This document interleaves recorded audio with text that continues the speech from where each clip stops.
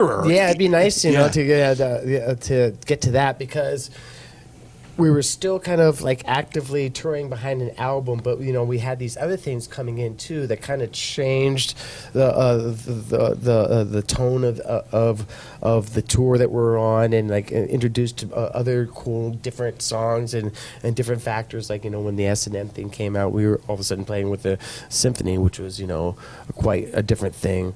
So I mean, you know, if we can do something like that, it would be great, but this is a really big machine, and, and sometimes it takes time to steer it this way or steer it that way. I gotcha. You know, in terms of like pure inertia, it takes, you know, it's an effort. Very good. Well, listen, new album is great. Absolutely can't wait to see it tonight. Kirk, thank you so very much for your time. Thank you. We are at Busch Stadium. It's Donnie.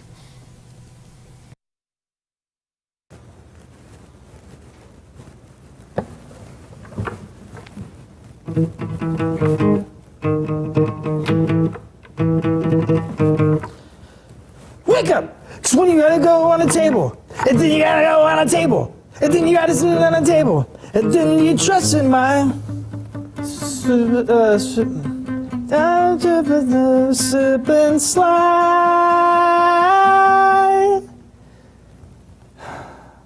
That's System of the Downs.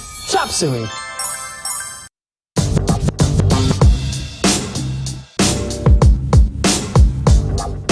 Backstage at Point Fest, and I'm completely honored to be joined by Ed from Live. This is one of my childhood dreams, to always talk to you every time you're in town. Well, thank you very much. Appreciate that. Been following you. I was telling you, tour manager, I've been following you guys since, and I'm sorry if nobody out there cares, but I'm going to walk down memory lane with you.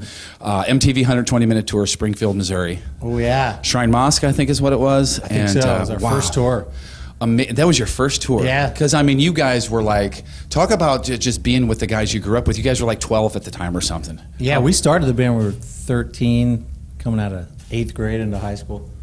And that tour you mentioned, that was 1992. So that was our first road experience with Public Image Limited and Big Audio Dynamite and Blind Melon. Yeah, that was amazing, and that's one of those. That's like obviously the first time I saw you, but even more creepy. I have a Public Affection CD. Oh, I love that. That's awesome. There aren't too many of those around. Is there no restraining order just yet on that? No. Somebody did try. Somebody tried to, like, they put it up on one of the streaming sites as like Public Affection. I'm like, hey, that's our band. Wait a minute, hold on a second. Wait a minute, you can't do that. You got enough of that stuff going on all the time anyway, with so many records out and everything, and now new music, and you guys are here in St. Louis. Talk about touring again and still doing it after, what, 25 years of Throwing Copper, one of my all-time faves. It's still fun for you, right? It's so much fun. We're just kicking this year off. We've been back now. We took a long break there, and break/breakup. Right. And this is the third year we've been out. You know, the first year we did a bunch of festivals. Last year we did a great tour with Counting Crows. Yep, been here. I was buddies. There. And then, we're kicking off this year right now. This is really the first couple shows we've done this year. And then we're out with Bush and Our Lady Peace starting June 6th. That's going to be an amazing tour as well, and I can't wait to see that. I'm going to go somewhere and see that. Talk about the difference now as opposed to 20, 25, even 30 years ago touring. Like, what's the same now and what is different now?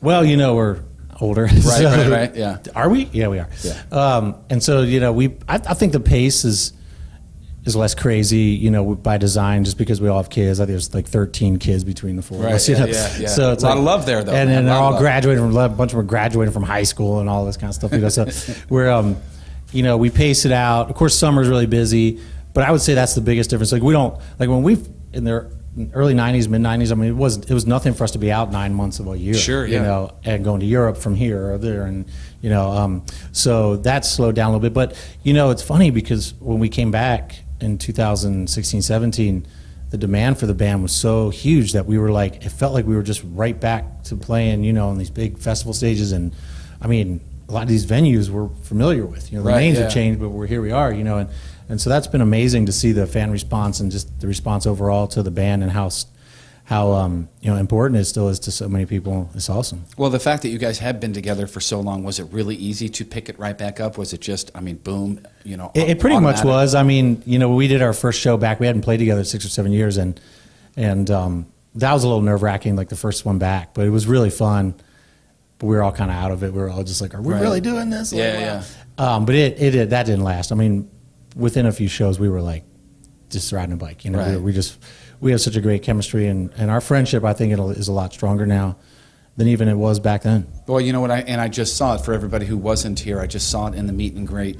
You guys stood, talked, shook hands, took pictures and everything. I can tell, and I'm one of those guys that loves bands because they love their fans, and I can tell it's genuine with you guys. Yeah, it really is. It's a very, very special thing because they're the reason why you guys are still doing this. You ain't kidding. Yeah, that's the reason, and that's one of the things I think about our band that has served us really well is that we've been like that since the beginning. Like it's all about that relationship with the fans. It's all about getting up on stage and playing it like it's the last one you're ever going to play every night, and just leaving it all up there so that people really get hopefully an experience they take with them. Absolutely. That's the goal. And if we don't get there, we like really beat ourselves up. We're really focused on the show and making sure it's as good as we can make it. That's one of the things that I've always loved about you guys. You leave everything on the stage. Hopefully you guys are here seeing them and then watching this later. Ed from Live, thank you very much for being here. Having Appreciate me. it. Appreciate it.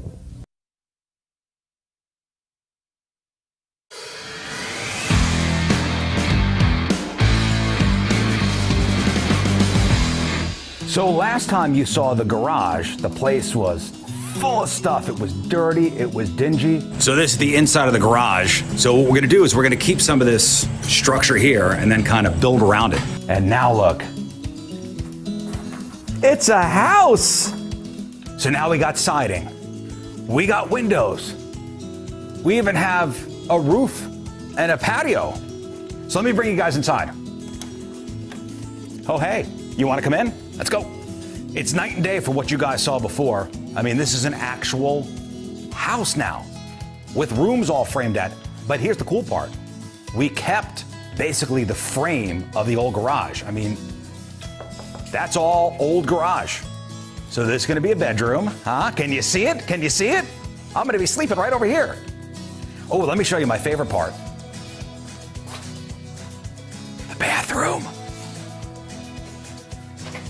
And I'm gonna be right here, Let me show you the kitchen. Yeah, washing my hands at the sink. Let's see what's in the fridge. Nothing. Pantry. This will be the kids' room. I know it's dark in here, but this will be kind of a mud room. After working in the field, come over here, take off your stuff, washer, dryer. There's another bathroom over here that if the dogs get dirty, wash the dogs off, and everybody's clean and can relax. Let me tell you about one of my favorite parts of the house. We even got a metal roof on this puppy.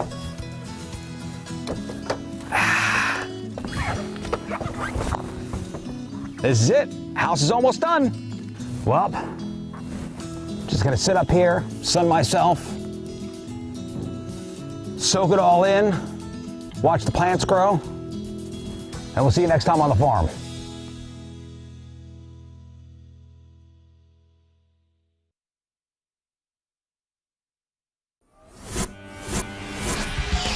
All right, we are backstage at the pageant. Big time club show with 311. We've got Peanut and Mr. Nick Hexum joining us. Gentlemen, it is an absolute pleasure to have you back in St. Louis and playing the pageant. It's great to be able to be so close to you tonight. You love seeing us in small places.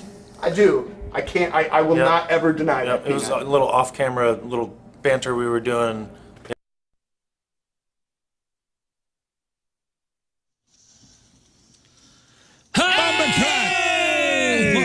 What was that? You came out of something new every day. You fired out of a cannon, dude. Nice to sneak. Nice to sneak a bumbaclot in. A bumbaclot, all right. Yeah. I thought you said boba tea. Welcome to the Rizzuto Show. It's a nice Wednesday morning. King Scott is here. Morning. Clownvis is here. What's up, gang? Rafe is here. Rizz is not. Rizz is in Mexico, but no big deal. We are holding down the fort, and we're having fun, man. We've had a intense conversation these last 15 minutes already. Yeah, said more than once. Save it for the air. We were giggling too much before we went live. Well, you guys started running, and talking about music documentaries, and Clovis said, "Have you ever seen that one where Metallica goes to the Shrink?" I said, "Yeah, some kind of monster." And I said, "Yeah, man, that was actually one of the few music docs that I watched and loved. I think I saw. Didn't they release that in the theater? Yeah, It was I a think theater so, thing. yeah. So I saw that in the theater. And It's man, fascinating to watch. And then, I don't, was it Scott or Rafe? One of them said, did you say Honey, I Shrunk Metallica? And then that's just such a better idea than any documentary. I want to see this so If you're bad. going to do the remake, it has to be Honey, I Shrunk Metallica. It'd just be cool to see Lars like playing dandelions. Yeah. Doing like a little yard concert. Blade of grass, kiss my ass, don't forget my house on. And I was like, the Metallica somehow saddles all the bumblebees in the yard. And Come on, James, help me wrangle these bumblebees. the music of Metallica calms the beasts. oh, dude, did you guys see that movie? Do you remember it? I remember hearing about it, never saw it. You have to Some see kind of monster. It's so fast. I mean, it really, I don't know how they saw it and said, yeah, go ahead, put that out. I know. Because, I mean, it's an awkward look at the inner workings of a band that's, obviously been around forever. I mean, and this is with their, in a transitional period, and there's a lot of squabbling, and there's a psychologist or whatever that just deals with each of them and kind of tries to talk them all down from their ledges. And Wow. Dude, there's a couple twists and turns in it, too, because it had to be one of the most dramatic points in their band's life. And I know now you see all these interviews with Lars and everybody, and they're really starting to talk, essentially kind of publicly apologize for the Jason Newsted stuff.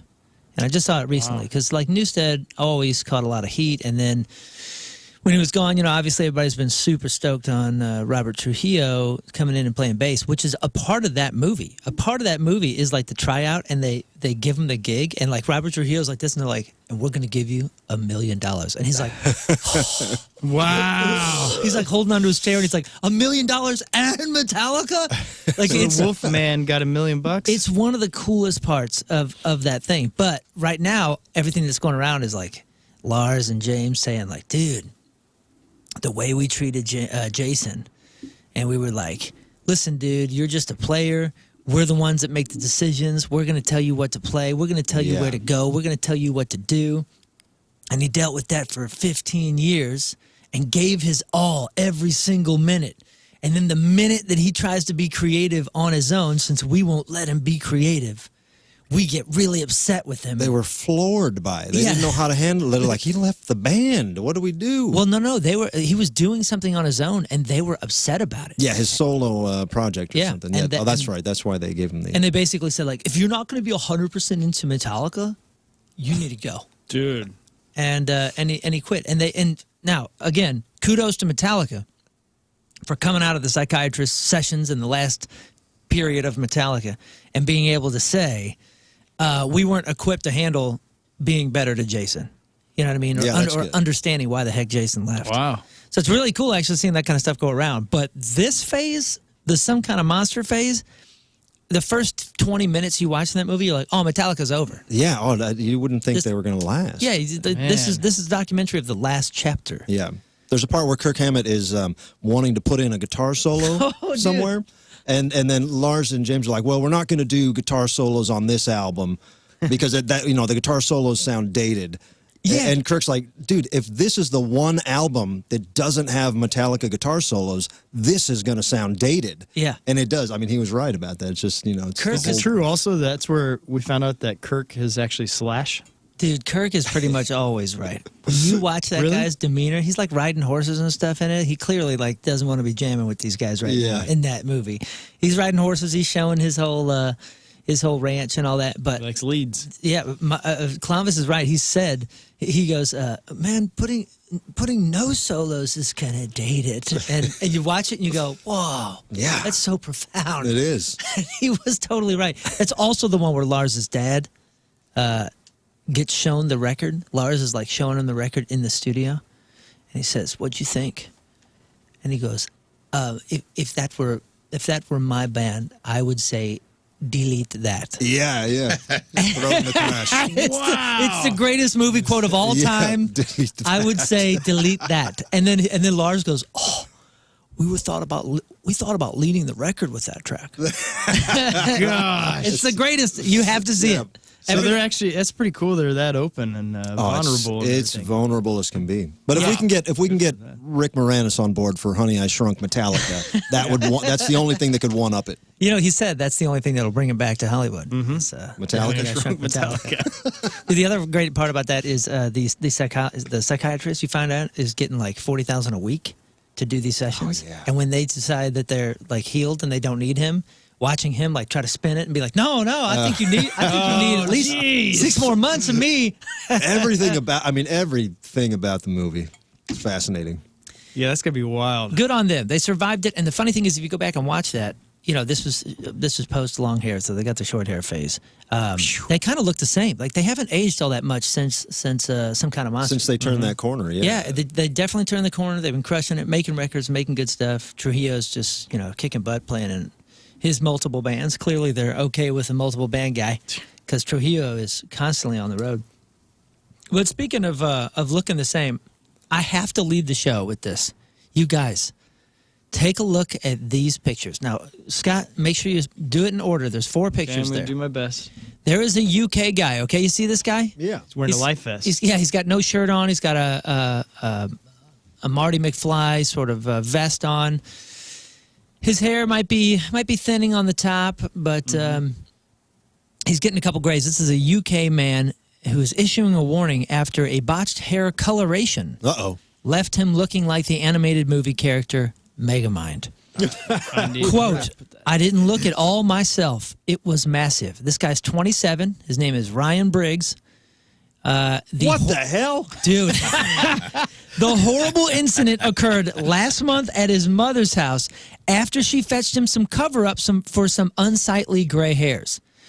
I went home and my girlfriend was gobsmacked. She couldn't even look at me because I didn't look like me. I had this big balloon head. Look at the next one. Oh, my. So it's getting bigger. Oh, God. He compared himself to 2010's animated comedy Megamind. He said, I applied the dye, and it did burn a little bit, and I thought, maybe that's just what it does. Obviously, it wasn't meant to. He got up the next day and had a tiny rash, which he initially didn't think anything of until his head started expanding, and it just wouldn't stop. Quote, I was at work, and it just escalated from there. I looked like Megamind. It was bad. He added that his gobsmacked girlfriend couldn't look at him because he resembled a balloon head, and then said, you got to go to the hospital. When I looked in the mirror that morning, I didn't know what to think. My colleague said, you got to go to the hospital. So he did.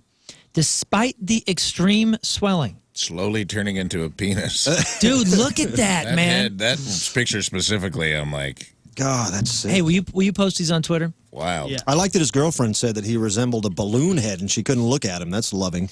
Yeah, despite the swelling, doctors told him to return home and report back if the condition deteriorated, which, of course, it did. Quote, I thought I'd wake up, it'd be gone. I woke up and it was totally different. They called an ambulance. The ambulance got him. And they say that the condition was triggered by PPD, paraphernalia. I can't even say it. PPD. It's a known irritant and allergen commonly That's when found. somebody goes pee-pee in the dye. Yeah, it's in hair dyes, or most hair dyes. And in fact, the U.S. Food and Drug Administration advises prospective dyers to conduct a patch test wherever they, just do a little bit of it on your skin, see how it reacts, and then apply the chemical to the hair. Yeah. This dude spent 13 hours in the hospital the second time while medics attempted to prevent swelling from reaching his neck and his airways. The workman was subsequently discharged around 3 a.m., after which his girlfriend had to get a whole bunch of prescription medications for him, as he still couldn't see out of one eye due to extreme swelling. So the swelling went all the way down to his nose. Yikes. While the poor fellow's noggin was... has since shrunk back to normal. He says, my scalp is still full of yellow and green scabs. Oh.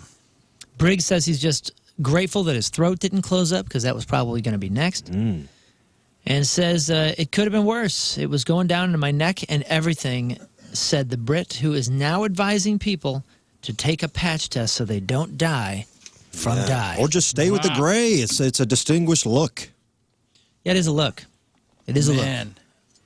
Would you guys if your brain also increased because it's swollen, but your brain you're like super smart. You know everything now. Would you have the bubble head? Oh, and you become Megamind? Yeah. You actually Yeah, if that was the case, yeah, if you were actually going full Mega Mind and getting knowledge with that size, yeah, I'd do it. Wait, so you'd go ugly for smart?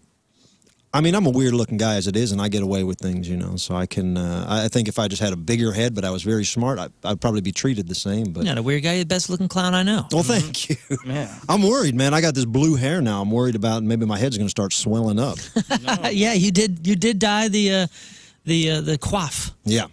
I saw the Oats Bus drop you off. I thought that was kind of cool. No irritants. Be careful out there, man. I mean, that's some scary stuff. You ever bleach your hair or do anything to your hair? First thing I'd do is dye my pubes if that was the reaction I was getting. Oh, man. Yeah. I'm just saying. It's good. It's still going. I'd be like, Mom, you still got any of that dye? Just a couple drops. Just a little dropper. Oh, man. Speaking of being careful, today is August 7th. Oh. Make sure you're checking your mirrors and watch out for the other guy today because he's an idiot. And today is supposedly the most dangerous day of the entire year to drive. Damn. Yeah, we were talking about dash cams and dash cam companies yesterday. This dash cam company called NextBase crunched the numbers and found that August 7th is the deadliest day on American roadways specifically. They didn't explain why a random Wednesday in August is so dangerous, but it's based on data from the National Highway Traffic Safety Administration. They also did a poll and found 62% of drivers feel like the roads are more dangerous than they were 5 years ago. Of those people, 2/3 said distracting driving is the thing that they worry about most. 19% said that other people's road rage, and I do feel like that's gotten worse. 7% say they're more worried about getting carjacked, and 4% say theft or break-ins. Any of that stuff ever happened to you guys? Any road rage incidents, carjackings, thefts, break-ins? Have I ever done it? No. Has it ever happened to you? No. No. Not at all. I'm trying to think. No, I've never been, knock wood, I've never been jacked. I've had a fight at a light one time. Really? Yeah, friend. We all had that hothead friend, and it was in Carbondale, coming back from the bar. I can't remember if he was with his girlfriend and some dudes were in it. There was 4 dudes in a car, doing the flying V, doing lewd acts to his girl in the passenger seat, and Okay. I think one guy did some pressed ham, put his, Show the goods. schwanz up against the glass and stopped at a light. My friend just got out of the car and it was like a movie, dude. He went over there and punched the window out. Whoa. And drugged this dude out the passenger seat of the car and just proceeded to beat on him at a red light. Nice. Oh, my gosh. And then the other guys got out, and they didn't know we were all caravanning. We were in a different car, so we were all coming back from a club called Cuckoos, which was the dance club. Nice. Sounds cool. And so we're like, well, it's 4-on-1 now. We got to get this done before the light turns green. So we all hopped out of our cars and got into a brawl at a light. Wow. And honestly, went pretty quick, and I'm pretty sure we made it back before it turned green. It was Get out of here. It was a pretty quick. Wow, where were the dash cams then, man? Everybody had a pretty quick pop. Everybody got slugged a couple times, and those guys didn't fare well because they didn't know either. We had the element of surprise. They thought it was 4-on-1, and then 3 other dudes just appeared out of the traffic. Gosh. That was just a different time, man. Carbondale was a wild place in the 90s and early aughts. I feel like if you're going to get in a fight on the road, having a timer, like a light, is probably the best thing. Oh, that's a good idea, yeah. Everybody's got gives the you timer both in an their out. head. Guys, we have to throw down, but we cannot hold up traffic. No. We're Absolutely not not. disrespectful. That's the closest. That's the only violence I've ever seen on the road. Besides the time the guy showed me his gun in St. Charles, I've talked about that Kenny Rogers guy before. Tina pulled in kind of hot. She had to pee real bad at a gas station. He was getting out. He had his truck door open, and then we ended up in the bathroom together. And he had an open carry mossy oak handgun, and he put his hand on it like Barney Fife and was like, "Came in kind of fast out there." And I was like, "Yeah, man, are you gonna shoot me for it?" Well, I'm gonna kill you in this bathroom. I wasn't even driving. Gosh.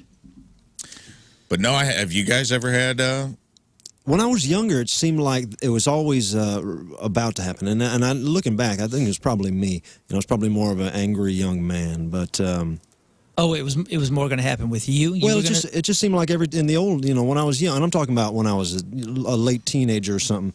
It seemed like every light I pulled up to, you know, you were revving up and you were kind of acknowledging people next to you. And I seem to get now I drive. I don't know who the hell's riding next to me. You know, I don't look around anymore. But I think in those days I was always almost road raging, but I can't remember when it happened. Gosh. Yeah, I don't feel like I was ever road raging, but I do feel like back in the day I was getting the bird more. Maybe I was just a worse driver. But I feel like people were I think it was more common. I feel like people were more willing to do step 1 and 2, you know, just like the bird or the, you know, that thing. That's what I'm talking about, that stuff. But fewer people were willing to go to step 3, 4, and, you know, get out of the car and that kind of stuff. Yeah, and definitely. now I feel like that's happening more. That's step 1 now. That's step 1.5. The closest I ever got was in high school. I was able to drive the end of my freshman year, so we were still freshmen, and there was like seniors that were having a party, and we just accidentally stumbled upon their streaks. We were going to our buddy's house. We saw a couple of folks making out in a car, so we honked and waved and all that stuff, and we just kept coming by about 4 or 5 times, and by the next time we came around, every car was like, lights were on, like there's probably 10 cars, everyone was waiting for us, and then they all started chasing us. And at first I went really fast, like a moron 16-year-old in these little tiny streets, and then I realized, like, hey, as long as the car's moving, we can go like 20 miles per hour. So we slowed way down.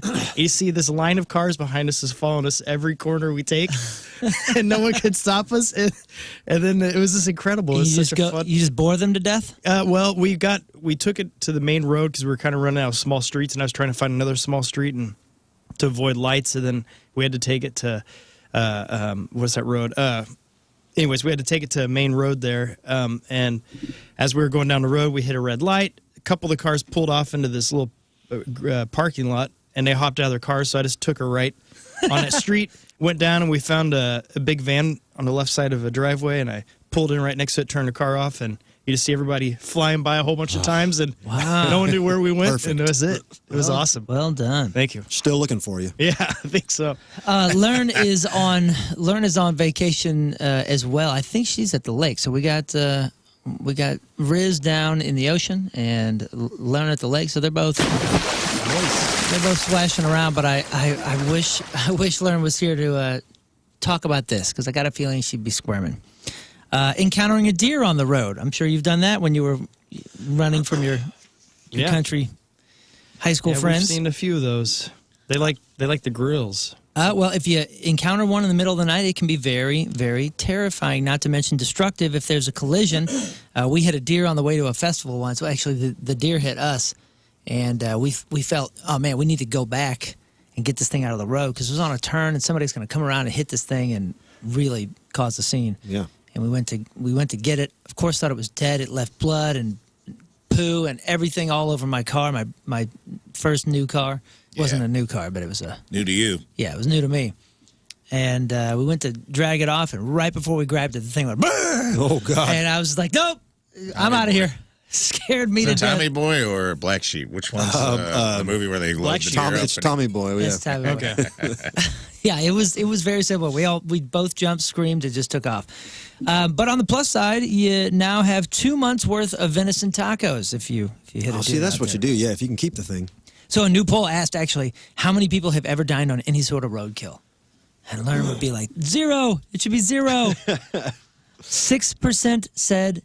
I don't know. She's from Southern Illinois. You think so? You might be surprised at her Oh, answer. dude, I'm 0. I mean, I bet her dad. I bet old Greg's brought some roadkill home back in the day. I get it, and I'm happy to subscribe that other people do it. But for me, I don't think I would do it.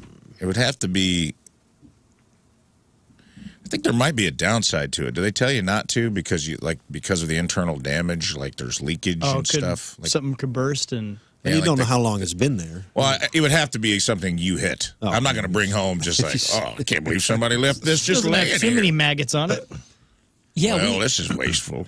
We hit a turkey once with a truck mirror. I was on the passenger seat, and this turkey jumped Didn't see it. It was on the side of the road. It was like kind of a hill, and this thing must have jumped because it hit the mirror and smashed the mirror in to the door. Scared me to death. I thought a bomb went off. I thought a cannonball or something had come through the window, and turned out it was a turkey. I don't remember if we grabbed it though.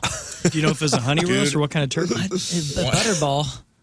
My friends got married in Herman, Missouri, and the dad of the groom was in the hotel room next to us for some reason. So we all got back to the hotel and we're all like partying after the wedding. And he goes, "Come here, check it out." And I go into his hotel room, and in the mini fridge, there's a trash bag. And he opens the trash bag, and there's a dead, I think it was an owl. And I go, "What the hell is this, man?" He goes, "I hit it on the way down." And I was like, "I got to get to this wedding." So I was like, "I'm stuffing this thing." And I go, "I don't even know if that's legal, dude. You need to call somebody. This might be an endangered species. I don't even know. I can't remember. It might have been a barn owl. I can't remember." But I thought it was hilarious that on the way to his son's wedding, he went and got a trash bag, or had him, and put this owl in the, like, imagine a cleaning crew coming in. Imagine if you forgot. Yes. Like, you got drunk on Jaeger. It's a long night. You wake up late. You got to check out. You know how many times I've left stuff in the mini fridge in my hotel room? Yeah, you leave your last night's Chevys. Exactly, dude. Leftovers. Leave half a sandwich in That's there. his Chevys. Imagine the cleaning crew opening up that fridge and just finding a mangled owl in a trash bag. That would be traumatic. Yeah, that'd be so weird. Yeah. I don't know if I've ever had roadkill. Well, did you see that? And I don't hope I'm not mowing your lawn if you're not going to bring this up, but did you see the RFK thing that came out this week? No. About the bear? Yeah.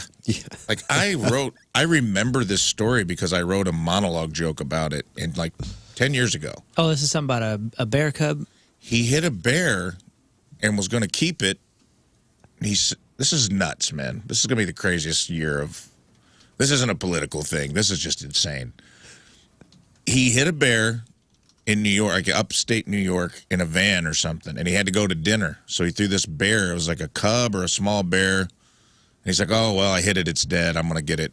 I'm going to have it taxidermied or something, or I'll go turn it in." Goes to dinner. Dinner runs late. He's got to go to the airport. Now he doesn't have time to go home.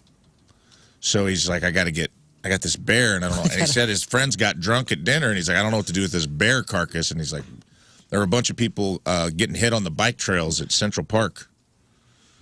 So they thought it'd be funny. He said he had an old bike in the van, too, that he was going to throw away. So they just put a bear under a bike as if it was riding a bicycle through Central Park. And I remember this story coming out because I wrote like jokes about it and be like, "Man, Central Park's getting dangerous when a bear can't ride a bicycle, in the broad daylight. What's going on down there?" Like, but apparently RFK came out in an interview and admitted he was the one that did it, like 10 years later. Yeah. You kidding? Wow. And I'm just like, we are in a simulation, dude. It's wild. Yeah. Yeah, we were talking about that before the show started. Like, there's a couple things that have been happening recently. I'm like, see, this is more evidence. More evidence. No doubt. Well, they say 6% have eaten roadkill. They didn't ask how regularly that happens for the 6%, but it's they were pretty enthusiastic about it. That 6%. 89% say no, they've never dined on roadkill. 5% said that they're not sure, which I guess honestly kind of makes sense. When I first read that, think of our That's where I'm families. at. I mean, Yeah. we got some uncles deep that would, Hooshe families. I've been to some parties where it's like, let's get rid of all this meat in the freezer, and it's squirrels and rabbits and turtles, and those could have been hit by cars. I don't think they were out there hunting I wanna for go to all these clown little parties. guys. Yeah. Yeah, these are clown parties. I love turtles. Interestingly, eating roadkill was more common among younger adults, under 44. Under 44 said 9% compared to folks 45 and older, which is 3%. I thought it would be the other way around. The opposite, yeah. 27% of people say that they're fine with people collecting roadkill for personal use, while 33% say they believe it should be illegal. 48% of people say that they have been in a vehicle that was hit by an animal or that hit an animal, unintentionally or intentionally. Who's hitting animals intentionally? I mean, you're asking for there's damage, got to be first of all. psychopaths out there that it would. Well, I mean, even if like death. you're a psycho and you want to harm an animal, are you not going to also harm your vehicle? Yeah, I don't think That deer did 'cause think so about much those, damage to me. There's some of those trucks with the cattle guards, stuff like that, where you could run it through a building and nothing's going to happen to them. If you're hungry. Yeah, I guess. Yeah, I think if you had a tag, I guess, for the deer, I don't see anything wrong with picking up a little. Well, they say, like, if you're going to hit them, not to steer away. Yeah. Oh, yeah, you don't want to Same thing with swerve, truckers. Like, truckers have told me that. They're like, yeah, man, if a deer's on the interstate, Say you're goodbye. gone. Not even going to touch the wheel. I'm going to go right through you because it's not going to affect. It doesn't affect their truck really. It just completely obliterates them. But they can cause accidents. So even insurance companies will tell you that. Like, just don't swerve, go off the road, just brace for impact. When are they going to have the creation? There's a little button you just push in your car if you're about to hit something. Your car and just a little shoots up boxing in the air. glove comes out. Oh, yeah. Kind of shoot up in the air a little Inspector bit. Boxing Gadget. glove just uppercuts Yeah. him, and the deer's like, oh, falls off the side of the. Yeah. Never mind that. Imagine just booping all the Go, squirrels. go, gadget, deer repellent. It's the new Tesla gadget. Oh, man. Yeah, the first time it ever happened to me, but well before the deer, was the squirrel. And I still remember, where I was on the street. Like, I remember the street. And anytime I'm there, it's down by my old neighborhood where my parents still live. And I still think of that gosh dang squirrel, man. He must have just had the day and decided it was over because there's no reason you should be crossing that big of a road. And I hit it, and it haunted me for weeks. Yep. Haunted me for weeks. 5% say that they're not sure if they've hit anything. Midwesterners were most likely to have hit an animal. No surprise there. Would y'all let a robot dentist work on your teeth? Oh, that's a good question. Is he fully charged? I just went to the dentist, and you get the clean in, you get the now it's a water pick instead of that big scraper that do everything with. But it is pretty meticulous. Obviously, it's hands on, and there's a lot of little detail, and it's not like you're. Here's the other thing with the robot: it's not like your head is in a vice and you're not moving. Right. Yeah. You're moving all over the place and being told to open and close and all that kind of stuff. And if it malfunctions and it doesn't realize how hard it's pushing something, that could be problematic. Yeah. You could probably talk me into it, but I would prefer a person. Yeah. And I'll stick Robot with dentists are about to become a thing. An AI company called Perceptive pulled off the first fully automated dental procedure. A full-on robotic arm controlled by AI shaved down a guy's tooth for a crown. So it wasn't even just doing a cleaning. It was buzzing down a tooth. I'm glad not to shave down any teeth from my crown. It works by 3D mapping the inside of your mouth. Then it clamps onto your jaw, and a drill moves in circles to grind the tooth down.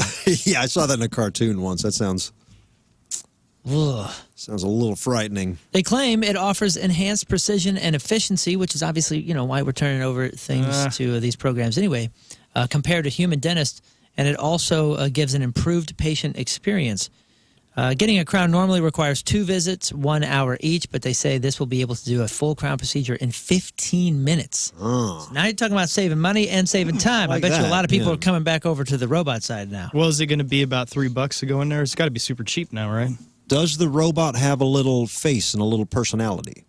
That's a great question. I didn't see that. There is a video, but most of it is like showing the guy's mouth and the arm. Yeah, if it had a little face and a little personality and maybe told some dentist jokes, that'd be I'd get in on that. Yeah, Go on. asks you how your summer's going. Or if you could virtually pick, your dentist robot dentist avatar.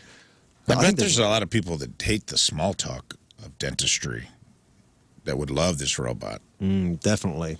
What are you supposed to do? It's a real one-way Yeah. conversation once your mouth's open. I love those conversations. They're good. I always Everything wonder. going on? What do you Yeah, what do you want from me? They're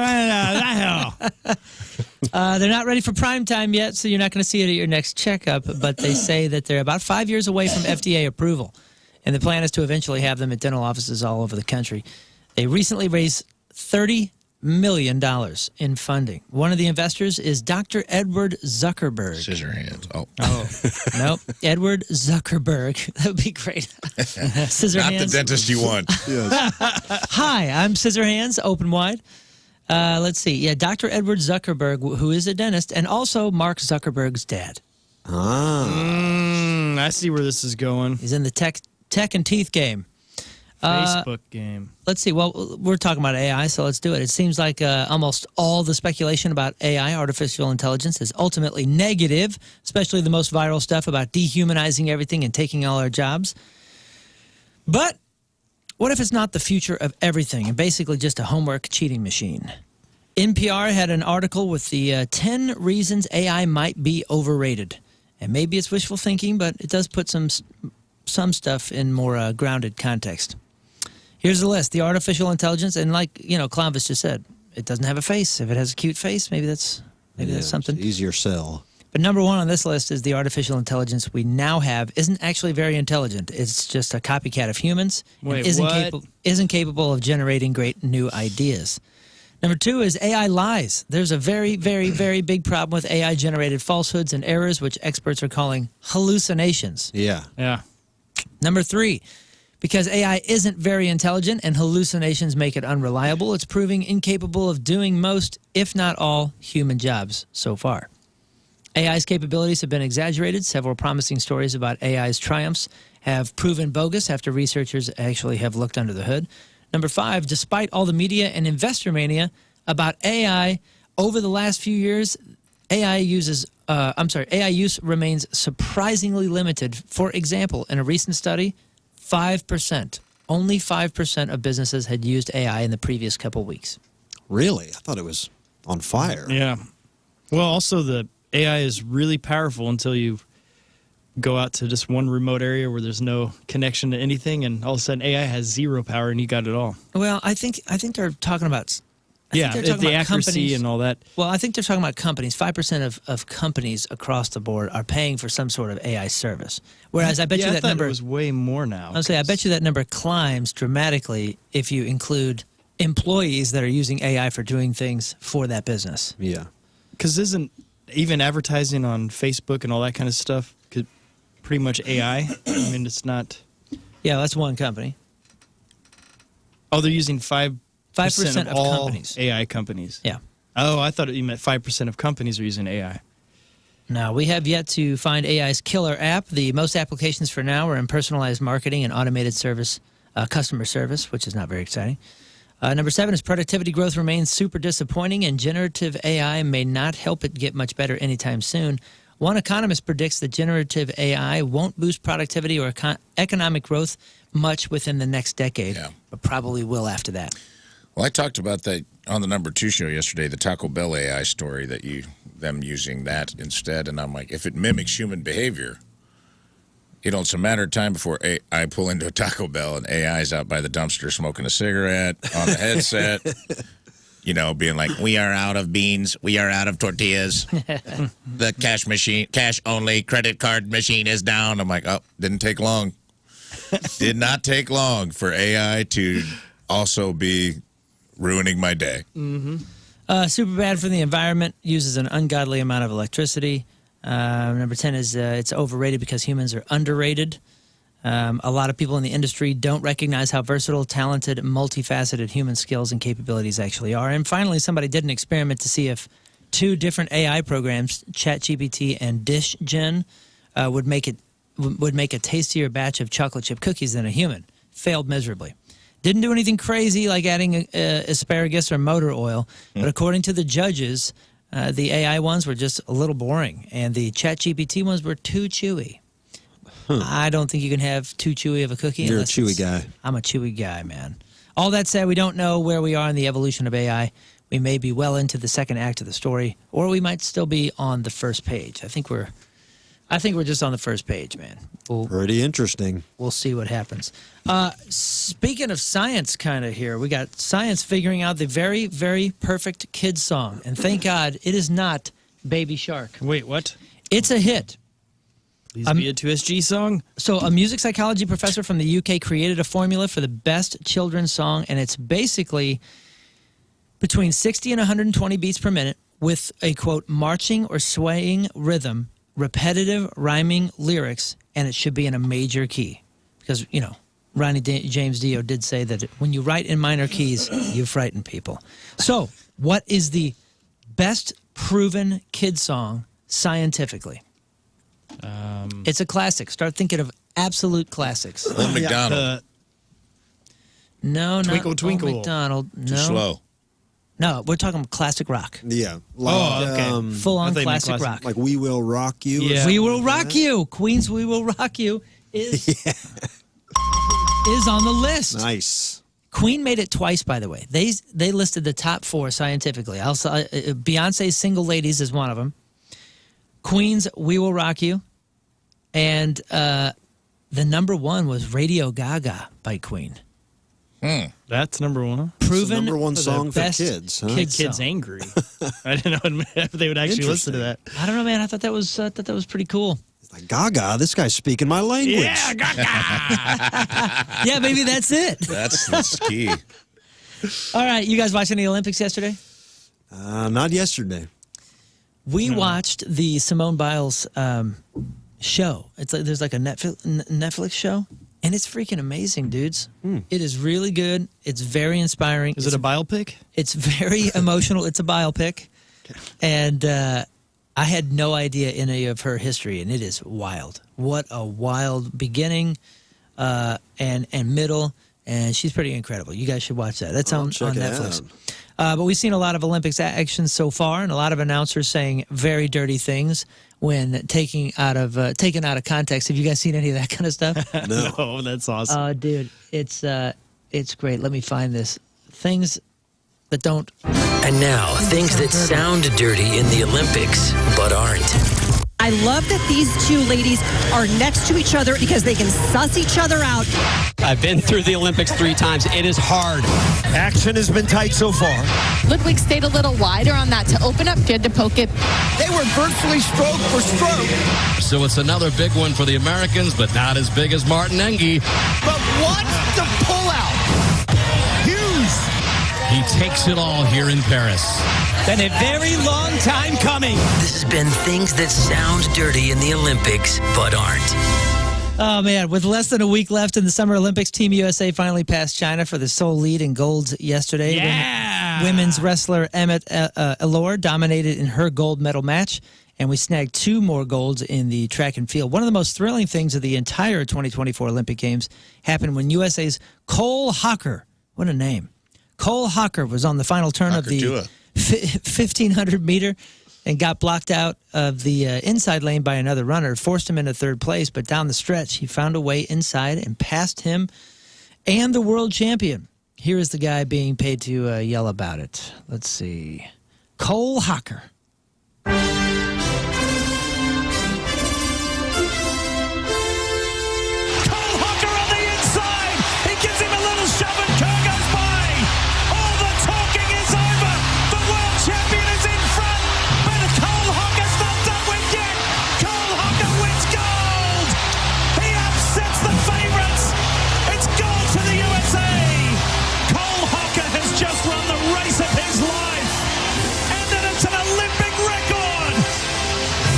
That guy's name is great. Cole Hocker. Cole Hocker. Sounds like an old an old way to insult someone. Sounds like a symptom of black lung. It's a Cole Hocker. Yeah, he's out there. He's coal hawking in there. Them old Don't go in coal there. hawkers out there. He's been out in the shaft for a while. I got the Cole Hocker pop. Team USA's Gabby Thomas is the first American to win gold in the women's 200-meter race in 12 years. Lucky. Here's her exciting win yesterday. She had won it from the beginning. Let's see. Gabby Thomas. Where can I find that? A gold is on the line for Gabby Thomas. Gabby Thomas is in control already. Gabby Thomas comes off the turn with force, with power, and Gabby Thomas is running away from the field. It's gold for USA. Gabby Thomas is an Olympic champion. Congratulations to her. We also grabbed silver in women's hammer throw, bronze in men's boxing, and 2 more bronze medals in track and field. We entered yesterday tied with China at 21 golds, but they only tacked on 1 more. So here's how the standings looked coming into today. Team USA entered the day leading with 24 golds, China 22, Australia 14, France 13, and Great Britain 12. We also moved further ahead in the overall medal count with 86, and China at second with 59. You can track that all at Olympics.com. Pretty exciting stuff. Yeah, it Great. is. I'm surprised we could play all those clips. Yeah, I was watching. They're militant.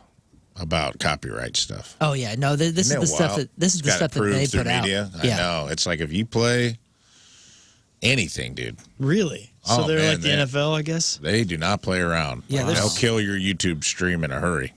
They're super tight on it. We don't want you to promote us at all. I know, it's weird. Nah, they're spending a ton of money. In fact, in Crap on Celebrities, I have how much they're paying Snoop Dogg. Oh, that's a good Oh, I'd like fact. that. How much? Oh, I'll tell you in Crap on Celebrities. I'm going to apply for that job next time. It's- You will tell us now. It's wild, and it will make it all make sense as to why Snoop Dogg is smiling. Oh, they're paying him in. Well, I tell you what, man. And I was watching him yesterday. He was doing some sort of rap thing, like a rap performance was it with Martha Stewart? I forget who it was with, but it was like on a small stage, and he was performing. And he had a shirt on with the giant NBC logo. And it was just like, wow, in my wildest dreams, man. I never, ever would have had this Gosh, that's hilarious. coming in 2024. But it's so cool, man. And I'm happy for him. He's awesome. He does make it more exciting. Yeah, He does make it really I interesting. saw. I think it was a tweet that was a screenshot of someone's mom texting him saying, texting her son how much she loves Snoop Dogg, watching him on the Olympics. And the guy responded, "Yeah, you grounded me for a week for having his CD in high school." Yeah, exactly. Yeah, that's a great point. Hey, man, get money, get paid. There's a new report out there on bargain hunting. Speaking of money and how far it goes, it includes a list of things that are priced too high and stuff where the higher prices are actually worth it. So, what's something that you paid for that you felt was worth it? Like I'm really cheap on a lot of stuff at the house. Like, well, I don't mind cheap this or cheap that, but we had to replace a refrigerator recently, and my wife even said, like, for somebody who, wants to use the cheaper toothbrush or the cheaper this or the cheaper that, I was really surprised. This is her talking yesterday. She's like, I was really surprised when you were like, let's get the nice fridge. But dude, a fridge, I mean, I'm hoping to have this thing in the house until I sell the house, right? Yeah. I mean, this is something 10, 20 plus years. I want it to be awesome, not just for a minute, but for a long time. So Sure. we definitely spent the money, and I still feel like it was very, very worth it on refrigerators. But what's something that you would? I guess when it comes to gear, like the computer I use in my studio, it had to be exactly what it is. Nothing, you couldn't really skimp on it for when you need gear to actually do something. Mm-hmm. You probably get that with your amps and your guitars and stuff. You can't really cut corners too much if you want to get a certain sound or a certain effect. But yeah, just studio stuff would be what I would think of. Yeah, same for Gear. me with music gear. What about you, Ray? And not skimp. Yeah, just something that is like highly priced or maybe even overpriced, but totally worth it. Anytime I get a laptop or a phone, Oh, you were going to say lap dance. I'm every time I sorry. get a lap dance, dude, I go. Trust me, you don't want the $30 lap dance. No. It is Go straight to not platinum. the person you want, Straight and it to is platinum. not. Yeah, you want to go all in. If you go to the champagne room, you spend champagne money. Lap dances and laptops. That's what I'd say. I always pay for the extra storage, even though I know it's kind of a rip. I don't want to have to go in my iPhone or my laptop and like delete a whole bunch of stuff just so I can take a picture, or you know what I mean. Like I'll get a terabyte of storage in my laptop so I can keep all my scripts and everything I'm writing and No everything I'm working externals. on, and not have to like, where's that thumb drive that has the thing I worked super hard on that I fell out of my backpack somewhere in Omaha, Nebraska, and I'll never see it again. So I'll makes spend a little money on that. Other than that, I don't know that there's anything I think specifically. in our house, one of the most valuable things we spent a little extra money on was our nozzle for the garden hose. And it has, all the fancy features, but that thing is phenomenal. Wow, it makes watering plants just beautiful. You are an exciting guy, Kingston. Thank you. Well, maybe not surprisingly, the price too high list is topped by gas. Current average price is $3.47 a gallon, which is down 9% from last year at this time when it was $3.83. Darn it. I did that. Thank you. Not many people talk about when gas goes down. It's always, we always just complain about when it goes up. When it goes down, everybody's just quiet. Well, we talk about whenever it goes down, like into the 2 buckaroos or something, then it's exciting. Fast food is the runner-up on too expensive, and I feel like every time I compare, because I've caught myself saying this out loud in the car when the kids get a meal or something, you know, at a fast food joint that I've been going to for 30 or 40 years. And I'm always like, man, I remember when it was $5.51. Yeah. And that's so dumb. You know, it's such a dumb thing to Such a say. grandpa thing I remember to it was say, 10 cents. It is, and you're like, yeah, but but the average income was 21,000. So it was like, it's a stupid thing to say, and yet every time I get fast food, I'm like, dang. You gotta say it, yeah. I remember the dollar menu. I remember 5 of us eating off a dollar menu. I just feel like it's hitting harder. But yeah, they say meat and fish is really close to fast food on this list. Automobiles, smartphones, eggs, clothing, personal care items, snacks, and medicine. I do feel like snacks have become more expensive, but I don't know if that's because of our taste. Our taste has changed. Can you taste the difference in an egg? Yeah. A expensive egg or a regular or cheap egg? I couldn't. Could you? Yeah, I tend to. And I just pretend, I think, to make it I don't think I could. worth my while to spend the extra money. I don't think anyone can. No offense. No, I said I have to pretend. Oh, so yeah. it's worthwhile to, well, the extra money I'm spending. Wait a second. Despite those prices, there are things that people are willing to splurge on. And when people were asked what's worth paying more for these days, smartphones came in way ahead of everything. Number one. Yeah, better than the spend on a dumb phone. Makes sense. People do not care if there are cheaper phones out there. They want to shell out top dollar for the best brand, the best phone, the best camera, the newest. Appliances are the next most worth it, followed by computers and laptops, personal care items, televisions, laundry materials. I'm not sure what laundry materials Tide means. Pods? Is that what that means? Snack food, right? Speaking of Coffee, snacks, yeah. coffee, Pods. clothing, shoes, and skincare. I am all about it with the shoes because my feet are very important to me. Coffee, I find myself spending more money, even though it's all coming from a lot of the same places, right? Yeah. Mm-hmm. But I do overspend on coffee, and I like it. And yeah, I think we hit everything else: appliances, computers, and laptops. That Yeah. refrigerator, though, man, I'm stoked. I love this thing. Is it fancy? It's got like a TV on it and some. It does. It does. I nice. watched Bob Ross on Saturdays. He's painting while I'm having my grape nuts, and dude, it's the greatest. What a trip, man! It is very cool. Yeah. You can write your grocery list on there. Yeah. You know, and it like will transfer over. You can have notes, there's pictures and all that. But that's not what I'm there for. It's got this little half door that opens up that has the water pitcher in there. And another shelf, so you can just put things. You don't have to open the whole fridge to get these certain things. So like our light snacks and Saving energy there. dude, Nice. I know Organic. I know it sounds silly, but $20 eggs. yeah, it's, Freezer on the bottom. the freezer's on the bottom. That's yeah. the way they all should be. I don't know why they Yeah. ever made them upside down like that. Speaking of bargains, everybody loves a good bargain, and you love it for about 3.5 hours. There is a new survey out on everyday expenses, and it found that most people get an actual buzz, like an actual buzz when they score a good deal. And the average post-purchase glow lasts 216 minutes. That's 3 hours, 36 minutes. About 1 in 3 people feel the buzz longer than that, and 10% of people say that it actually boosts their mood for the entire day. My daughter is in full-blown buzz mode when it comes to shopping. She was at the mall yesterday. She is in the zone for, I got to get a fix. I got to go get something. 60% of people believe that they can find a deal on anything. 54% say that they're the best bargain hunter that they know. And people aren't shy about talking about it either. 59% of people like to brag about getting the greatest price to their partner, their friends, or their extended family. So what counts as a good deal? On average, people say it has to be a savings of at least 36%. Very specific. Very specific. I was going to say that. This guy's not going to be shopping for any deals in the near future. Noah Carberg is the manager of Nantucket Memorial Airport in Massachusetts. There once was a man from Nantucket, Oh, man. and he lost his wallet and said, Hoot. well, he lost his wallet on Sunday, and he got robbed in broad daylight by a seagull.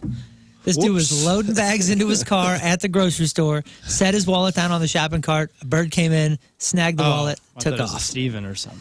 He says his first thought was, I want my wallet back. My second thought was, I'll probably look really stupid chasing a flying bird across the parking lot. Yeah. Yeah, well. No, I mean, you look cool. Did he chase the bird? Yes. He chased it anyway, all the way across the lot. He jumped over a fence. He went onto the roof of a car, went onto the roof of a car wash, and then he gave up. It's in the thing's belly already, though? Well, so there's a video of it on the roof, shaking the cash out of it, and then picking the wallet back up and then flying off. So obviously the bird didn't eat the wallet, and he probably dropped it somewhere, but nobody's turned it in. Cash was scattered all about, but it was caught. It was caught on camera. And we were talking about science earlier, and I came across this and thought it was funny. Have you ever come across a grueling study session or a marathon work meeting and felt like your brain was actually throbbing? Yeah. Could be those martinis from the night before, or it could just be from thinking. And according to a new scientific research, they say it really does hurt to think. Not exactly in the way that you'd expect. The study's senior author put it like this, quote, "In general, people really dislike mental effort. The harder people have to think, the more unpleasant they find the experience, so thinking hurts because it's actually uncomfortable. The good news is everybody's in the same boat. The negative feelings associated with mental effort affect people throughout the world, across all work experiences, education level, and various types of tasks.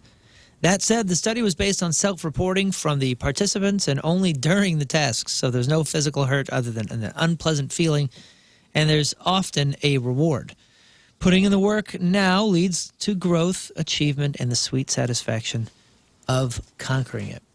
Before we hit the break, you guys want to do some random facts? Of course. Let's do it. As long as we don't have to think too hard. I'm getting a headache. I don't want the throb. Usain Bolt's world record in the 100-meter sprint has stood for 15 years, which is longer than anyone has held the record in history. Around 40% of people have never had a nosebleed. I don't think I ever have. Really? No, not with this thing. That makes How sense. many? How is it red? Ever. Yeah, no, I guess it's just all holding it in So there. I guess your nose turns red if you don't let it. Yeah. People never had a nosebleed. Rafe, you ever had a random nosebleed? Oh, yeah, all the time. It is a thing. All the time? You're just constantly... I have my sinuses are jacked, man. So it's like if it's dry, sometimes I can wiggle my nose just right. Well, don't do it now. Pop a blood vessel, and all of a sudden I'll be like, whoa, I can feel it. It's weird. It's a weird thing. Yeah. Yeah. Sometimes my nose will bleed green stuff. There are 112 world capitals that are larger in population than Washington, D.C. 112. The first pass Brett Favre ever completed in the NFL was to himself. The pass was tipped by a defensive lineman, and then Brett caught it. He lost 7 yards in the process. Oops. You guys know what PhD stands for? Yep. Player hater degree. Player hater degree is correct. You Does anybody know what PhD stood for? Is it Professional person, hockey, physician? highly decorated. Physician health doctor. Physician health doctor. Position highly decorated. It's Doctor of Philosophy. Oh, that don't make no sense. Yeah, PhD. So it's a yeah, philosophy doctor. Doctor of Philosophy. DOP. I have some more. Toads cannot give you warts. That is a myth. Warts are caused by the human papillomavirus, the key word being human. A wart's lumpy appearance is due to epidermal cells multiplying due to a virus, and warts can spread based on skin-to-skin contact, but not Cute. toad skin. Interesting. The biggest city in Florida is... Anybody? Tallahassee. No. Miami. No. Anybody? Orlando. Rafe? Biggest city in Florida? Jacksonville. Jacksonville. The population is more than twice as big as Miami's. It's real spread out. Is it? Big city. Yeah. It's on the map. It's a weird, it's a very big, spread out, vast city. Kind of like, like Florida's LA, I guess. The sixth biggest export by the United States is blood, human and animal. Vaccines, cultures, all bigger than soybeans, corn, or gold. Running out of blood, gang. You pointed at me when you said blood like I'm Well, some kind of vampire. Gandalf never says you shall not pass in any Lord of the Rings book. He actually only says you cannot pass, but the line was changed to sound more dramatic in the script for the Fellowship of the Ring. And finally, Almost all of the wasabi we eat in the U.S. is not wasabi. Oh, no. It's a mixture of horseradish, mustard, starch, and food coloring. Well, what is wasabi? Real wasabi is actually way too expensive to grow here and too expensive to import from Japan. Wow. I've had real wasabi in Japan, and like straight off the root. They like shave it like Parmesan cheese off the root. And I will say, I like it. I hate horseradish, and I hate the wasabi that's here. I love wasabi. That little stingy thing, it feels like a very, very tiny firecracker. Yeah. I hate that. We just had some sushi a couple nights ago, and dude, put that on soy sauce. That stuff. It's just a flavor. Blended in, it's way too good. It's a flavor I can't get behind. I got to try the pure uncut wasabi. It's really cool. It doesn't have. I mean, I see why horseradish is used to mimic it, but it doesn't have the same that little bitey, those little bitey things. Yeah, I really like it. And those are your random facts for Wednesday. Pretty interesting. All right, and your Team Rizz member of the day is brought to you by Hot Shots Sports Bar and Grill. Book your fantasy football draft party this season at Hot Shots. Visit hotshotsnet.com/fantasy. Nate Lemery from St. Charles, Missouri. Yeah. Nate is our latest Team Rizz member, and he's been a fan of the Rizz Show ever since his dad introduced him to the show in the 8th grade. Cool dad. Amazing. That's right. Cool mom. Cool dad. His favorite segment is Douchebag of the Day, but Rafe's E Memoriam holds a close second to that. He loves Lern's laugh, Moon's wisdom, Rafe's one-liners, Rizz's sassiness, and King Scott's randomness. Nate's dad has attended many Rizz Show events over the years, and Nate cannot wait to start attending more events with him when he turns 21. Welcome to the team, Nate. Thank you. Yeah, buddy. You can sign up just like he did at 1057thepoint.com/Team Rizz. All right, as we said before, Rizz and Lern are both on vacation. Rizz is down in Mexico, and Lern is out at the lake, and they are both just splashing it up. Right now it's 7:06. Here is your first look at the traffic and weather. King Scott coming at you. Your Point traffic brought to you by, sorry, the traffic sheet is... It's brought to you by WWT Raceway. .com, yes. And your Point traffic, I don't know where the sheet went. It looks like the roads are all good to go right now. This is a mess, guys. He's all tangled up in the What's going on? Here's your Point I'm loving this, actually. Are you looking on the blinds for the information? Because they're not there. They're not? Yes, he's typing with his toes. I don't know what he's doing with his arm. No, there's actually the roads are all clear, and your Point, let's see, your Point weather, it's going to be warm today, but not as warm as it was yesterday or the day before. And right now it's 67 at the Point Studio. Your Point forecast brought to you by Martin Jetco and Heating. Yes, thank you. Thank you. And cooling. Martin Jetco and heating. Whatever it is. This guy called me. He was completely tangled up over there in every way possible. All right, well, we'll get to crap on celebrities here after a few more of those types of things. Did Journey cancel tour dates over their infighting? And exactly how much is Snoop Dogg getting paid for all he's doing over at the Olympics? Yeah. You know that you want to know. We'll do that next.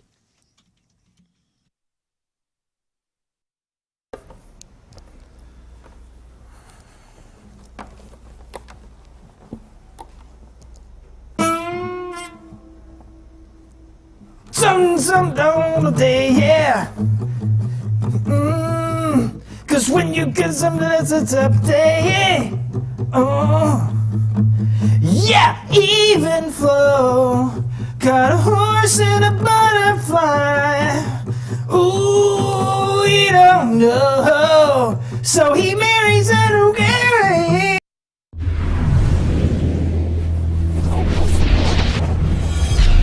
What an absolute honor. This is first Ho-Ho show of 2017. Headliner tonight, Rise Against, Tim McElrath from Rise Against. Absolute pleasure to meet you, man. Good to be here, yeah. So, okay, a couple of things that I wanted to ask you about, but I think I'm going to kind of start on the serious side of things, if that's all right with you. Let's do it.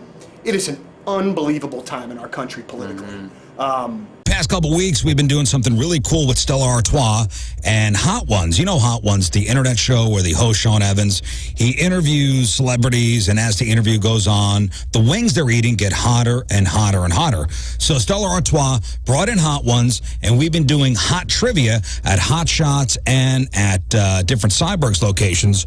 Well, you guys have competed, and the grand finale is this coming Thursday at Helen Fitzgerald's. Join Jamie Rivers as he hosts a big event from 6 to 8 o'clock. It's the grand finale where one team will win a really cool STL staycation courtesy of Stella Artois and courtesy of Hot Ones. We invite everybody to come down, watch as the teams compete for this STL staycation, enjoy some great Stella Artois samples, maybe win a prize yourself. That is this coming Thursday, 6 to 8 o'clock at the Helen Fitzgerald's in South County.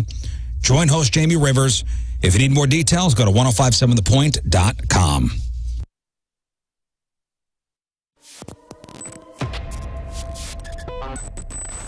It's Donnie Fandango backstage at Point Fest. For one, I just almost fell out of my chair. It is. And for two, boy, that would have made a really great way to start Good the interviews intro. of the day. Yeah. All right, so let's settle this first and foremost. You and me here right now. 0936. Yes. All right. I heard it in a couple of different ways. It confused the hell out of me, man. It confuses me. Okay, well then good. Then I don't feel as bad that it's not just me. I put the colon in there to be Arrived, and so we got a little reprieve today, but it has been hotter than a heater. I know I had to pull all my air conditioners out, clean them out because my house was not staying cool, and part of that's probably my windows. So don't cool the outside off this year. Call my guys at Universal Windows Direct. They got super spacer technology developed by NASA to keep the glass seal longer. It makes the windows last up to 5 times longer than any other window system. So your windows from Universal Windows Direct perform better, last longer, plus Universal backs it up with a true lifetime warranty for as long as you own your home, plus a 20-year warranty to the next homeowner. Man, you're passing on savings, dude. You're practically Gandhi to the next homeowner. Call Universal Windows Direct today, 314-334-2522, and for every 2 windows you get 2 free. Buy 2, get 2. Buy 4, get 4. You get it. I'm not going to keep going. There's no limit. That's the point. And you get 0% financing for 60 months. I'll repeat that. 0% financing for 60 months, which means you have 5 years to pay these things off without paying a dime in interest, okay? So updating your windows with Universal Windows Direct means extra protection from the elements, consistent temp in your home, increased energy efficiency, and reduced heating and cooling costs, plus a quieter, more comfortable home.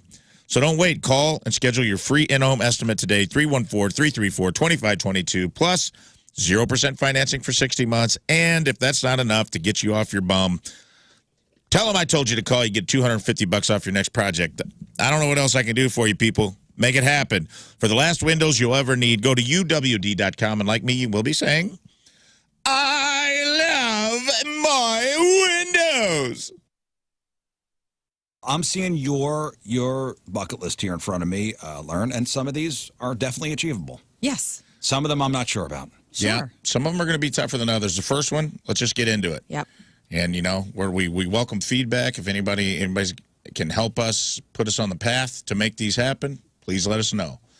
Because it's all about love and helping each other, lifting each other up, checking stuff off. Here's a big one. See Daft Punk. Daft Punk. Daft Punk, they're broken up. They're broken up. I don't They think they're ever retired. getting back together. Right. So, But The Weeknd, even this weekend, or even this past weekend, The Weeknd, the artist, said the only collabs he will do in the future is with Daft Punk. So there could be something on the horizon. what about a Daft Punk tribute act? Yes. What about a Daft Punk lunch? Like you're at the Rainbow Room or something like that, and you look over and you're like, oh my gosh, I recognize. Look at those those. Just guys. two guys in helmets. Those are the guys from Because Daft it's Punk. see Daft Punk. You didn't say in concert. Oh, I'm sorry. Let me clarify. I would like to dance live to Daft Punk, those two guys, those French musicians. I want them All to they're be playing doing is music. press and play on an iPad. What if they stand Exactly. up at lunch and they go bigger, faster? All right. Okay, so see Daft Punk, that's on the list. Or have a Daft Punk dance party. Yeah, Whatever. will you take me? I would love to see that show. Thank you. I would Yes. love to see that. I like how French-Canadian malleable edition. your bucket list things are. That's a very open and loving way to embrace the world. You've already dialed back your very first one, which Right. I love. But And you know what? What? You never know. Daft Punk, whatever, tomato. It's French. I believe it's Daft, but whatever. leads right into the next one. Host a discotheque, maybe a Rizzuto. Rizzuto would be cool. I like Dance I want to have a party. dance party. And we have a lot of listeners who want to dance. And so every time I talk about it, they're always like, oh, hit me up. So what if we have a Rizzuto? Yeah, man. And we not a play great Daft Punk. I'm not a great dancer, but I'll DJ. Can I DJ? Dude, I've DJ'd Yes. too. I'm a pro. I I want want, to see you out there on the dance floor. I want No, you don't. dancing. What if we put You wouldn't helmets? dance at the Rizzuto? Well, yes, of course I will, but you don't want to see it. Will you wear helmets for me? Hell We put, yes, I we will. we put King Scott and Moon and Daft Punk Yes. Yeah. helmets. Yeah. Perfect. I love this. The only time I've really got to DJ professionally was over at Pops, and I made a whole robot outfit that I was in. And I would You are like my to- did it. soulmate. Okay, You did it, yes. Scott. And if we're rolling things together, I'm not saying it has to happen, but we do have a float trip. It could be Raft Punk. And we could have a dance I am party standing at up. the I'm campgrounds. aroused. This is excellent. Party at the campgrounds, Raft Punk. These guys in helmets. Raft Punk. I don't know. I like Riz is Put it in out there. hell. All right, keep going. Rizz is in hell. That's actually your third one. Send Rizz to hell. That's really, wow. Yeah. See you there. See you there. RMFLMAO. Big one. Dedicate something in my hometown of West Frankfort, Illinois, like a statue honoring. Who's editing this in real time? Get out of there. Sorry. Like a statue honoring my dad, or something permanent, a mural, something where people can go and visit. I was looking at this and I thought, what about a bench? Well, that's coming up on the list. Yeah, let's think of I that know. ourselves. Let's not skip ahead. Oh, you are. Yeah, but how about a bench, like something achievable? Where are you going to put a statue up? I don't know. I don't know anything Where are about you doing a statuing. statue? So West Frankfort, Who's gonna- Illinois. I don't know. Like, where are you going to get a statue commissioned? I'm gonna Listen up. commission it. Listen up, all you Frankfurters out there. There's murals in West Frankfort, Illinois that have just come up over the last 10 years. People have painted on the side of buildings these really beautiful murals. And my dad was a coal miner in that town. He was also a Vietnam veteran. They have a Vietnam area. They have a coal mining area of the town. I would love to do something to my dad. A lot of people knew my dad in West Frankfort. So I'd love to do something to Your honor father's his name? legacy. His name was Greg Colvin. Greg Colvin. You knew Greg Colvin, and you're listening right now. Email us. Tell us about Greg, Right. and email your local Chamber of Commerce at West Frankfort, Illinois, and let's get this going. Let's get the Greg I think Colvin definitely it's statue bent. achievable. MantalityHealth.com. Get started there. You can get some of your frequently asked questions answered. But, I mean, the best thing to do is just call Mentality Health, especially if you are a guy out there that's just looking to get to your goals. No matter what age you are, something may be happening that's kind of holding you back, and maybe costing you some sleep or causing you some pain, giving you some weight gain, or just slowing you down in general. If you're feeling off for any reason and you know that that's just not going to help you achieve your goals, especially by the end of the year, get some help. Mentality Health is there to make sure that we are at optimum performance in our lives with everything, starting from the inside out. It's going to start with the blood draw and talking to the board-certified physicians, finding out what's going on, and getting a customized treatment program made simple to get you back to 100% on all those things, the hormones, the vitamins, whether you need a tadalafil or the semaglutides, whatever it is that you're interested in to help you get to your goals, Mentality Health has you covered. They got a South County and a West County location to make it easy. MentalityHealth.com.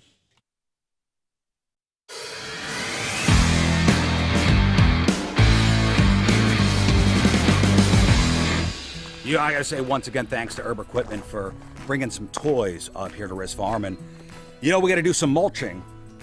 So Mike and Chad here brought a tractor with them. And check this out. It says Captain Rizz on the side. All right, so we're gonna use this to get the mulch from here, and it's gonna go into the trailer here. So I don't know how to use this thing. So who's gonna show me how to operate this? Happy birthday, Rizz! Thank you, Kevin Farley. Hey, listen, join us, the Rizzuto Show, as we host Ballpark Village's Shipwrecked Halloween Party, Saturday night, October 26th, featuring a live performance from the Teenage Dirtbags. We're going to be doing alternative and some country. Your chance to win up to $10,000 in cash and prizes inside the costume contest treasure chest. Wow. All-inclusive drink packages and more. Gather your skeleton crew and sail through 6 venue parties all in one. Yes, you have access to everything. Bally Sports Live, Shark Bar, Crown Room, PBR, Budweiser Brew House, Cardinals Nation, and of course the giant party that's going on inside of Ballpark Village. Tickets are already on sale, $35 all inclusive, and $20 GA starting earlier this week. So get in. I think the last couple of years we have sold out. It's so much fun. It's so much fun. So get ready to party at the Shipwrecked Halloween Party, Ballpark Village, brought to you in part by Johnny Brock's Dungeon Party Warehouse. Speaking of, you know how we talked about your costume, you'd make a good G.I. Joe shipwreck. Yeah, I think that's what I'm doing. Someone emailed us and said there's a Venture Brothers character based on Shipwreck called Shore Leave that you would also be good at. We should look that up. What's Venture Brothers? Venture Brothers was a Adult Swim cartoon. I don't know what that is. It's a very it's precursor to the Rick and Mortys of the world. Very adult. Was that the one they did with they use old cartoons? Type in Shore This Leave. is totally Moon. Yeah. Shore It Leave. seems like a little more So he's got his navy shirt, that blue shirt, you know, It looks but it's unbuttoned all the way down the bottom, and then he's I like tied it in a him. bow with the bottom. All right, that's a cool one, man. That'll look Fancy good. little guy. Why is he wearing latex gloves? well. Shore Leave is an interesting. His character. tattoo is awesome. He's already got your mustache right now. Yeah, dude. I love how his So- tattoo looks like a cross, and then Yeah. it's a big anvil. It's a big anchor. Anchor. Or anchor, I meant. Yeah. Got tuxedo speedos. Just saying, man. I like You it. got Pretty good. options. You're right. I do have options. There are great many pair. mustachioed. Shore Leave. Sailor What character. a cool name. Yeah, that is. And I think cool. it's pretty loosely. They said it was pretty loosely based on the shipwreck character from G.I. Joe. Very which is funny. That's pretty awesome. So that's happening October 26th. Clownvis is in studio with us today, hanging What's up, out. gang? And tomorrow. And you got a big show coming up this weekend. This weekend, Saturday night at Delmar Hall. I'm so excited about this, Moon. I was thinking, couldn't go to sleep last night. Such an exciting show, and we got so many new things planned that I've never done before. Half of me is a little nervous, but the other half is just so excited. You know, I'm so used to doing smaller clubs and doing things I know, and I got so many crazy things I'm trying at this show. So I really hope people can make it out. Awesome. Where can they get tickets? You can go to thepageant.com, and you can go to clownvistotherescue.com and see the link right on the front page. On the internet, then. Very, very cool. Excited for that. And later on the show, Jimmy Griffin is going to come in, and he's going to talk about one of his shows coming up this weekend on Friday. So it's a busy weekend of shows if you're seeing friends of the Rizz Show, and hopefully you are. Jimmy Griffin and Clownvis this weekend. I'm excited about Jimmy. I love him. He is the best. Last time he came in, he brought in a guitar and did what song did he do? I mean, a Tom Petty classic. And Learning to fly. he goes, It might have been. He goes from Jimmy Griffin and then just straight up. That is Tom Petty in the studio. It's crazy, huh? Pretty. I think he's pretty doing amazing. a Tiny Tim number today. Pretty excited. It's going to be great. Hopefully, he brings the guitar. And either way, Jimmy is just so full of knowledge and cool. Dude's one of the coolest dudes in this town. Yep. So he'll be joining us later on the show in the 8 o'clock hour. It's August 7th today. Oh. Today is Purple Heart Day. And back in the day, on this day in history, 242 years ago, 1782, George Washington, or Washington if you're from certain parts, created the Order of the Purple Heart, which is given exclusively to servicemen wounded in combat. It's the oldest military decoration still in use and the first award made available to the, quote, common soldier. 67 years ago, 1957, the world lost the comedic genius of Oliver Hardy, better known as the chubby half of Laurel and Hardy, to a blood clot in the brain. He was 65. Stan Laurel lived until 1965. 54 years ago, 1970, Stevie Wonder released the album Signed, Sealed, Delivered with the title track and his cover of We Can Work It Out. 28 years ago, 1996, NASA scientists announced that there was possible life on Mars 3.6 billion years ago.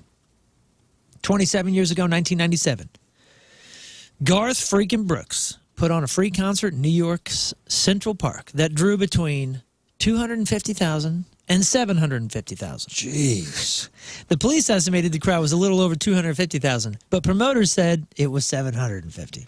Wow. There's big difference, but both big numbers. Yeah. I bet you he did okay in merch that night.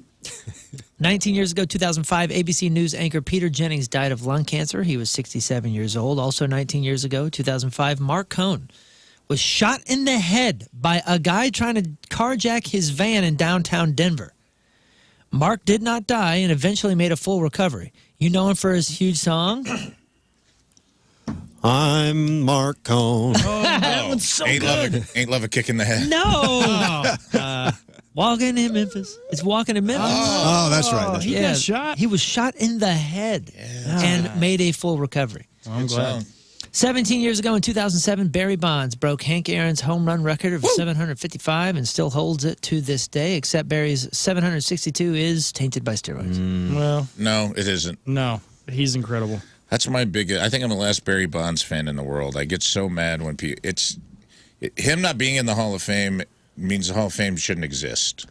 Somebody had a stat the other day on Barry Bonds that if you took away all 7 of his MVP seasons, which is 3 more than anyone else has ever had, he still had Hall of Fame numbers. Like if you take away, like when he played for the Pirates and he was skinny Barry Bonds, he was in the 30-30 club 8 times. He was in the 40-40. I'm maybe off, maybe 7 times, but like 12 Gold Gloves. The guy was like the best baseball player that ever lived. Yeah. Before anybody, and he lived through the steroid era. I'll give him that. And obviously he was rubbing that cream on his giant head, but. What's the call though for somebody that earns all this good stuff, does good, and then technically cheats? But David Ortiz is in. It's not cheating. Ortiz is in, and he got caught on PEDs. You know what I mean? They just don't like Barry Bonds because he's kind of a jerk. He's kind of a jerk, and that's why I think. And that's why it pisses me off. Is I'm like, you can't let Ortiz in just because he's affable. The dude had got caught on PEDs. Alex Rodriguez got caught twice on PEDs. All these guys they're willing to put in. There was the steroid era. Pitchers were Clemens was on them. You know what I mean? Like, oh, dude, I'm with you that if you let one in, you got to let them all. Exactly. Or you build a steroid Hall of Fame. You build a Hall of Fame. You build one right next to the original Hall of Fame. It's twice as big, and it's in the shape of an asterisk. Yes. And that's the one everyone's going to go to. That's where all the good baseball players are at. I mean, Sosa, McGuire. We all love Mark McGuire. This is St. Louis City. Yep. That dude was juicing, brother. Him and Canseco. I mean, they were all doing it. And it's like, I get that Barry Bonds was like a polarizing figure. I have empathy for him in this way. Imagine being that good at baseball. Your godfather is Willie Mays. Your dad is Bobby Bonds, who was a perennial all-star that played for all these teams, never got treated right, got traded around the league, never found a home. He had a chip on his shoulder. I'm not saying that he's a likable guy. He is not. But that dude could straight up play baseball. Yeah. And if him not getting voted into the Hall of Fame was petty by the sports writers because he was always mean to them. He didn't like the journalists. And I hope that at some point his peers vote him in. I hope they're listening. You make a good point. I hope they're listening to us. Yeah. Dude, I can't remember the stats. I wish I'll find the clip, but it was like a crazy number. You take away 7 MVP seasons, and he still had like 600 and some odd home runs and like thousands of RBIs. And it was the stat. You could split his career in half, and he could go to the Hall of Fame twice. Yeah, and they showed the numbers too, where the hits he would still have. If you took away like the home runs, like the distance of those that maybe the steroids added, his hits would still be absolutely insane, and he'd be up there with Tony Gwynn and all those guys of some of the best batters in history. He had the quickest bat in baseball. Well, it's not how the world works, guys. I know. Sorry. You know what? But I agree I'm with the you. only Barry Bonds apologist left in the world. Life ain't fair, okay? Okay, Rafe? I love you, Barry. You're a bondsman. Love you, Barry.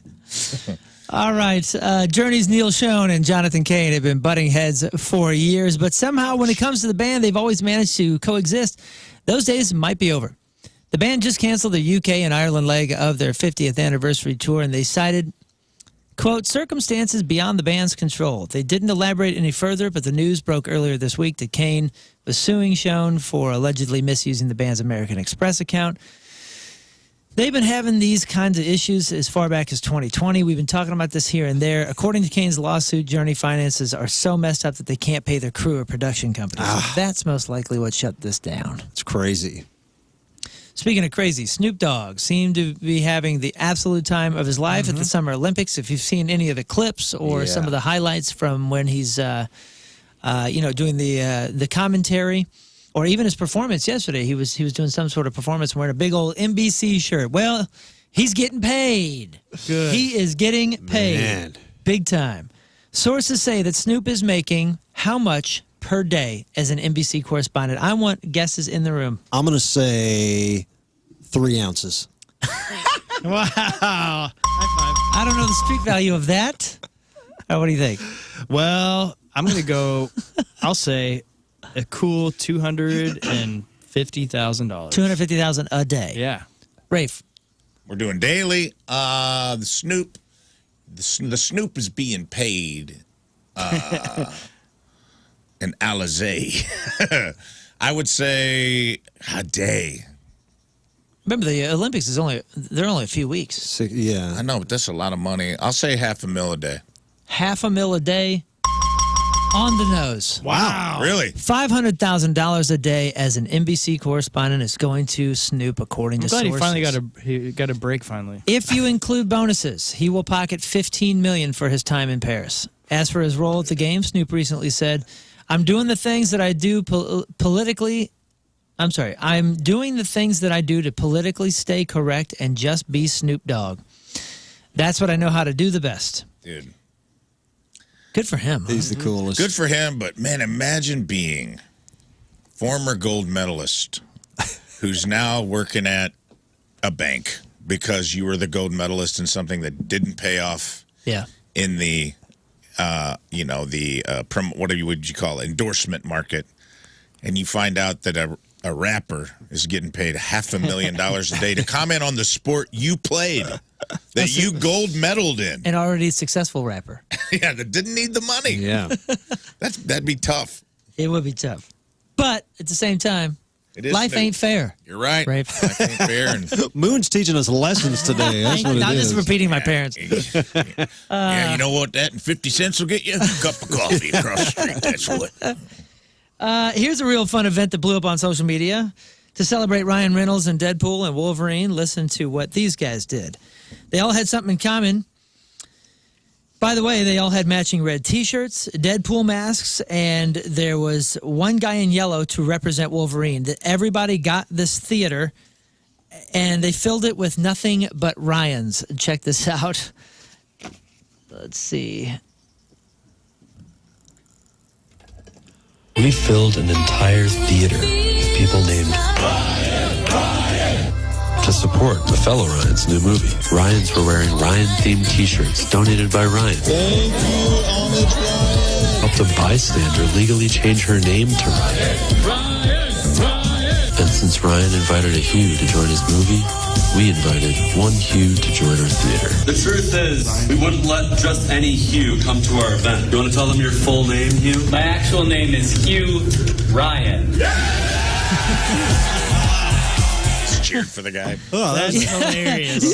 nice ending. Yeah, so they got an entire theater, filled it with nothing but Ryans and red shirts, and got one guy named Hugh Ryan to wear yellow as Wolverine. Pretty funny. The Warner Brothers' upcoming Beetlejuice movie just released a brand new trailer. Will you pull this up? Yeah. I'm going to play a little bit of the audio because, oh shoot. They were showing it before the Deadpool movie. Unless this is a new one, and it looks... Is this I got high hopes, 4 months man. ago? It was fine. The latest one. So what's funny is we were just talking about this yesterday, about how the In a World guy, the voiceover narrator, gone. And what did they replace it with?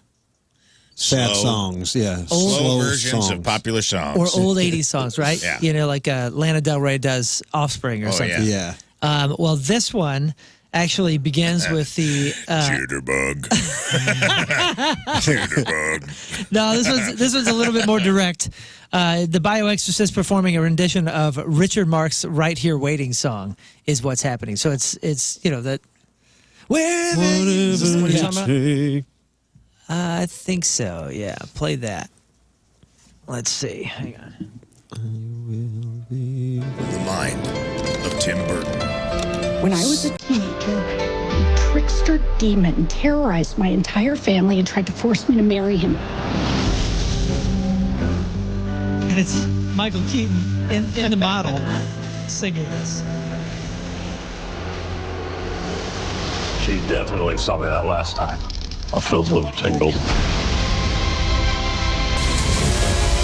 Faster Life is so random. You're a figment of my imagination. Is this a figment of your imagination? The live one broke into the afterlife. Let's go, honey. How do I know that you're going to keep your word? I swear on my dead mother's soul. Yay. So I didn't know that Willem Dafoe is in it. Yeah. That's and Justin awesome. Theroux. Defoe and Theroux. Theroux and Defoe. Get How out. could it possibly go? What I'm hoping, what I'm seeing in the trailers, they've taken the Terminator 2 Judgment Day approach, where the bad guy's now the good guy. Beetlejuice is going to get to be... Oh, no, you think so? It seems like he's helping her in some way. Okay, so here's what I have. So you learned a lesson? To save her teenage daughter from the underworld, Lydia strikes a new deal with Beetlejuice, which seemingly involves another wedding. In the original film, obviously, a teenage Lydia has no choice but to enlist Beetlejuice's help after her parents wrongly summoned the ghost of Alec Baldwin's Adam and Gina Davis's Barbara, which caused them to decay. Thanks to Adam and Barbara, Lydia was able to break out of the wedding deal with Beetlejuice. I've said it 3 times now. Oops. Who was last seen by fans getting devoured by a sandworm. So Beetlejuice will arrive in U.S. theaters September 6th, 2024. And to be honest, I'm worried. Beetlejuice is so close to my heart. I'm worried that I'm either going to like something I shouldn't like or that I'm going to be let down or something. I don't know, man. I was so excited for the Ghostbusters stuff, and they're all good. They're all whatever, but they're all whatever. Yeah, they're all whatever. And this is the part that we should really bask in, because this is the best part. Before it's released, when it's exciting and the trailers are exciting, and not that anything's too bad, but think about when they did it with Dumb and Dumber. And nobody really even remembers that they did that. Yeah. And then think about when they did it with Zoolander 10 years later. Nobody really thinks or talks. So it doesn't really mess up the canon if it's not good. It's just an exciting period in time for us. And it's a great way to get young kids to revisit those older films. Yeah, good point. Good point. Yeah, I mean, I'm excited. I'm excited. I'm just kind of stressed on it. Just won't be surprised if I'm over it once I see it. Everybody's into, I'm going to go back to Deadpool just for a second, because everybody's into hearing those isolated vocal tracks of your favorite band. And now here's one from people's current favorite movie. You want to hear what it sounds like when Hugh Jackman does his thing in a fight scene in the new Deadpool movie? Yes. I have exactly how it sounds when Hugh Jackman loops his fighting sounds for a scene in the movie. This is him recording the audio in a booth while he's watching the clips. He's very physical while he does it. He throws his fists the entire time as he watches the scene. Spoiler, this is when he's fighting... Should I say that? No, I'm not going to... He's fighting multiple somebodies. Here's Wolverine.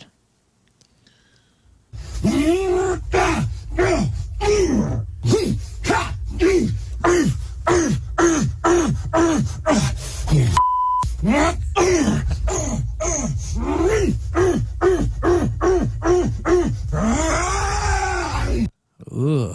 You sure that was the right clip? Yeah. I'm sure that was the right clip. That'll be used in the porno birthday. Sound like the audio from my morning constitution. Pitbull Stadium. As of today, there is a real place you can visit and take in some collegiate athletics. As ESPN's Pete Thamel reports, Mr. Worldwide, Pitbull, Mr. Worldwide, has purchased the naming rights for a football stadium at Florida International University in his hometown of Miami.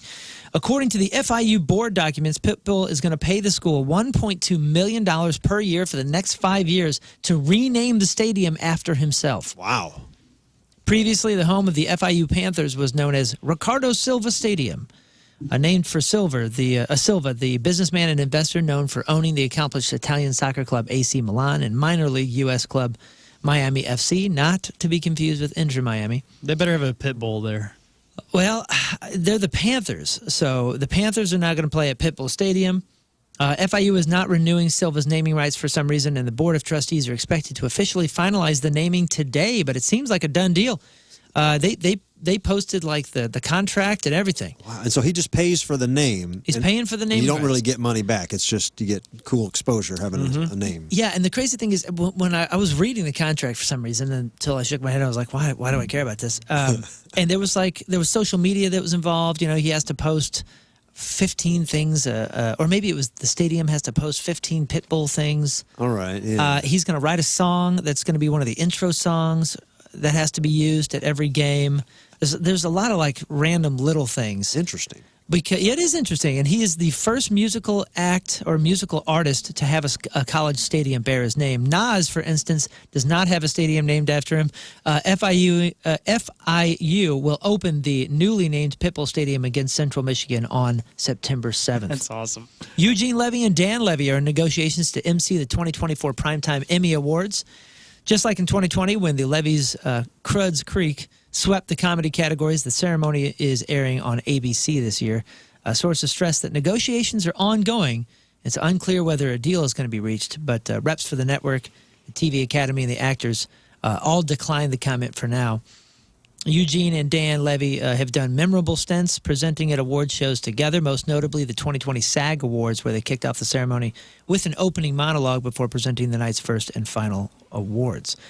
The two also guest hosted Ellen together long ago. Eugene appeared on Saturday Night Live when Dan hosted in 2021. The nominees for the 2024 MTV Video Music Awards were announced yesterday. Taylor Swift, unsurprisingly, leads with 10. Post Malone right behind her with 9. And Taylor, he has Taylor to thank for 8 of those for their song Fortnite. Ariana Grande, Eminem, Sabrina Carpenter all have 6. Megan Thee Stallion and SZA, St. Louis's own, with 5 each. If Taylor wins 4 awards, she will tie Beyonce as the most awarded artist in VMA history with 29. And if Eminem wins just 1 award, he'll break his tie with Peter Gabriel to become the most awarded man with 13. Nominees for the social categories like Song of the Summer will be announced in the next couple weeks. Let's see. Voting is currently open. It will be open until August 30th. You can go to vote.mtv.com. But the Best New Artist category will be open until showtime. The VMAs air live from New York's UBS Arena on Tuesday, September 10th, 8 p.m. Eastern. And guys, I have a list.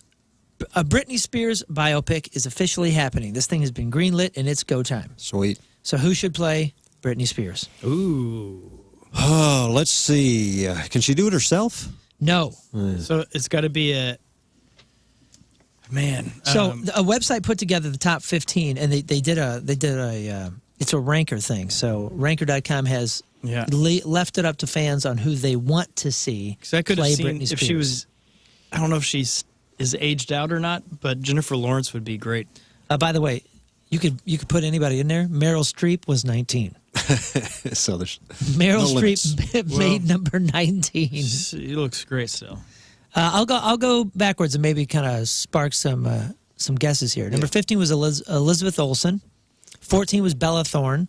13, Maria Bakalova. I don't know who that is.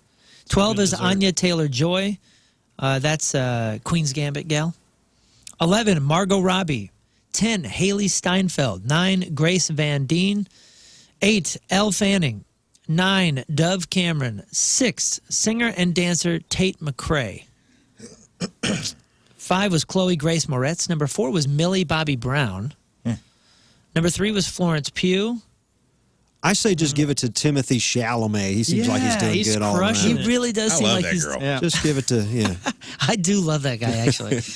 Number 2 is Sydney Sweeney. She's so hot right now. And number 1 is Sabrina Carpenter. And that was, I would probably say that is the right ranking as far as those top 3. Don't you think? What's the exact list? The exact list is who should play Britney Spears in the official biopic. I don't know. Maybe make her animated, like Roger Rabbit I don't style. know. I'm unfamiliar with number 1. I don't know who that is. Sabrina Carpenter? Yeah, I don't know. She's like a teenage witch. I will say Millie Bobby Brown does look like Britney Spears a lot in the face. Yeah, she Really? could be great. Interesting. Okay. The very grown-up talented. Millie kind of has Britney features. Huh, I don't see that. That's your crap on celebrities. Well, your crap on celebrity birthdays. We got Francisca Eastwood, and that's Clint Eastwood's gorgeous daughter. She's 31. We got Mr. Fish himself, Mike Trout. He's 33. Heck of a ball player. We have Abby, not Fullcorn. It's Abby Cornish. She's 42. Charlize Theron is 49. Oh, dude. I saw her once in a hallway. She said hi to me. I did. I saw her in an airport, and I know I said this a bunch of times, but she was so beautiful and she was in a ball cap and like just you know like airport kind of vibe, and it was kind of breathtaking. Yeah, she's up there. You see her and you She just go, is "Oh up my there. gosh, that's Dude, beyond human." It was awesome. She went through the VIP entrance, and I was sitting there in the stock room working on some stuff, and she came through and just like, Yeah, it's wild. yeah, Wow. stunning lady. Ramon Estevez, that's the more talented Sheen brother. He's 61.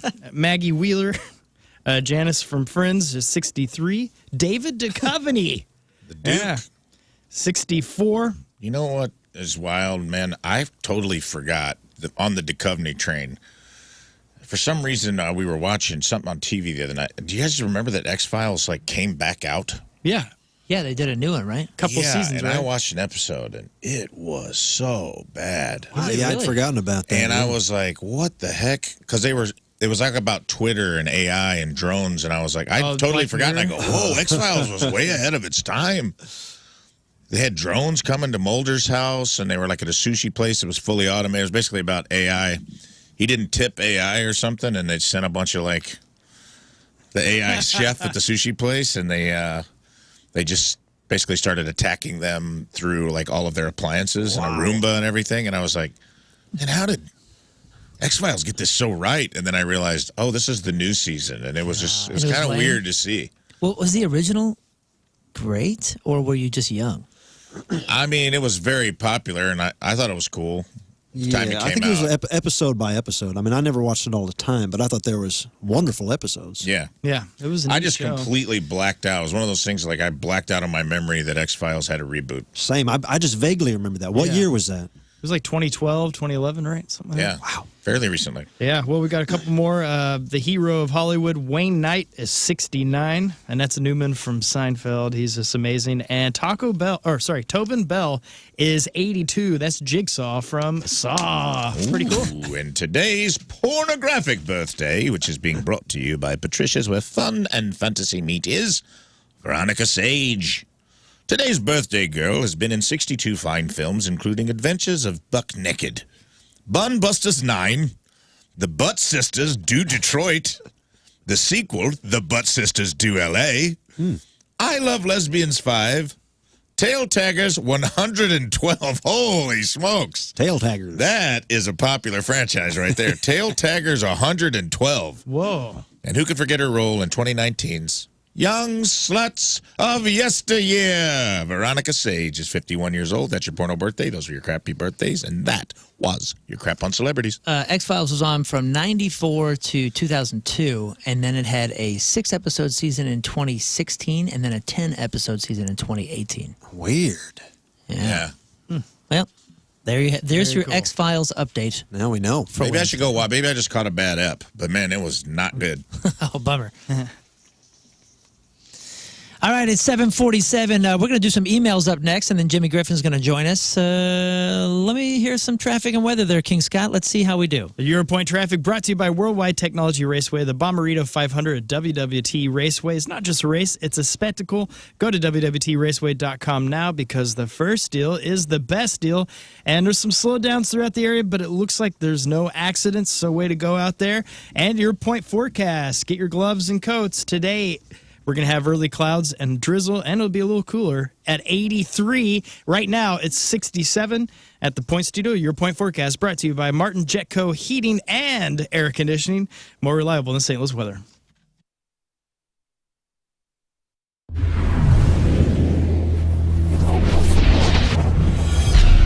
So here we are, our very first Ho-Ho show of 2017, our Christmas show. You will be our first band that we will see, 2/3 of Biffy Clyro. Gentlemen, how are you? It's really great to see you. Really well, and after that introduction, we're very excited to be opening up the ho-ho party. Let's talk about the blood drive coming up Thursday, August 15th, 2 p.m. to 6 p.m. at the Smart Sheet Metals Workers Local 36, baby, at 2319 Choteau Avenue. Come out. I will be there personally from 3 to 5. Come out and join us for the next Rizzuto blood drive at the Smart Sheet Metal Workers Local 36.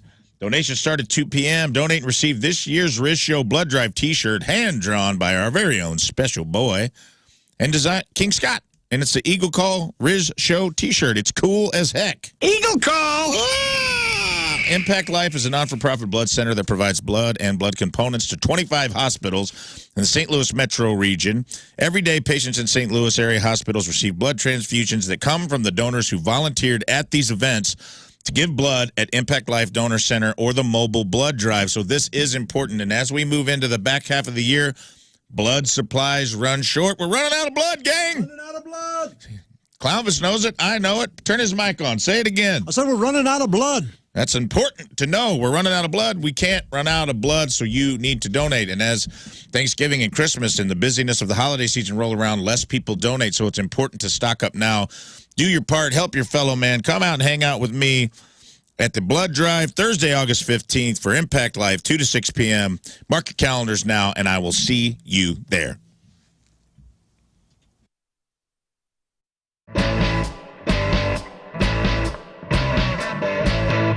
Well, here we are, Music Record Shop, and it's stunning. We've got Giannis, we've got Jimmy, and we've got Alex, our grand prize winner. And quite simply, gentlemen, for the next little while, we're just going to go record shop. Wicked. Which sounds fantastic. So we'll check in when we get done. Let everybody kind of get after it. But like, do you have a plan when you're going into a record No, I'm just shop? going to go at it with a frenzy. All right, Yeah. very good. Well, we love that. All right, so here at Music Record Shop, we're getting after it. We'll check in with you in a bit.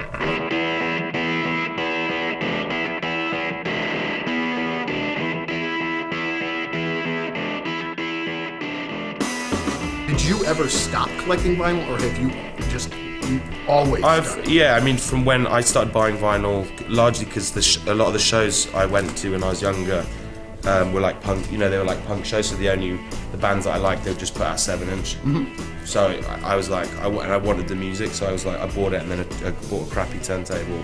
I've kind of started going back and buying a lot of punk vinyl, Cool. of stuff that I never had before, and bands that I've just now kind of rediscovered that everybody says are great. You know, like Minutemen, we're a band that I've known of but never really knew. Yeah, on tour, it's a reason to go out for a walk, to go to the record store, and like, you know what I mean? It's like, I like going to actual record shops. Is it a pretty fairly common thing that you do? Yeah, on tour definitely, and in London I go record shopping. Yeah, a fair bit. Just so we know, I'm getting this from Moon.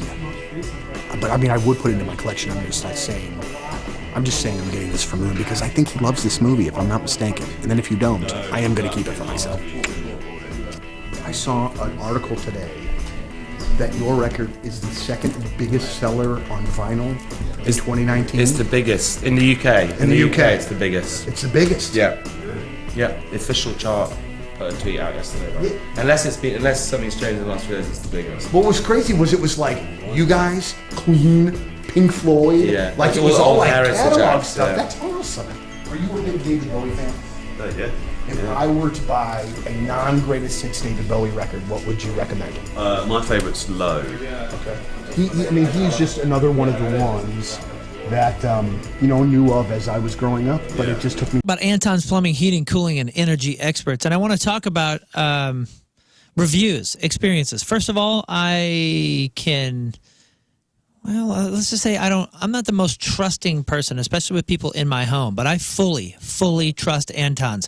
That is the very beginning of my long 5-star review with Anton's because they've done so much for me, and I totally trust them with everything in my house because I'm looking for total indoor comfort, and that's exactly what they promote is just world-class service, and their whole thing is about total indoor comfort, making sure that they get rid of any sort of inefficiencies happening in your home so you are saving money and maximizing every bit of the efficiency of your home and all the systems. So Anton's also was in a coworker's home right here from the office, and he said, you know what, I had him doing this one particular service, and I think they were replacing his AC unit, and while they were there, he said, hey, I might be in the market for duct cleaning, so if you could check out the ducts for me. And he said that they checked them out and said, oh, no, they're clean, you can go sometime. And he said, you know what, the fact that they are so trustworthy that they're not trying to take advantage or whatever, you know what he said? He said, I'm now a customer for life. I fully trust Anton's, and now I'm a customer for life. That and another email that I got just 2 days ago about their experience with Anton's. I mean, 5-star reviews all around. So let them service your home with anything that you need to make sure that you have total indoor comfort. It's Anton's Plumbing, Heating, Cooling, and Energy Experts. Book your service now. AntonsHVAC.com. That's ANTONSHVAC.com. Okay, so let's go over Rafe's bucket list. Okay. So these are all the things Rafe would like to achieve. Please tell me you don't have dropkick on there. I do not have dropkick on there. How about receive dropkick? It's on there now. Might as well. So we've been going over all of our bucket list items over the last couple of weeks. We've done everybody's. We did Lern's yesterday. We did Moon, King Scott, Rizz. And now we do a lot of stuff on the show where we punish each other. Okay. So we're trying to develop the flip side of that coin where we try to lift each other up, help each other achieve some of our bucket list things, hence the drop kick. He's always wanted to do it. We're trying to make it happen. You're playing your part in that, whether he would be a good student or not. That's not on you. So this is my final list. And really appreciate all the emails, everybody trying to help us out. And if you guys can help us out in any way with any one of these bucket list items, let us know. Helping you achieve them, not just come up with stuff, right? No, helping us achieve. Okay. Yeah, helping us achieve. Being like, hey, I know a guy who knows a guy who knows a guy who has this item that you would need for that challenge, which is great. Okay. First one, this is where all this kind of stemmed from. Operation Honeysuckle Rose was to get on Willie's bus and smoke something with him. Smoke weed with Willie on Willie Nelson's tour bus, which we made a pretty good attempt at, but got shut down. You tried to climb in the back window? Yes, I tried to carry a ladder. Yeah. I tried to carry 2 ladders in and with another guy, and they caught me. Yeah, man. If you want to get into any lock Willie backstage down, area, dude. just carry a ladder. Yeah. Oh, yeah. No, that's tried and true. Nobody's going to stop you if you're carrying a ladder. That's how I go to the movies. Exactly.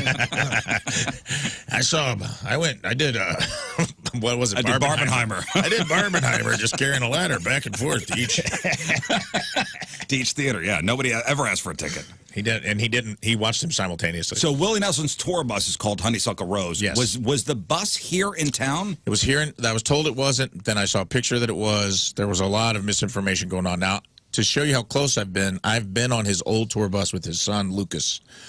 I've gotten close, and that was the Honeysuckle Rose 2, which was the height of the Highwayman tour. So Waylon Jennings, Johnny Cash, Chris Christopherson had all autographed the seats. It was a cool bus, but Willie wasn't on it. You know, we've had some pretty wicked storms roll through over the past couple weeks. Hail, fire, brimstone, whatever. How's your roof doing? You don't know what's going on up there. You should call the Happy Roof just for an inspection. You should call the Happy Roof because you should have your roof inspected every year or so.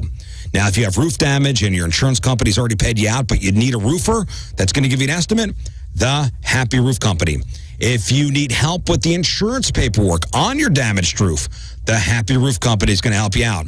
Did your insurance claim get denied, but all your neighbors got new roofs except for you?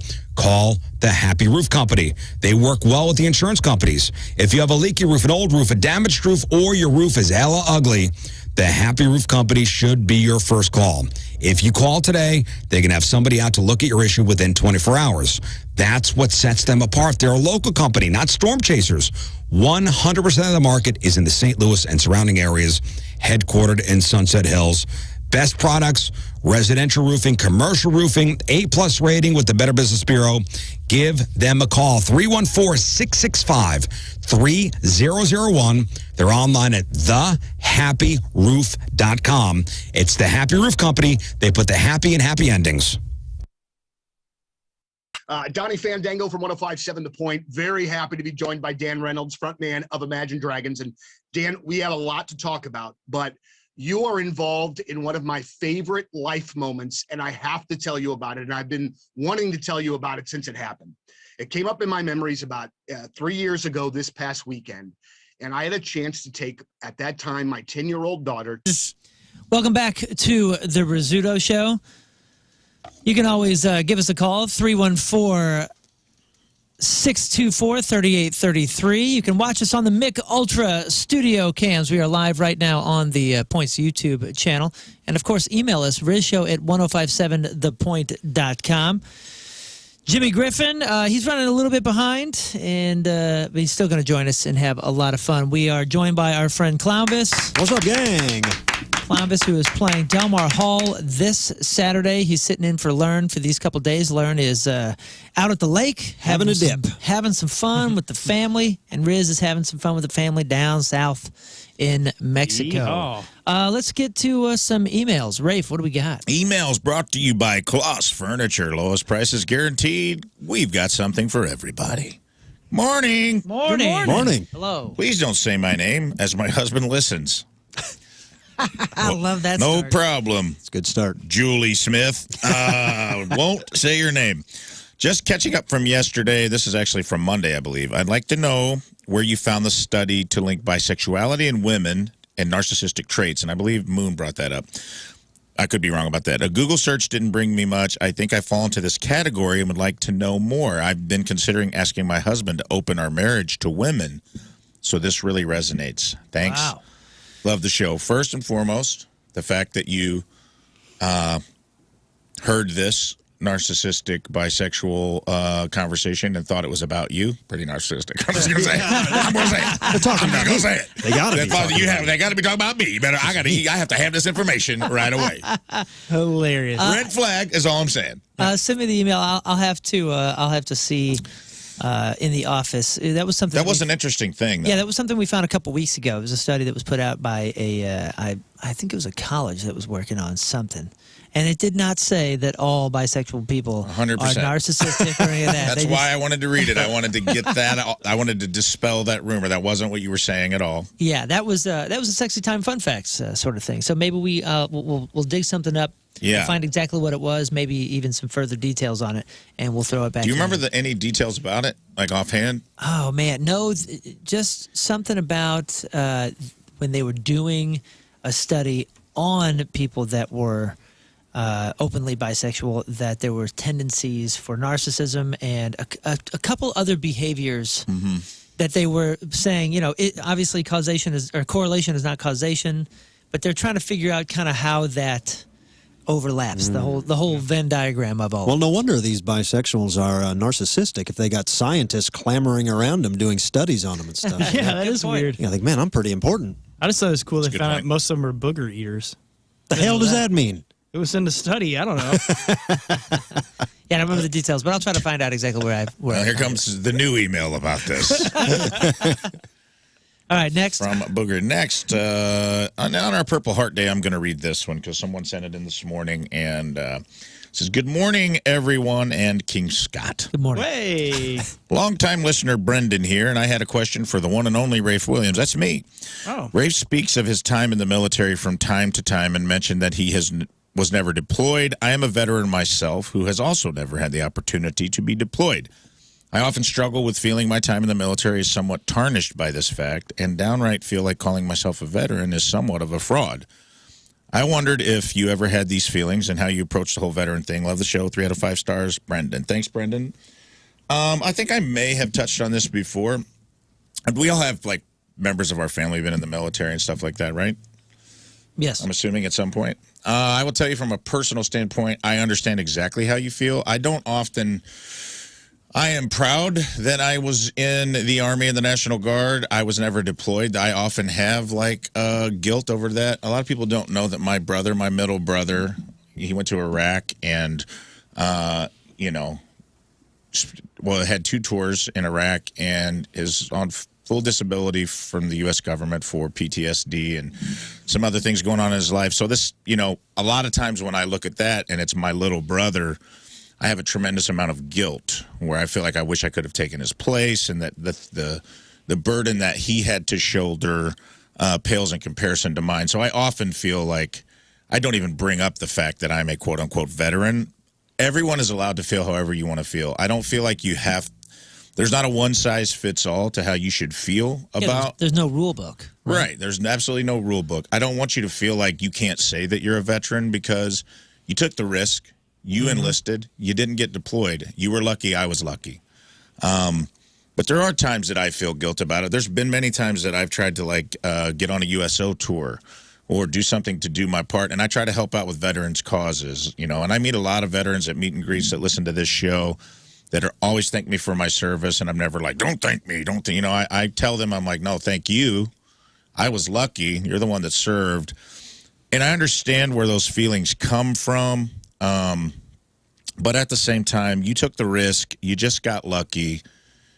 Be glad that you got lucky in that way. But don't feel like your service is somehow less than. Just be appreciative of the people who had to give a little more, do a little more, and, show love to all veterans, and I think you're in a good spot. Because I'm curious how you guys feel with your family members. No one else here was in the military. Are you in the military? I never was, no. Okay.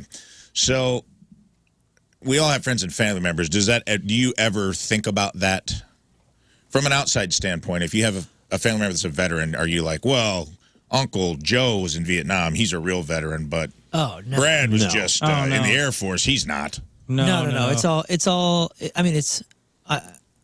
For lack of a better term, it's all the team. It's a machine, and all the parts. It takes the guys that are in the reserves. It takes the guys that are waiting to go in if they need to. I mean, it takes all those people. So. Yeah, we had one uncle that during Vietnam was stationed up in Minot, North Dakota, for most of it.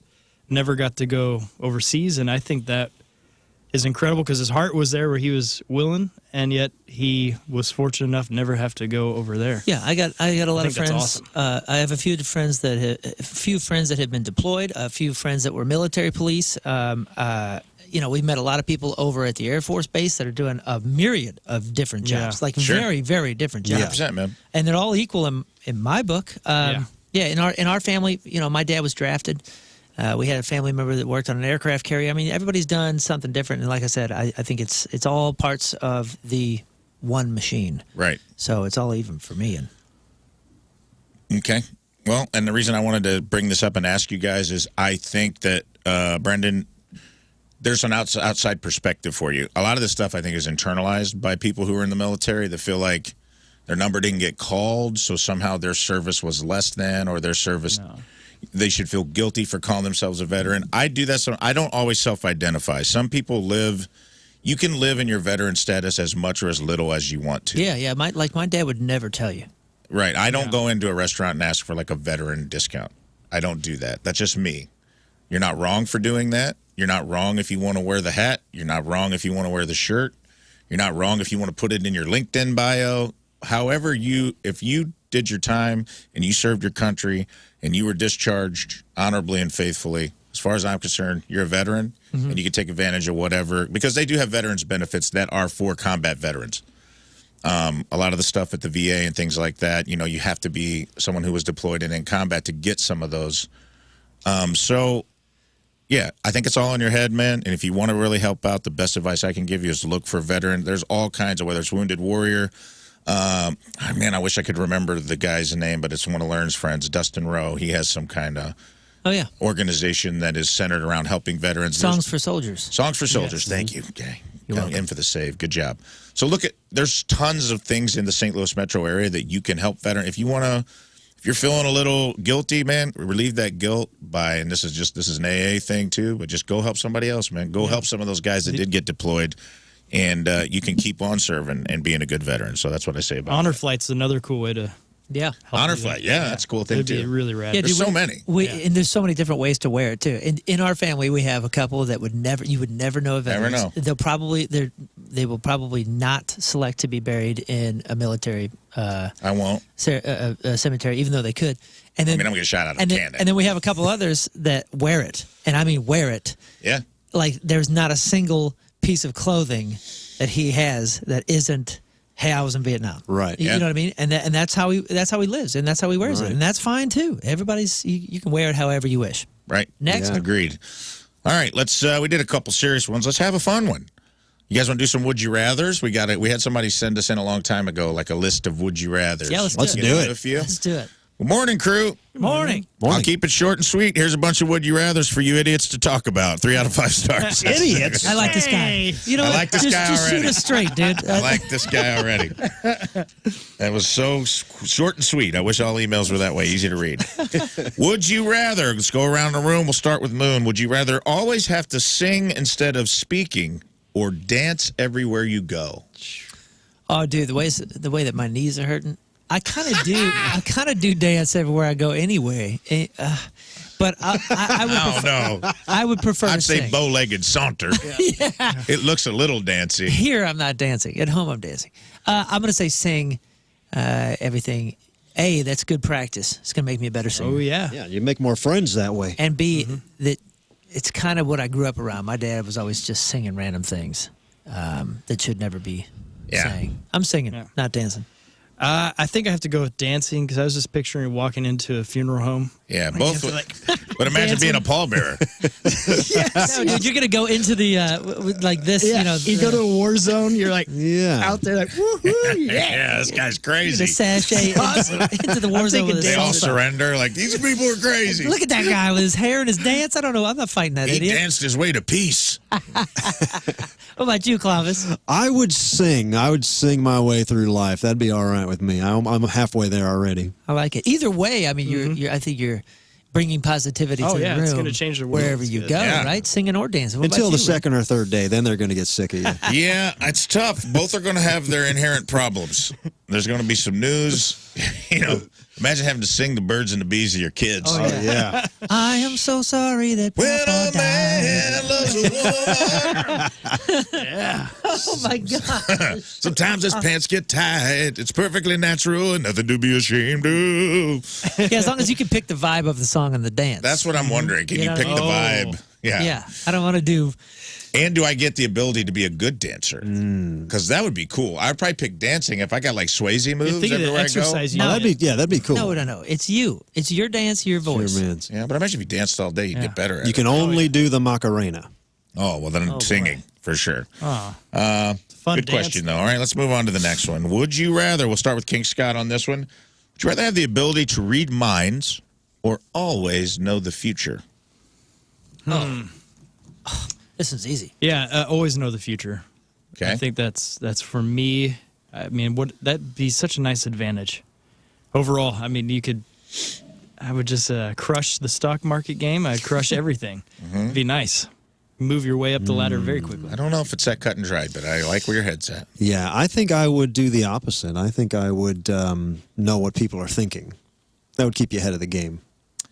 Yeah. And I mean, you're going to know some bad stuff. If you know the future, you're going to know some heavy stuff. Yeah. That's not always going to be good, and it's going to ruin your day.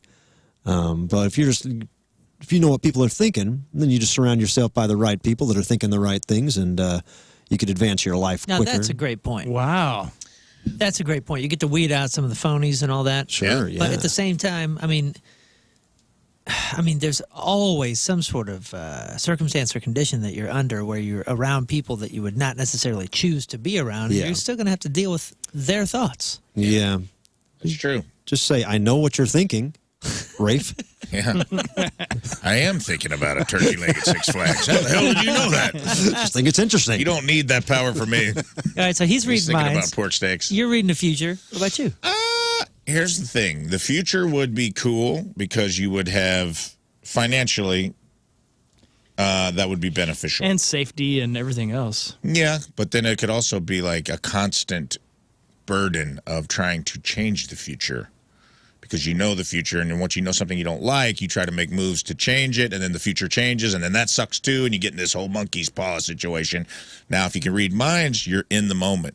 You can dominate in the present as opposed to the future because think about anything you're working on. You always have the upper hand because you will know what an opponent is thinking, or if you're trying to negotiate with someone, or if you're just like trying to be truly empathetic to what someone's going through, you'd know, be like, oh, you would never be like, oh man, he said that thing and it kind of hurt my feelings. You'd be like, oh man, he's really going through it. Or that dude's just an a-hole, and then you don't have to associate. Kind of what Moon said. I think I'm gonna go with Clownvis on this. I'm gonna go read minds. Wow. I think both come with positives and negatives. Agreed. Oh man, I hate to sound like Rizz here. Older I get, the fewer I really want to know what people are thinking. I mean, I don't mean that in the way that it could be determined, but I don't know. My superpower has always been not necessarily caring what people think of me, in the critical standpoint. Yeah. You know, from a criticism sort of thing. Like I'm okay as long as I feel like I'm doing something with integrity and I'm happy doing it, or I feel like I'm creating something that I'm doing for me or for the right reasons. I'm not really too concerned with somebody misinterpreting it or judging me for it. And therefore, I think I'm taking the future because, to be honest, man, I really don't. I don't want to be surrounded by people's thoughts that I don't care to hear. You know what I mean? Like, I want to assume that the world is honest. You're just walking through the hallways going, "Shut up!"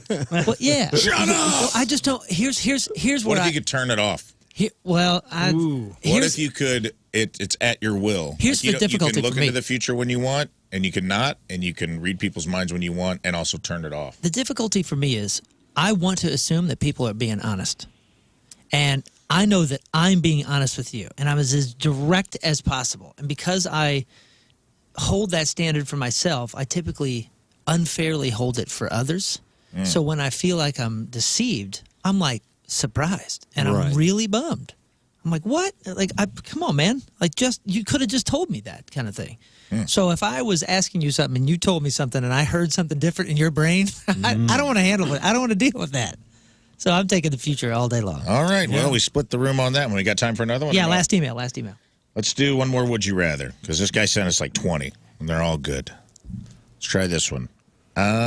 Would you rather... Oh, gosh, this is a good one, too. I'm going to go with this one. Would you rather have a pause button or a rewind button in your life? Start with Clownbus. Oh, that's a tough one. They're both good things to have.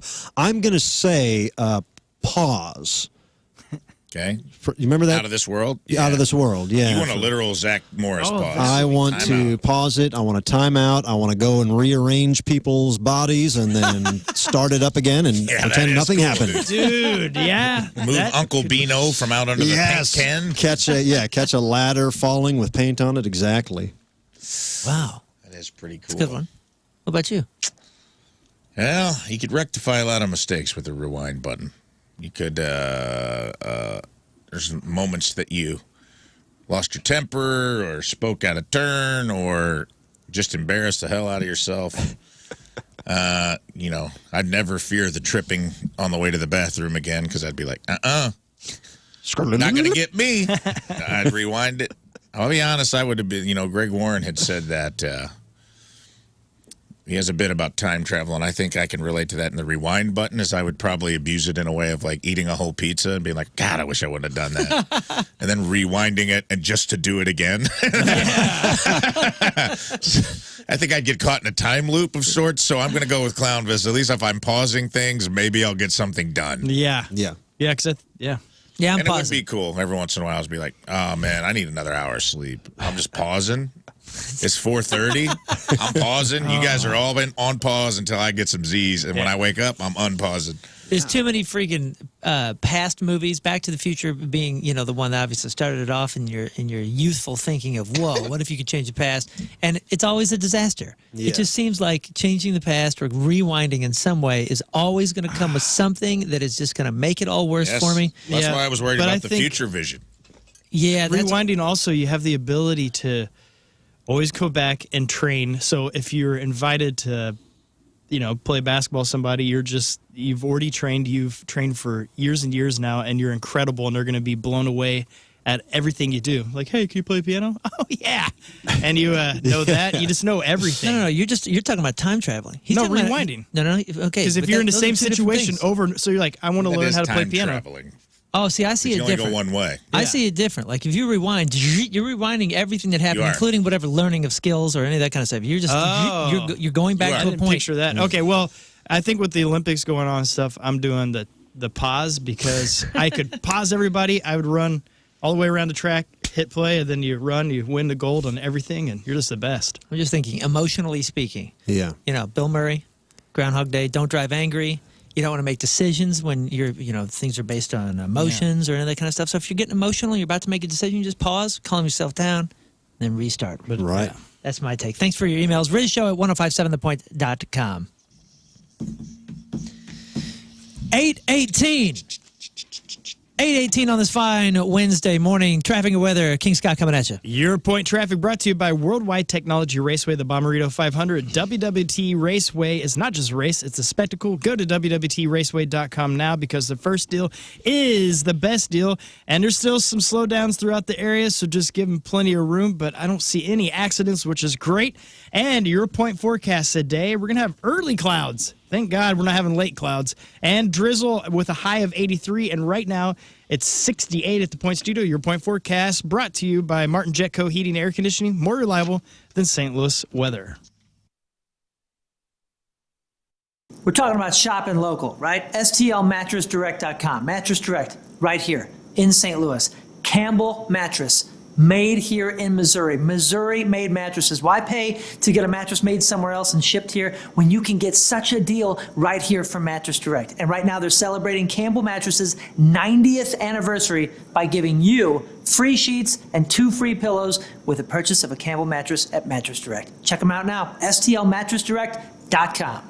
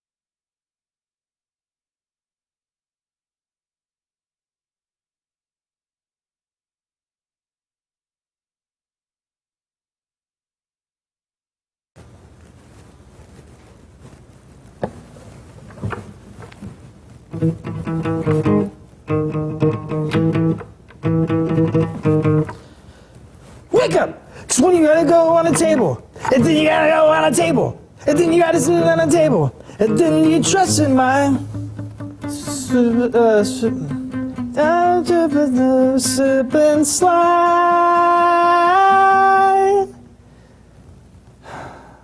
That's System of the Downs.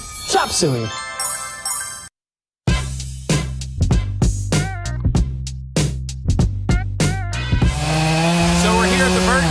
All right, we're here at the Burton House in Eureka, and I've been talking on the air about how they want to get rid of this almost 100-foot tree, 110-foot tree, something like that. My tree guy, Tom, he's almost 77.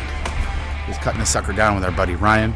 And I got my friend Brad over here helping out. So we're hoping it falls that way, and not that way, or that way, or that way. And I asked him, is it going to go that way? And his wisdom was, that's the plan.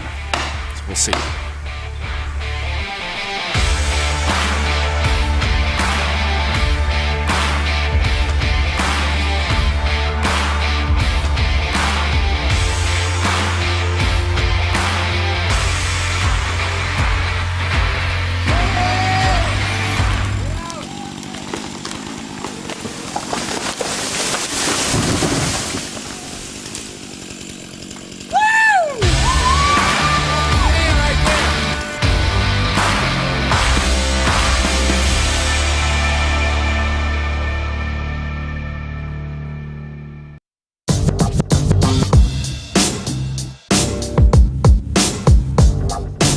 All right, backstage at Point Fest, and for the first time playing our fantastic festival, a rock and roll band that we... WindowNation.com, 866-90Nation, that is the number to call. Tell them Moon sent you, or Moon's mother-in-law, because she raves about her Window Nation experience. 5 stars. You know, another 5-star review, because there are 33,000 of them. Yeah, that's right, 33,000 of them. Here's another one that says, we could not be happier. This was a great experience.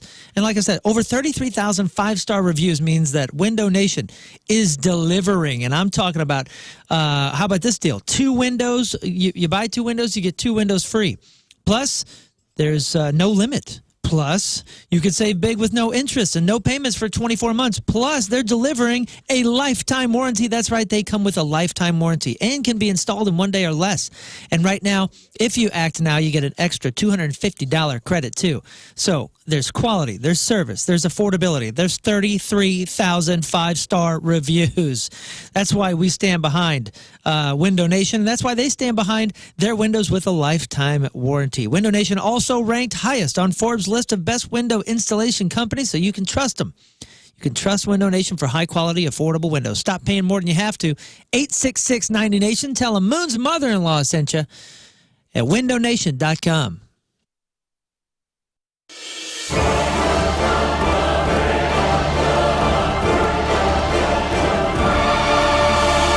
This is King Scott, Ways of the Blades. Today I'm going to teach you swords. First, you want to start with the Holiday Special, the great way to start an attack. They'll never see it coming. Next, you want to use the Festus Backswing, especially if they use the Matthew Perry. Now you want to finish with the Canterbury Slice. It's a great follow-up if they're using the Crom's Delight or the Miniature Poke. Thank you for watching. This is King Scott's Ways of the Blades. Now you know swords.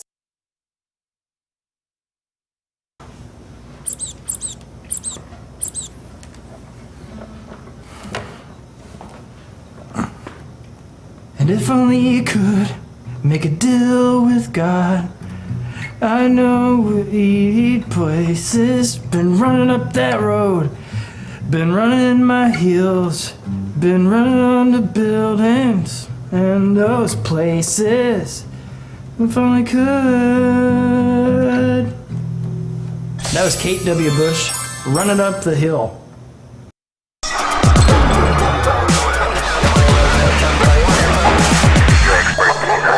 That's correct. Yeah, we don't want to do anything to scare your children. That's the last thing we want to do. We don't want to scare anybody.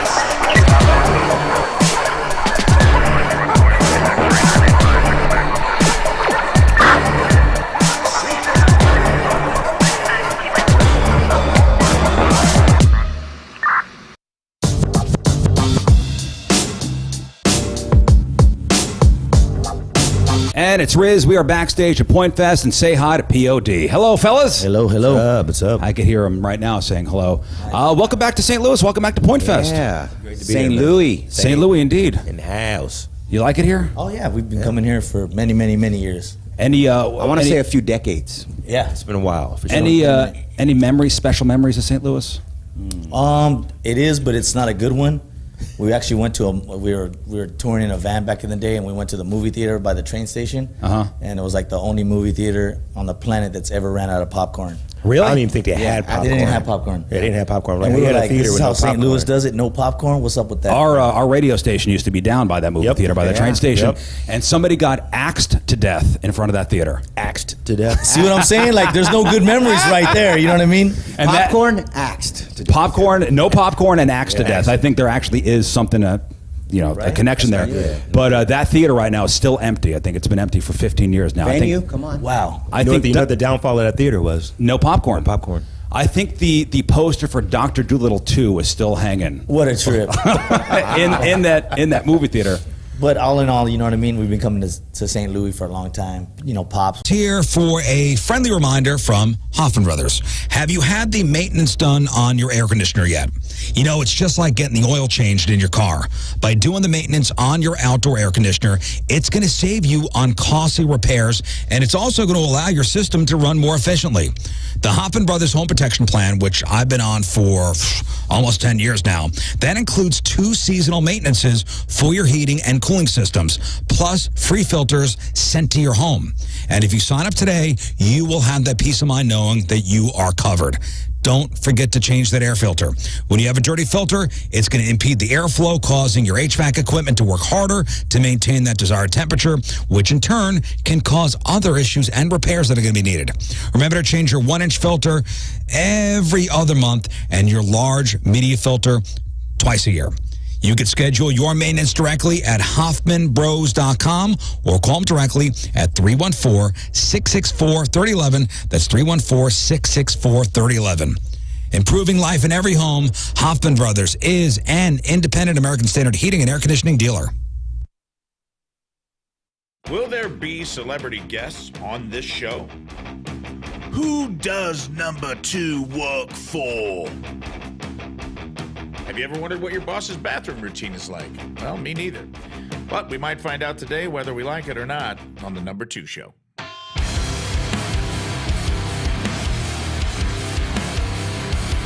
In the wild ecosystem of the workplace, there's a unique species we've all encountered and have to navigate. The boss. Ugh. Just as David Attenborough would guide us through the behaviors of lions and gazelles on the African plains, let me take... Hey, Rizz. Hey, I could have just done that. how about that? Can we hear that again? No. Play that real quick. Hi, this is Clownvis, and you're listening to the Rizzuto Show. Whatever I said. That's incredible. Wow. There's an echo in here. It's the Rizzuto Show. Welcome back. We are live on the Mick Ultra Studio cams up on the Points YouTube channel. And we have some guests. You just heard Clownvis. He's sitting in for Lern today. What's up, y'all?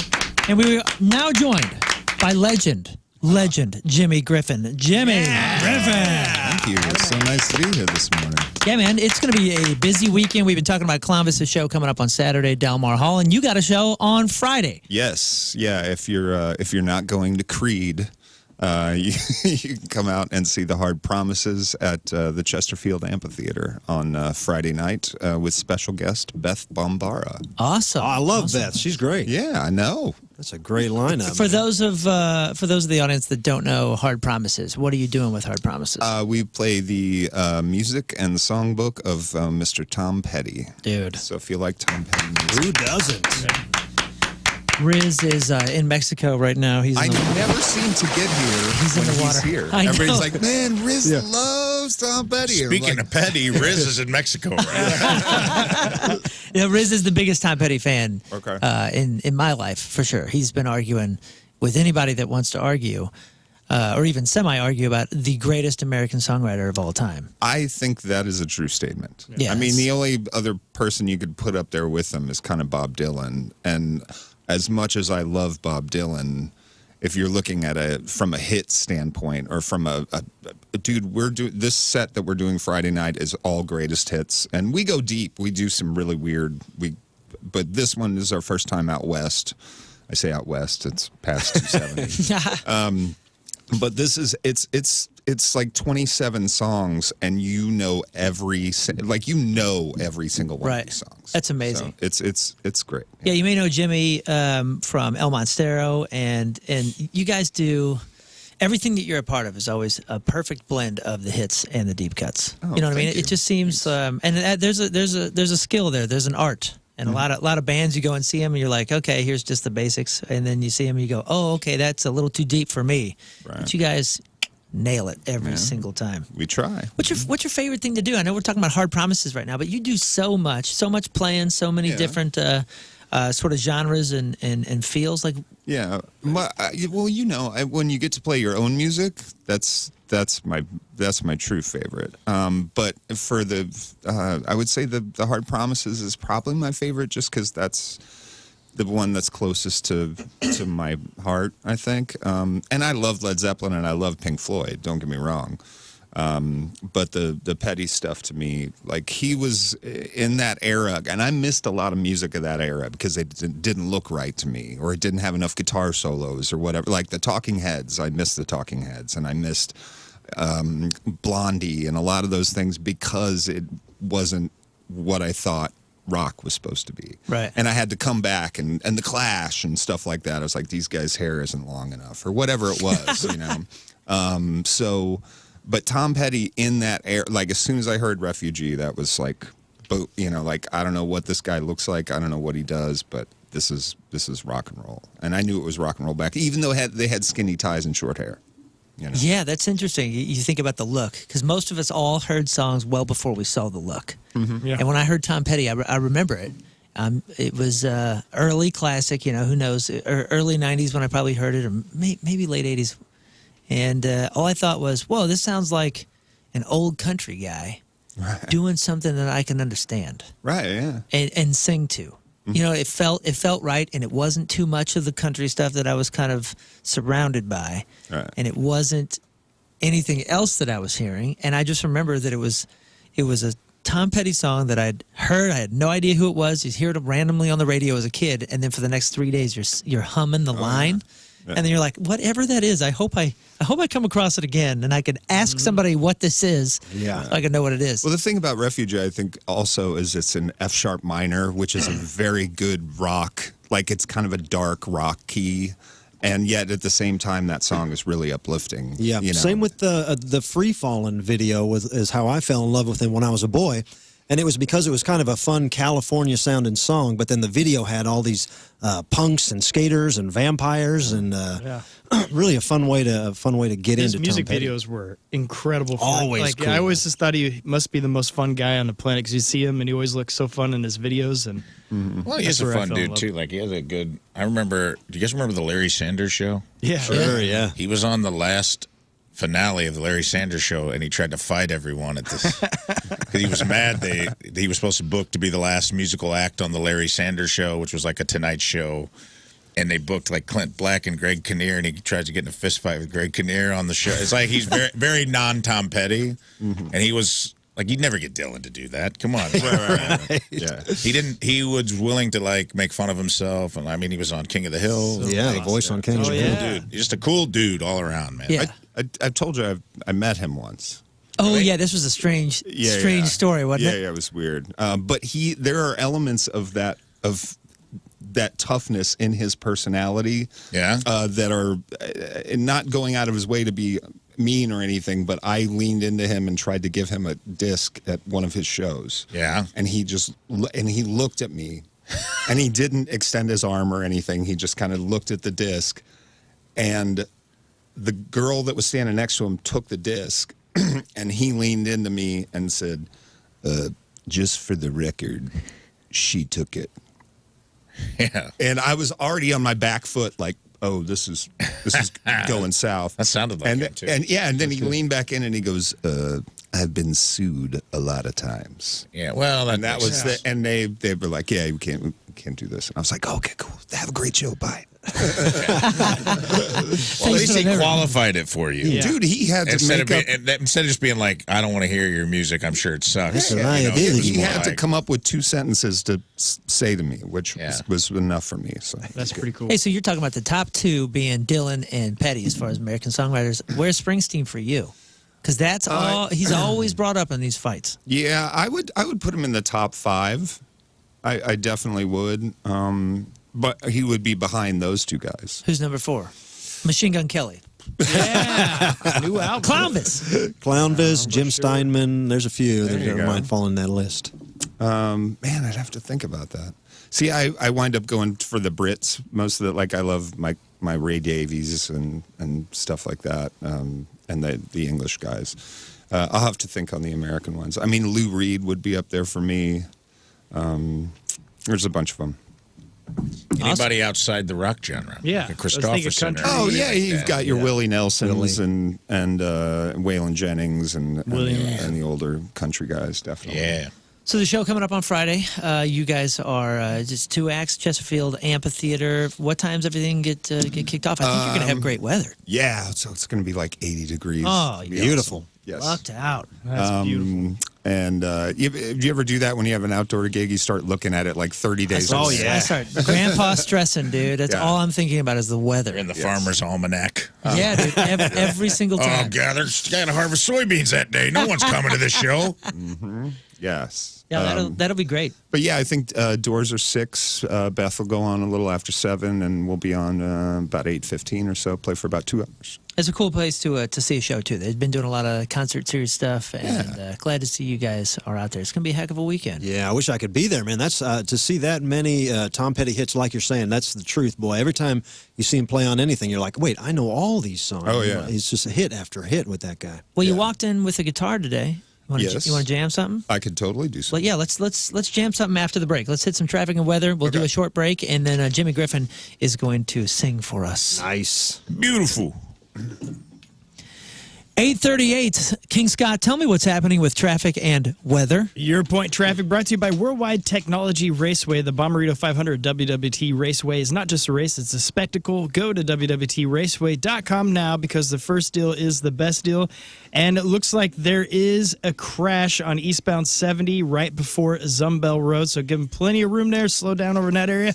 And your point forecast. Today we're going to have early clouds and some drizzle with a high of 83. Right now it's 68 at the Point Studio. Your point forecast brought to you by Martin Jetco Heating and Air Conditioning. More reliable than St. Louis weather.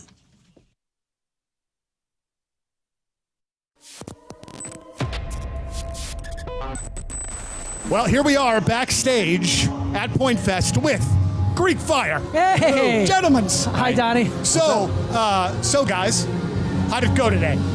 Well, you know,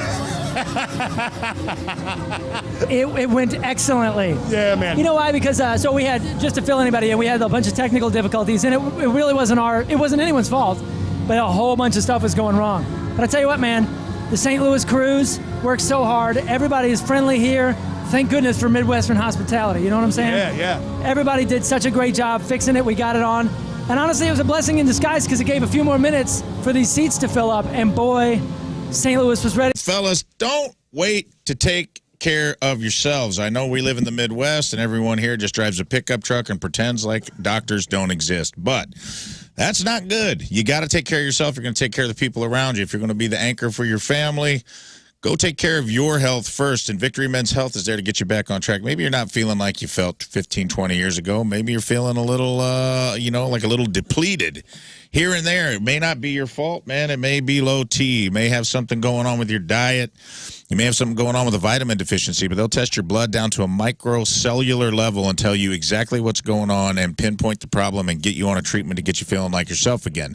And it's easier than ever to go. There's 4 locations. There's one in each O'Fallon. There's one in Town and Country that we all go to. And, of course, there's a brand spanking new Victory Men's Health down in Sunset Hills. Still got that new Victory Men's Health smell on it. Can't beat that. So wherever you are, schedule yourself an appointment at one of these places today by going to victorymenshealth.com, selecting a date, and go in and get yourself taken care of. Don't wait. There's still half of a year left. You can take your health back in 2024 with a little help from Victory Men's Health. For more info, go to victorymenshealth.com. That's victorymenshealth.com.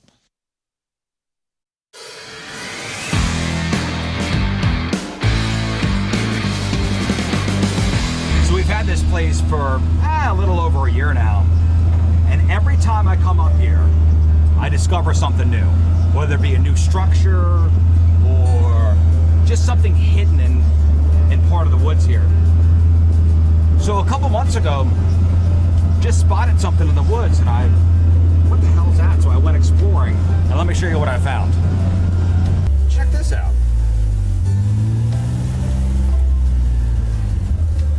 That, my friends, is a hidden sawmill. So I drove out here one afternoon and I said, what the hell is this? Well, you get all this cut wood. You got this wooden structure out here. I said, what is that? And then I go in here, it's a big saw. So this is a sawmill that was just hidden in the woods. So I guess what you do is that little pipe at the end there, you'd hook a tractor up to that and turn the PTO on, and that spins the blade.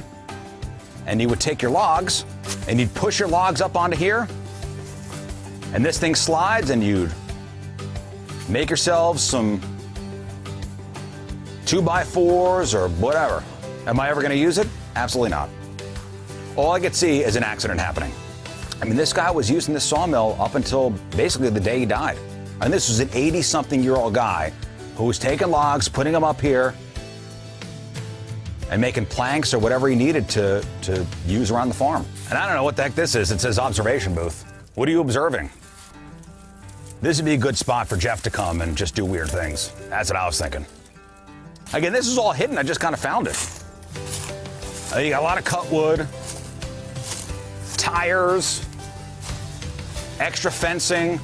I don't know why there are so many tires. I guess he was a tire collector. Is this a Blair Witch Project thing?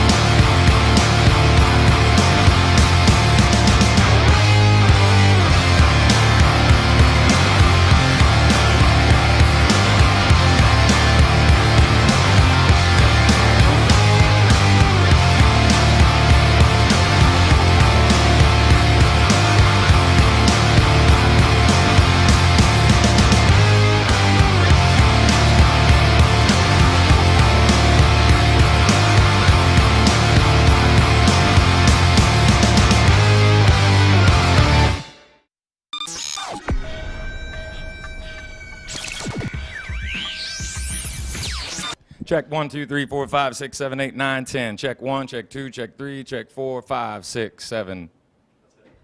Ready to roll? We are backstage at Point Fest. Ladies and gentlemen, Brent and Barry from Shinedown. What's up, gentlemen? Well, How are hello. you? What's going on? How are you? It's great to see you. It's great to see you. Good First to see of you. all, Thanks for being cool with us because I was super, super late. I was very, very late. Some things in rock and roll haven't changed. The singers are usually late. Now listen, if we're going to do it, you are 18 minutes behind. I don't think that that's even late as far as rock stars go. I think that's just about flat. All right, we can take that. Yeah. I don't know if do we look at ourselves as, you know, the RS, the rock star type? You don't have to. I appreciate that you don't, but I do, and I can. You know what I mean? The reason I am late though is because I needed to take a shower because, quite frankly, I smelled like a farm animal. So I wanted to make sure that we were good today. So see, the 18 minutes late is completely acceptable, and I do appreciate it. Awesome, you should, because I had to be next to him. It was not good. Well, first and foremost, congratulations on the record. Thank you. I mean, it's absolutely fantastic. The song Devil has been doing amazing things for the radio station. People loved it as soon as we put it on the air.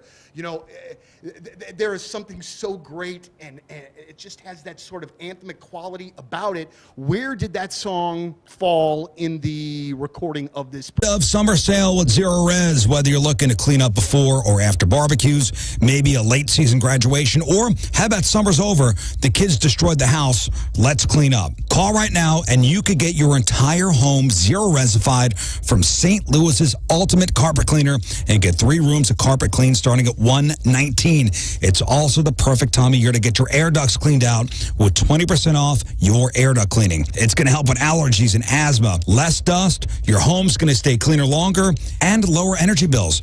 You care about your family, right? Your air ducts are like the lungs of the house. If they're dirty, your indoor air quality suffers. If you or anyone in your family suffers from allergies or asthma, or you just want cleaner, healthier air, Zero Res is going to help you out. Schedule your appointment at ZeroResSTL.com or call 314-474-2020. Spelled backward or forward, it spells the same. It's Zero Res. Make sure you mention the Rizz Show when you call.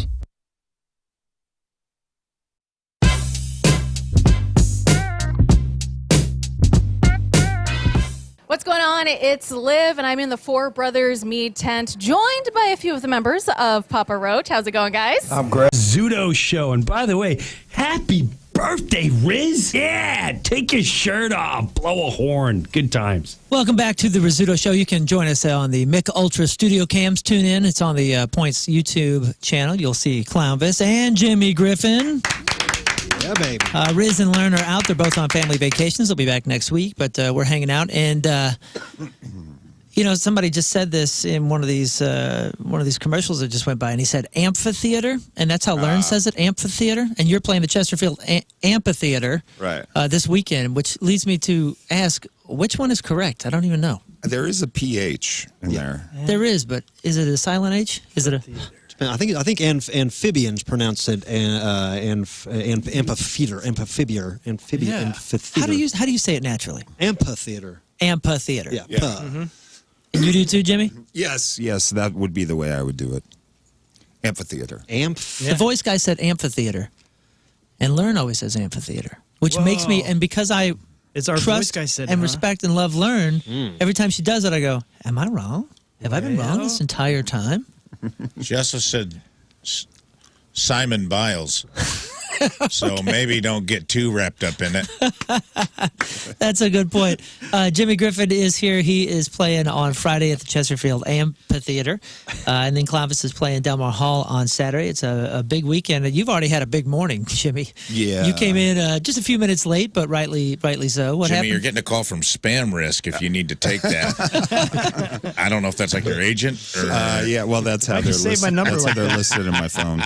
Maybe it's a call about this morning. What happened? Man, it was stupid. I live in the South Side. I'm in Dutchtown. So to get around to 40 rather than go down Kings Highway 5 miles, I just jump on 55, take that to 44, cut across Hampton, then I'm on 40.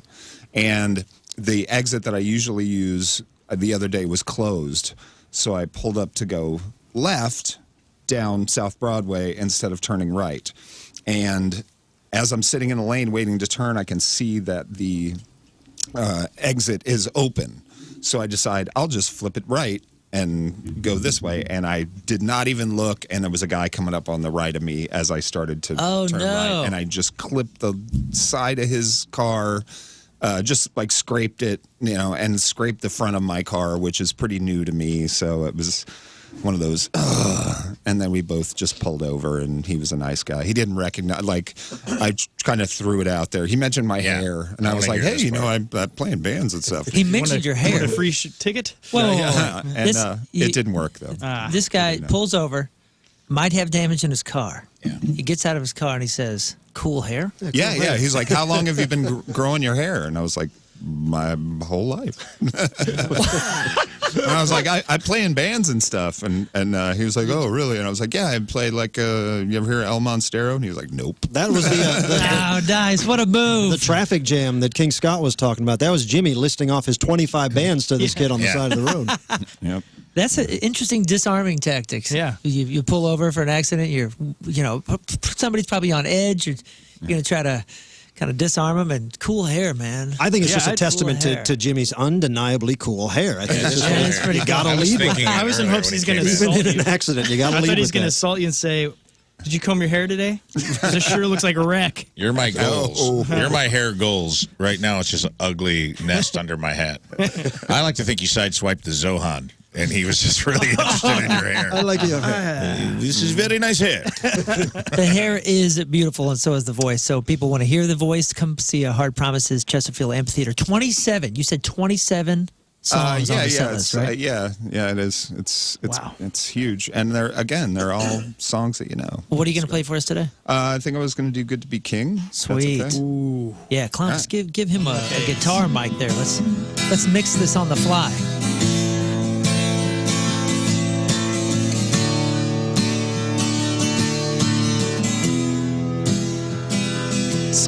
be king just for a while, to be there in velvet, yeah, to give him a smile.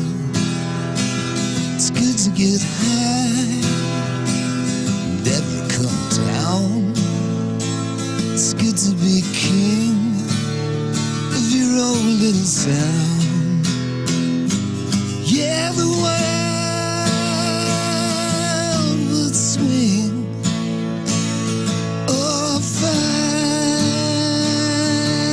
were a king.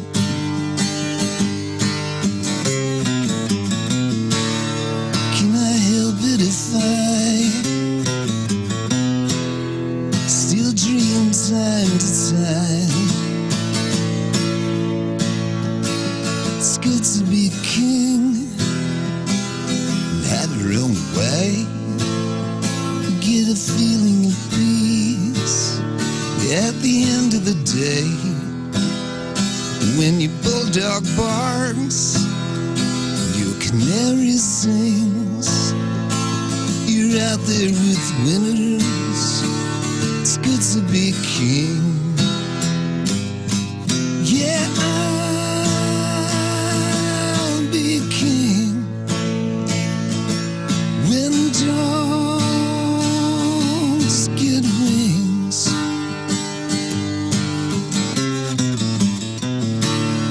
Can I help it if I still dream time to time?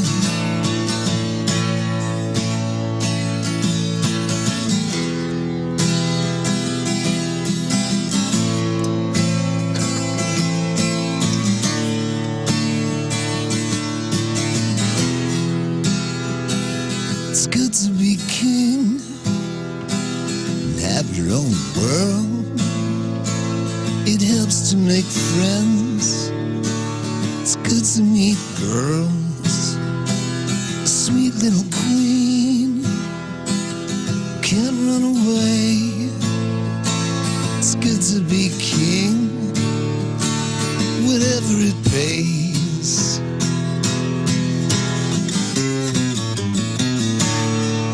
Excuse me if I have some place in my mind where I go time to time.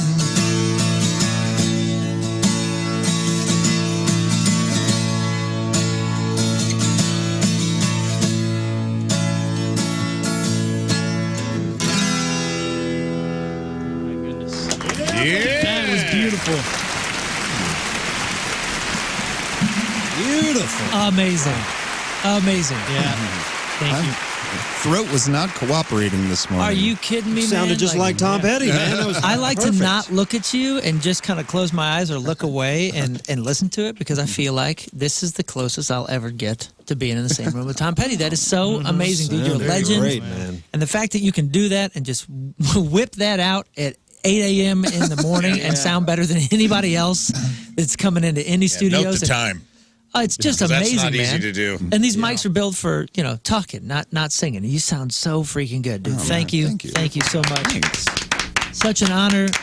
You've been inspiring me for a few decades now in this town as a musician. So I appreciate you being here.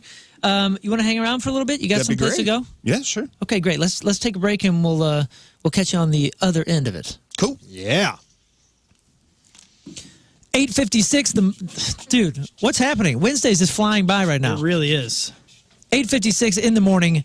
Traffic and weather. King Scott, tell me about it. Your Point Traffic brought to you by Worldwide Technology Raceway. The Bommarito 500 at WWT Raceway is not just a race, it's a spectacle.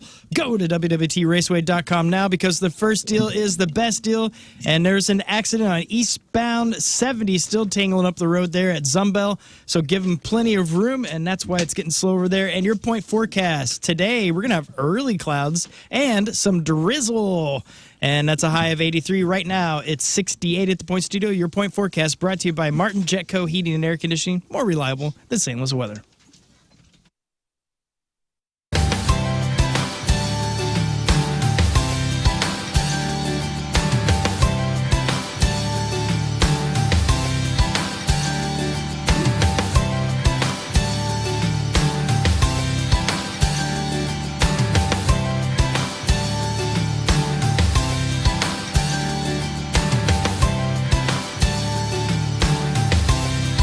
tired of a job just feeling like just a job and not a career, if you want benefits, a pension, maybe you're looking for the ability to advance in a lucrative profession, leave that current job behind and apply today. Yeah, you can apply today to become an install floor layer with the Carpenters Union. And as a member of the union, you're going to have more than a job. We're talking about a career with fantastic opportunities to grow and support you and your family. You can begin that new career today. Go to apply.ficstl.org. So you just type in apply.ficstl.org, and you're going to see all sorts of information about how this is a career as an install floor layer. It's going to give you meaningful work. Your family and you will have lifelong benefits. A fantastic opportunity for a lucrative career that you can advance in. And here is the coolest part, or one of the coolest parts. Once you get started, you start making money right away. It's an as you learn, you earn sort of program. And that is a beautiful thing, because a lot of people that are trying to shift up careers, shift up your life, you're worried about putting time aside to go get an education. It's going to maybe put you in debt. You got to spend time doing that instead of making money. This is a as you learn, you earn program. Again, apply.ficstl.org. That's apply.ficstl.org.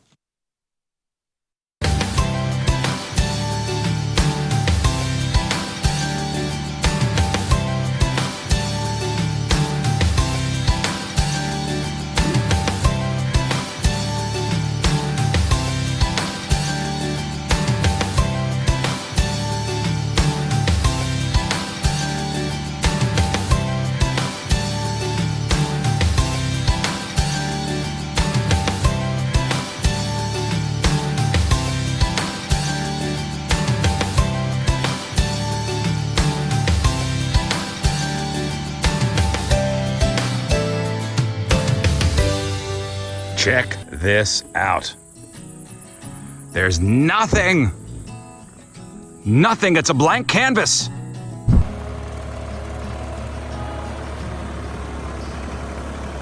You see that? The plants are coming in nicely. Come a long way since last year.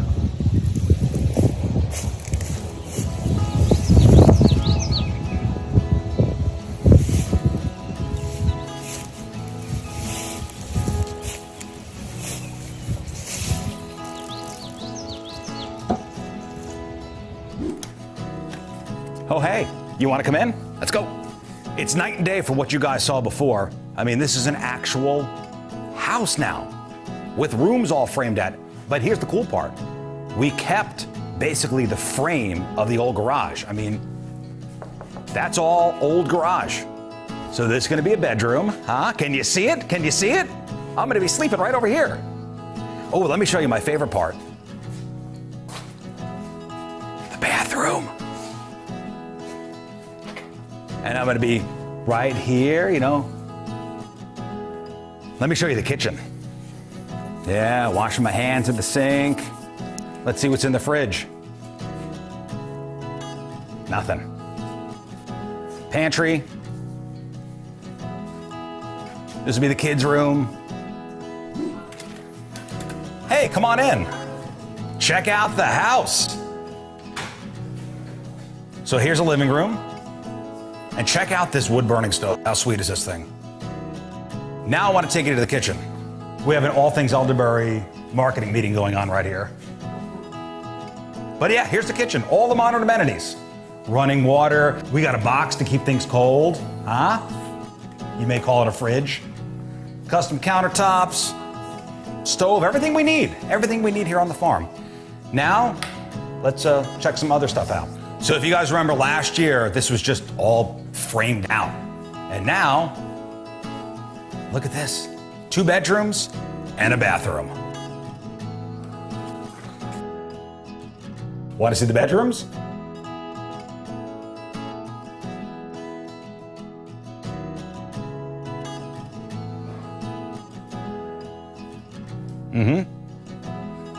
Bunk beds. Now you've seen inside the house, let's go check out the porch. So we got a carport and check out the porch. So when it's hot out, we've been working in the field all day, we are protected, and I can sit and stare and watch the grass grow. All right, well, there you go. That is the house. It's amazing. A year and a half later, we have this. This is where, we come to hang out on the weekends after working in the field. Come hang out here. The kids love it. I love it. This is my fortress of solitude. All right, thanks for coming to the farm. Next week, chickens, ducks, and turkeys.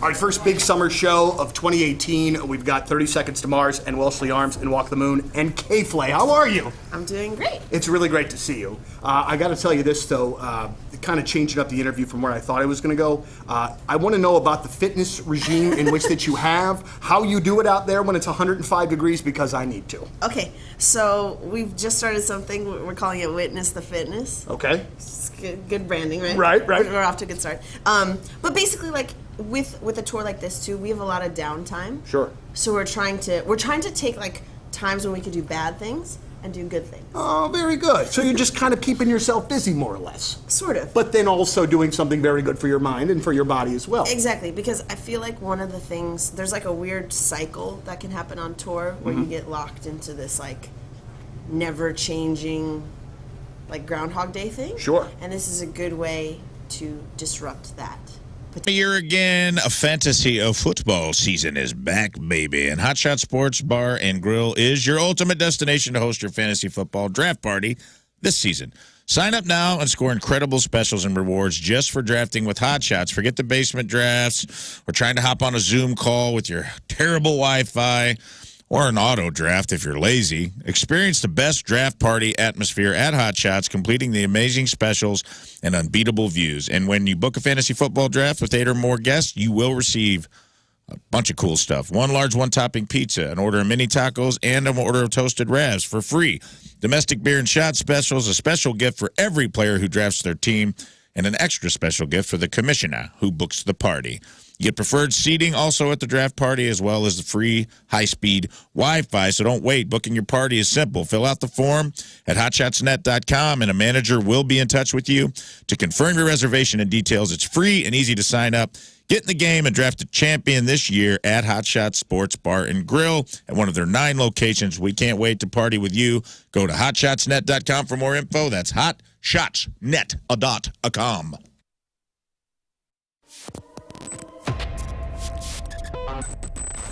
It's Donnie Fandango backstage at Point Fest. For one, I just almost fell out of my chair. It is. And for two, well, that would have made a really great way to start the interviews of the day. Yeah. All right, so let's settle this first and foremost. You and me here right now. 0936. Yes. All right. I heard it in a couple of different ways. It confused the hell out of me, man. It confuses me.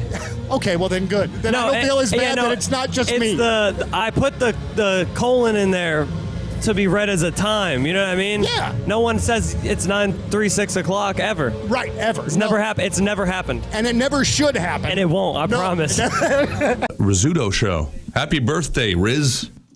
Welcome back to the Rizzuto Show. We are joined by our good friends Clovis and Jimmy Griffin. What's up, gang? Good morning. Very good to have you guys. Both have shows this weekend. Jimmy is playing with Hard Promises, Chesterfield Amphitheater Friday night. Yes. Doors are at 6. Yep. Yes. Tons of fun. And Clovis is bringing home some heat on Saturday, Delmar Hall. That's right, baby. Comedy, music, magic, and more. Also have that new beer out. And the new Clownvis beer from Four Hands we haven't talked about today. I would like to talk about that. I'll get you some, man. It is fantastic. It's a strawberry blonde ale with a light fruity aftertaste. Ooh. Yeah, it's really good. Nice. Does it get you drunk? It is. Yeah, it's a regular whatever it is, 4.5 or whatever. It's a regular kind of beer that will, if you drink enough, in fact, get you drunk. All right. It's a regular sort of beer for a regular sort of guy. Yeah. Because it is a clown beer, you will pee like a seltzer bottle. So yes, there's some comedic effects. Does it come out the flower on your? Yes. You get a tube. You get a tube that hooks to your stuff, and then you. All right, let's talk about the stupid criminal of the day. This guy in Georgia got prison time after his day at work became a real dumpster fire. 34-year-old fella named Joshua McGregor Geiger, sentenced to 5 years in prison after he lost it during a shift at McDonald's last year. He was apparently overwhelmed by how busy they were. So he lit a piece of cardboard on fire and threw it into the dumpster outside to start a real dumpster fire. Well, it was filled with flammable material, so the whole thing went straight up in flames. People in the drive-thru started fleeing. The whole restaurant had to be shut down. While the fire was brought under control, Josh said, yeah, I did it intentionally, and he even filmed himself lighting the cardboard on fire. Oh, buddy. That's a great way to get out of that. Yeah, pleaded guilty to arson charges. Thankfully, nobody was hurt, but that is your stupid criminal of the day, the McDonald's worker who got 5 years for setting a fire. Oh, my God, 5 years. You said that was Grimace? Yeah. I'm burning it. You were shaking your head like, don't do it. I'm setting the table. Somebody else take it home. Don't do it. Oh, yeah. We gonna do some news. And news is sponsored by Energy Stars Heating and Cooling, preferred partner of Ameren, Illinois, to make your home comfortable and affordable. On that note, let's start with some good news. Disneyland honored a ticket for a free admission that a guy got in 1985. You booked that early. 1985. He saved for 39 years. He recorded his 18-year-old daughter trying to use it to get in, and here he is getting into Disneyland using a decades-old pass, which is, I don't know, pretty cool that they honored it, honestly. I haven't seen this one yet. Come on. Look at that. It's a very rare occurrence here. I won the ticket 39 years ago. Wow. I just wanted to make sure that she was able to get in. Let's see what happens with that. Pretty cool. And now we take our turn towards Texas, where a middle school has banned all black clothing because it is, quote, associated with depression and mental health issues. Does that mean you can't dress in all black, or you can't wear any black at all? So they are saying, well, here, I'll let her say it. Here is Norma De La Rosa, the president of El Paso Teachers Association, explaining some of the new dress code. They can wear black shorts to go to PE. They can wear it on free dress day, but they just cannot wear it top to bottom. Now, the colors are not so much to prevent or stop mental health issues. You can have the most colorful dress on and still be suffering through depression. Parents that, are upset, they just need to make sure that they go through and read the dress code policy. What the hell's the point then? Yeah, way to defeat your own argument in your press statement. Weird, right? The whole thing just seems very Just strange. in case this was making sense to anyone, I would like to point out how stupid it is on my own. Even clowns get sad sometimes. Yeah. I don't want anybody looking like Johnny Cash. No, do not bring him into this coming school. up into this place. Yeah. Other than today, I got a Mickey Mouse shirt. I was going to say, your shirt makes me want to do mushrooms. Maybe that was what they were going for, man. Yeah, I got a tie-dye, a black and white tie-dye kind of not tie-dye. I don't know, what do you call this? Yeah, it's tie-dye. Okay. Tie-dyed with a neon Mickey Mouse on. Other than that, though, there's a lot of the days of the week that I'm pretty much head to toe black. Yeah. They ain't letting me in that school. I can tell you that right now. I'm pretty monochrome every day. Yeah, that is offensive to people that wear black. It's not really, those things don't go hand in hand. Black is slimming, lady. Stay in your lane. Whoa. Kind of weird. Organizers for West Coast Taco and Beer Festival. You know what? Black is slimming, and if you want to wear black on top, you just got to have some sort of colorful shorts, I guess. I guess so. I guess that's your fix. Organizers for the West Coast Taco and Beer Festival in San Francisco are now taking refund requests after attendees complained about how bad the event was because most people couldn't get the free tacos because the options ran out in 20 minutes. Oh. 20 minutes. Here's one of the attendees, Matt Jenkins, talking about the bad experience. I had a bad experience. After the first 20 minutes, all of the free options had already run out, but it's no one even was able to get in by the time that was offered, if that was the thing at all. Annie Ann's is launching its very own signature fragrance.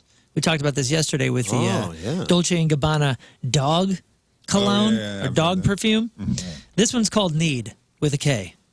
It's kind of cute. This is a good idea because every time I stroll through a mall, I just fall in love with that smell. You're talking about the pretzel smell? Yeah. Yeah. And here's what's amazing. And I had this at the end of the story because I thought, man, what a good scent if there is a need for one for a baseball team mascot or a clown. Smelling like pretzels. Smelling like I mean, pretzels. how freaking cool would that be?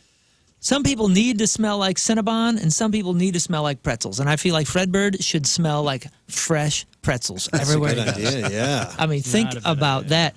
They're going to start selling this next week on their website for $25 to $45, which is a bargain compared to that dog stuff. The dog one was over $100. $100, yeah. Here is a quick commercial that they posted to their TikTok. Check this out. It's surprisingly captivating, mysteriously alluring. The enchanting aroma of hot and handmade pretzels dripping with butter. It tantalizes every sense, and then some. Need by Auntie Anne's. Surrender to the smell.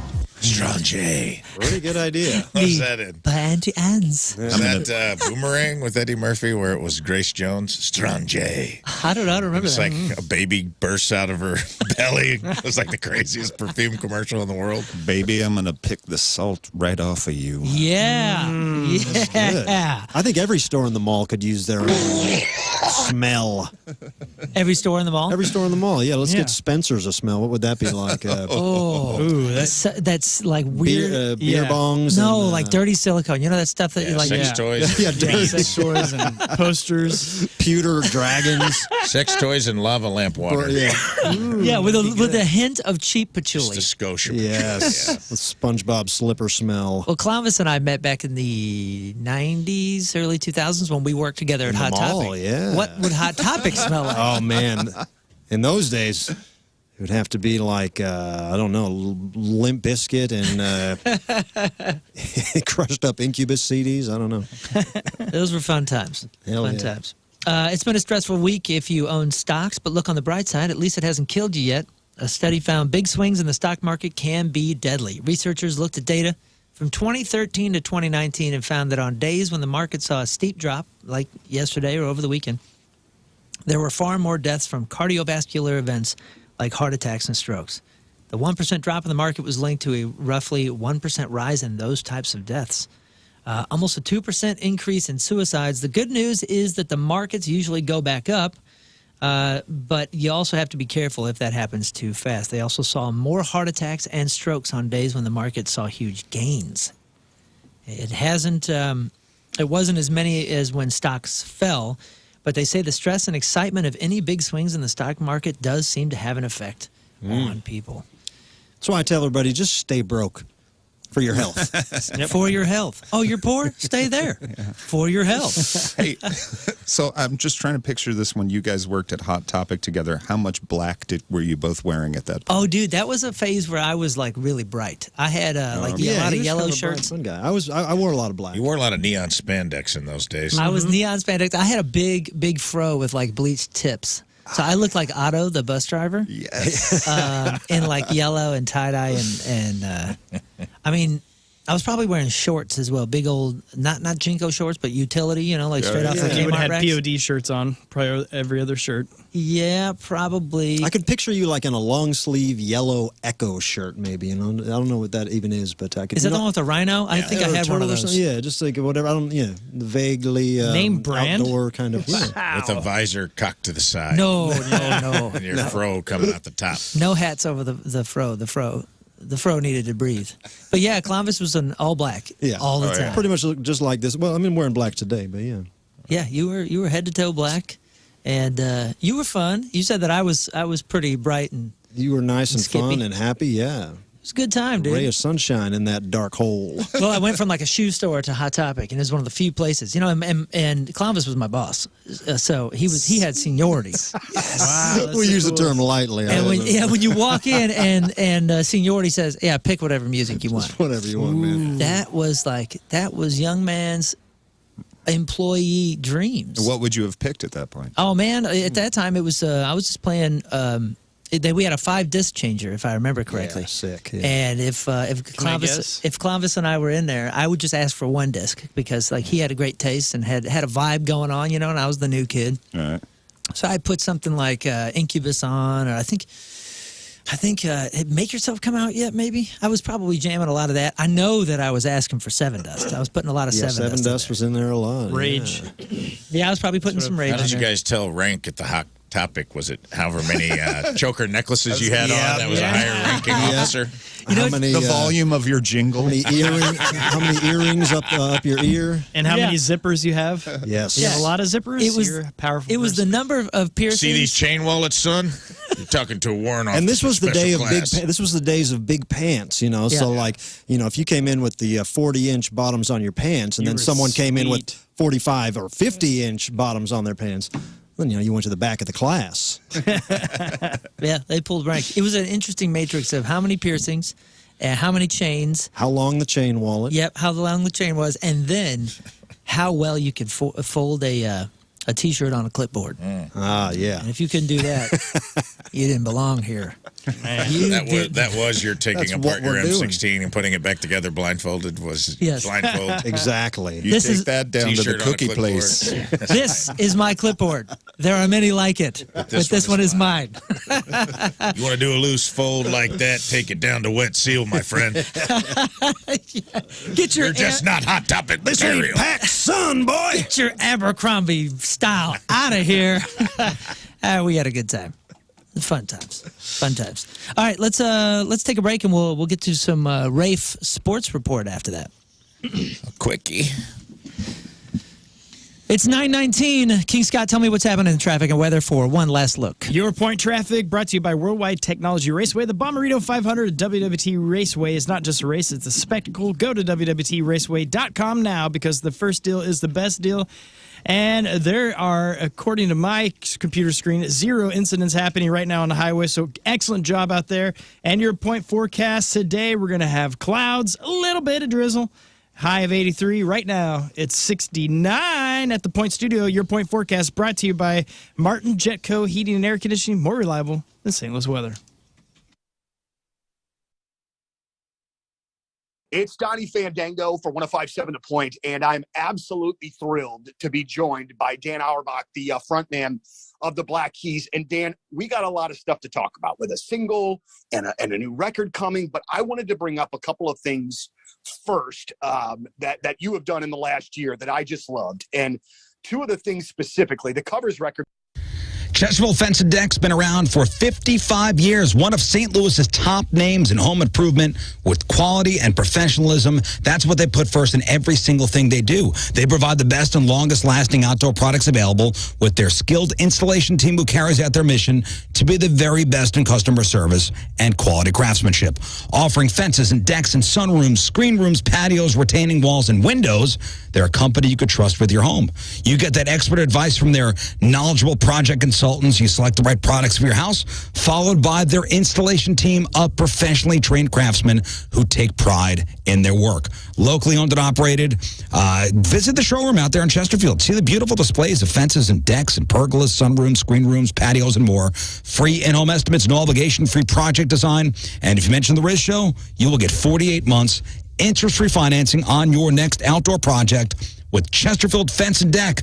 They're online at chesterfieldfence.com. After all, who doesn't want a bigger deck? I'm seeing your bucket list here in front of me, Lern, and some of these are definitely achievable. Yes. Some of them I'm not sure about. Yeah, some of them are going to be tougher than others. The first one, let's just get into it. Yep. And, you know, where we welcome feedback. If anybody can help us, put us on the path to make these happen, please let us know.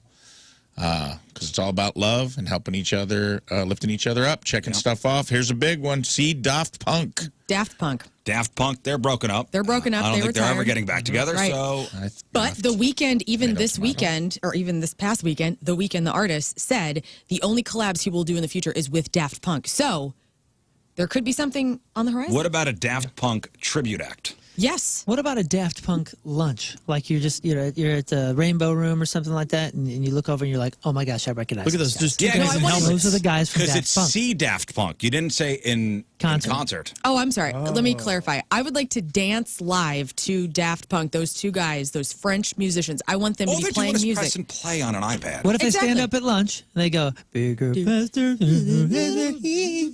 All right. Okay, so see Daft Punk, that's on the list. Or have a Daft Punk dance party. Yeah, will you whatever. take me? I would love to see that show. Thank you. I Yeah. would love to see that. I like how French-Canadian, malleable did you? your bucket list things are. That's a very open and loving way to embrace the world. You've already dialed back your very first one, which Right. I love.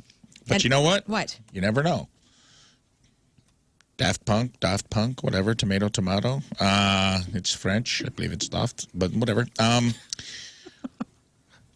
Leads right into the next one. Host a discotheque, maybe a Rizzuto. Rizzuto would be cool. I like Dance I want to have a party. dance party. Mm-hmm. And we have a lot of listeners who want to dance. And so every time I talk about it, they're always like, oh, hit me up. So what if we have a Rizzuto? Yeah, man. And we not a play great Daft Punk. I'm not a great dancer, but I'll DJ. Can I DJ? Dude, I've DJ'd Yes. too. I'm a pro. I want to see you out there on the dance floor. I want No, you don't. dancing. What if we put You wouldn't helmets? dance at the Rizzuto? Well, yes, of course I would, but you don't want to see it. Will you wear helmets for me? Hell yes, I will. We put King Scott and Moon and Daft Punk Yes. Yeah. helmets. Yeah. Perfect. I love this. The only time I've really got to DJ professionally was over at Pops, and I made a whole robot outfit that I was in. And I would You are like my to- did it. soulmate. Okay, You did it, yes. Scott. And if we're rolling things together, I'm not saying it has to happen, but we do have a float trip. It could be Raft Punk. And we could have a dance I am party standing at up. the I'm campgrounds. aroused. This is excellent. Party at the campgrounds, Raft Punk. These guys in helmets. Raft Punk. I don't know. I like Rizz Put is it in out there. hell. All right, keep going. Rizz is in hell. That's actually your third one. Send Rizz to hell. That's really, wow. Yeah. See you there. See you there. RMFLMAO. Big one. Dedicate something in my hometown of West Frankfort, Illinois, like a statue honoring. Who's editing this in real time? Get out of there. Sorry. Like a statue honoring my dad, or something permanent, a mural, something where people can go and visit. I was looking at this and I thought, what about a bench? Well, that's coming up on the list. Yeah. Let's think of I that. know. Let's not skip ahead. Oh, you are. Yeah, but how about a bench, like something achievable? Where are you going to put a statue up? I don't know. I don't know anything Where are about you doing a statue? statuing. So West Frankfort, Who's gonna- Illinois. I don't know. Like, where are you going to get a statue commissioned? I'm gonna Listen up. commission it. Listen up, all you Frankfurters out there. There's murals in West Frankfort, Illinois that have just come up over the last 10 years. People have painted on the side of buildings these really beautiful murals. And my dad was a coal miner in that town. He was also a Vietnam veteran. They have a Vietnam area. They have a coal mining area of the town. I would love to do something to my dad. A lot of people knew my dad in West Frankfort. So I'd love to do something to Your honor father's his name? legacy. His name was Greg Colvin. Greg Colvin. If you knew Greg Colvin and you're listening right now, email us. Tell us about Greg. Right. And email your local Chamber of Commerce at West Frankfort, Illinois, and let's get this going. Let's get the Greg I think Colvin definitely it's statue achievable. bench. Like this is achievable. Because somebody wrote, "This is a big one." This is a big bucket list, but let's be realistic. A statue. It's big. It's big. That's big. Like what kind of statue we're talking? Like a bronze? Anything like a Like- concrete. And it doesn't even have to be like a What big about a one. plaque? Yeah, like a plaque. Plaque, meet me in the middle. But you Yeah. said someplace people could go visit. Right. A bench. Yeah. A bench in a park. What if I have my tree guys take down a tree and you catch one of them what do you call them, chainsaw artists, and they make the statue out of the Right. tree stump? They could do that in the park or You know what I'm something. talking about, like when people make bears and eagles and stuff? Yeah. Hey, we know one. What, a chainsaw artist? Yes. We do? Up at Shelbina, yeah. Really anything. Well, there you go. I'm down for anything. I just want to kind of put a permanent marker to honor not just my dad, but the coal miners of that town and the veterans in that town, but also in memory of my dad. A bench would be great. Okay. I love your idea. I'm here for it. I'm down. When I did my America's Got Talent audition, the guy before me was a chainsaw artist. And That's sweet. you only have a minute and a half. It's a 90-second audition. Yeah. Couldn't get the chainsaw to start. It was one of the funny, and I had to follow that. It was one of the funniest no. things. It wasn't meant to be funny? No. He flooded it. He couldn't get the Husqvarna to fire up. Dude on Really the chat. funny. Pretty much. Hang on, it'll roll over. Your timer is going. Hang on, guys. I think I flooded it. Oh. They clean out your garage, or maybe you got a piece of property and you've got, I don't know, scrap metal lying around. What are you going to do with it? You're going to throw it in the dumpster and then say goodbye and that's it? How about recycling it? How about making some money off it? That's Scrap Mart Metals. This is where they come into play. 3 locations, Valley Park right at 141 and 44, Jonesburg and Peevely. Clean, safe, convenient. Lucas, the owner, he's a great guy. Feel free to mention him by name. But they'll take copper, they'll take steel, they'll take brass. Make some money. You know, clean up on job sites is the worst part of the job. Contractors, make it easy on yourself. Get that dump trailer, fill it with the scrap, drive on the scale at Scrap Mart, and let them recycle it for you. Nothing shady. The scale weights are visible to you. Everything, I swear to God, is on the up and up. It's Scrap Mart Metals. ScrapMartMetals.com. That's ScrapMartMetals.com. Valley Park, Jonesburg, and Peevely. ScrapMartMetals.com. Oh, hey, how's it going, man? Hey, good to see you, Have a seat, man.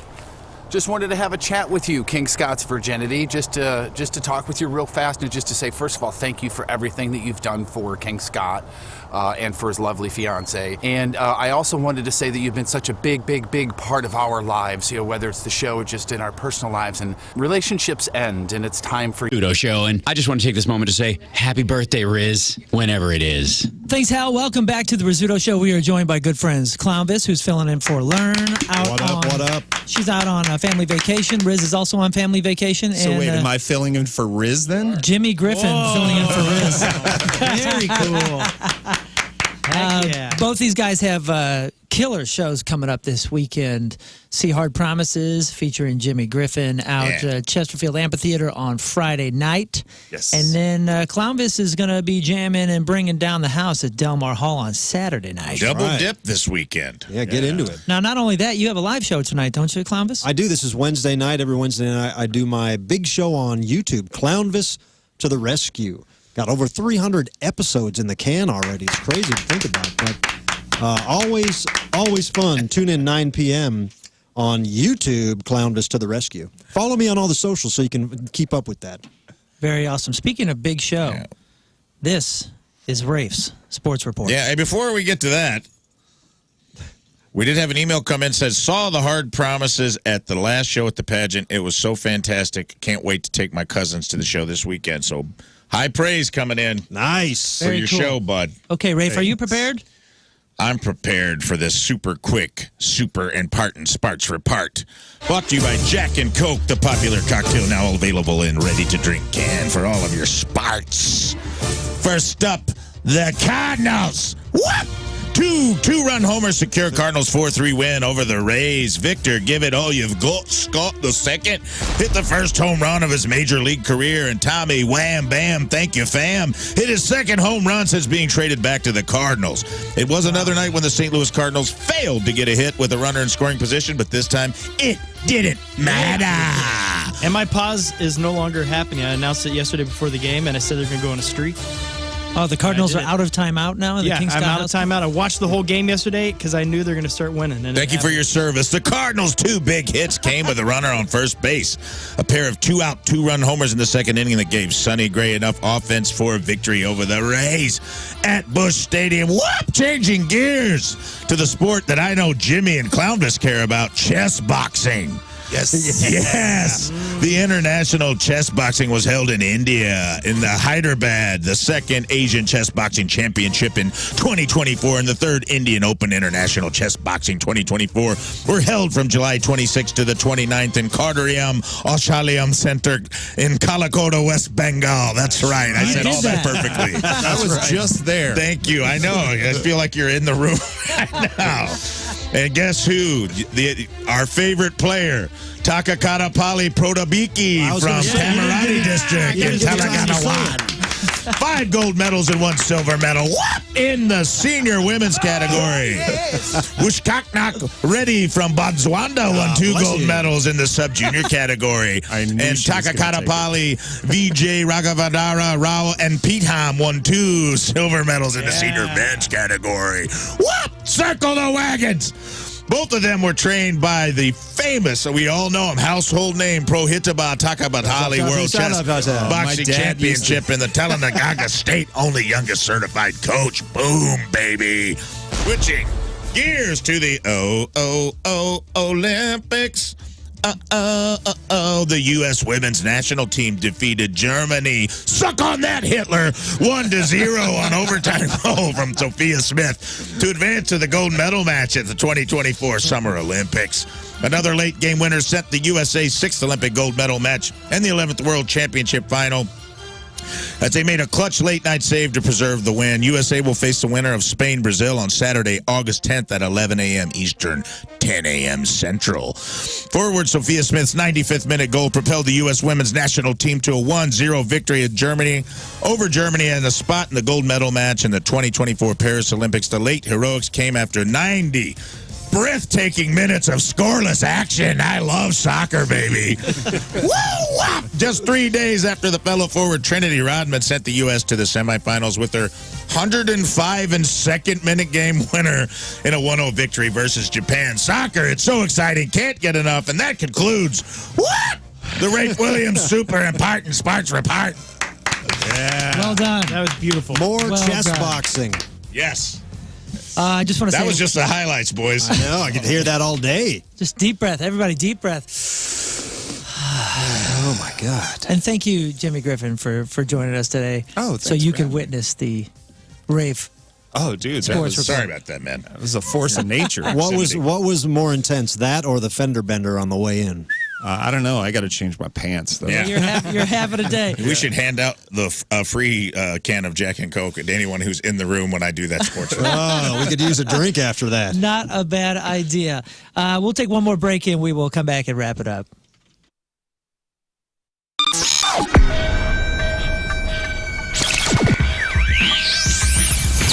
All right, here we are backstage, Wayback Point Fest, with the boys from Lit. Gentlemen, how are you? It's great to see you again. Doing great. Good to see you guys. Okay, first and foremost, I hear that there is illness sweeping through the Lit camp. Can we confirm, deny, what's going on? I'd rather not use the word sweeping through because it's just one guy Okay. at the moment, and luckily we're at the tail end. We got like less than a week left of the tour. Man, so you're hanging on. We've been out for over 10 weeks, or about 10 weeks, and that's not bad. And Logistical question for those of us that have never had to do this.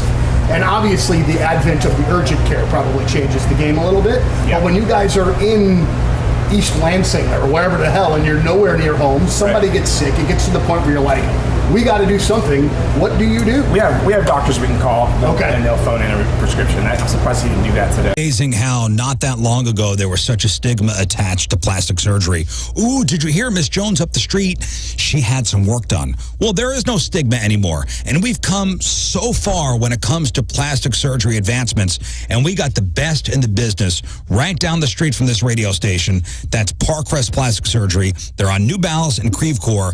Dr. McGuire, Dr. Kaplan, they've treated patients from around the world. Both have helped lead vital clinical research that's led to major changes in their industry. You have people going to Parkrest to see Dr. Kaplan, to see Dr. McGuire, just to fix the mistakes that other surgeons have made. If you're looking for the mommy makeover, if you're looking to minimize fat and hard to target areas, if you're looking for laser hair removal, or maybe even permanent makeup, they got you. Your first step is to schedule that consultation. You could get all the details on their website, parkcrestplasticsurgery.com. That's parkcrestplasticsurgery.com. Time to save some green. Go visit my good friends over at Mount Top Motor Company out there in Troy. They have an incredible lineup of cars, trucks, SUVs. In fact, you can see the whole inventory right now at mounttopmotors.com. And to top it off, no payments for 90 days. They have some of the best financing around, all kinds of ways to save some money. And what's amazing about them is they're just down to earth. It's a no pressure environment. So you're gonna find the right car. You're gonna enjoy the process because they're amazing. So aim higher, go to Mount Top Motor Company. It's mounttopmotors.com.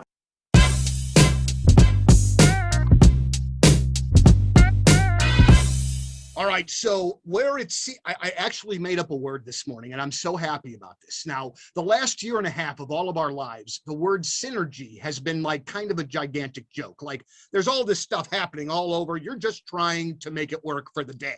Yeah. But it seems like, Amy Lee, front woman of Evanescence, that you have a very synergistic year ahead of you. The album is out now. The single doing great. The big tour with Hailstorm later this year. This feels like synergy to me, and I bet you for you, it's finally like, oh, great, we're finally here. Yeah, it feels really good. You know, part of last year and this time, something that's felt really good is just to keep going, just to go harder. Don't let it stop us. Don't let anything hold me down. Like just this feeling of, I can't waste a minute. I don't want to waste a day. We don't know if we have tomorrow. So it is time to just do what we were born to do. So kind of taking that attitude after the initial sort of like, frustration and heartbreak and just frustration. I want to say that word a lot because a lot of it was that, but also just anxiety and fear about everything. You know how this time has been. I don't have to describe it. But it's felt really good to sort of take control of the things that we can control, make great music, give something to our fans and have something to look forward to and be excited about. Now, can you kind of talk about how early on or what part of the process of recording the record were you when the pandemic hit and you guys had to split up? Yeah, we went into this different regardless of anything. We didn't know about the pandemic or anything yet. We went in the studio January of 2020 just to do a couple of songs with Nick Raskulinix, our producer.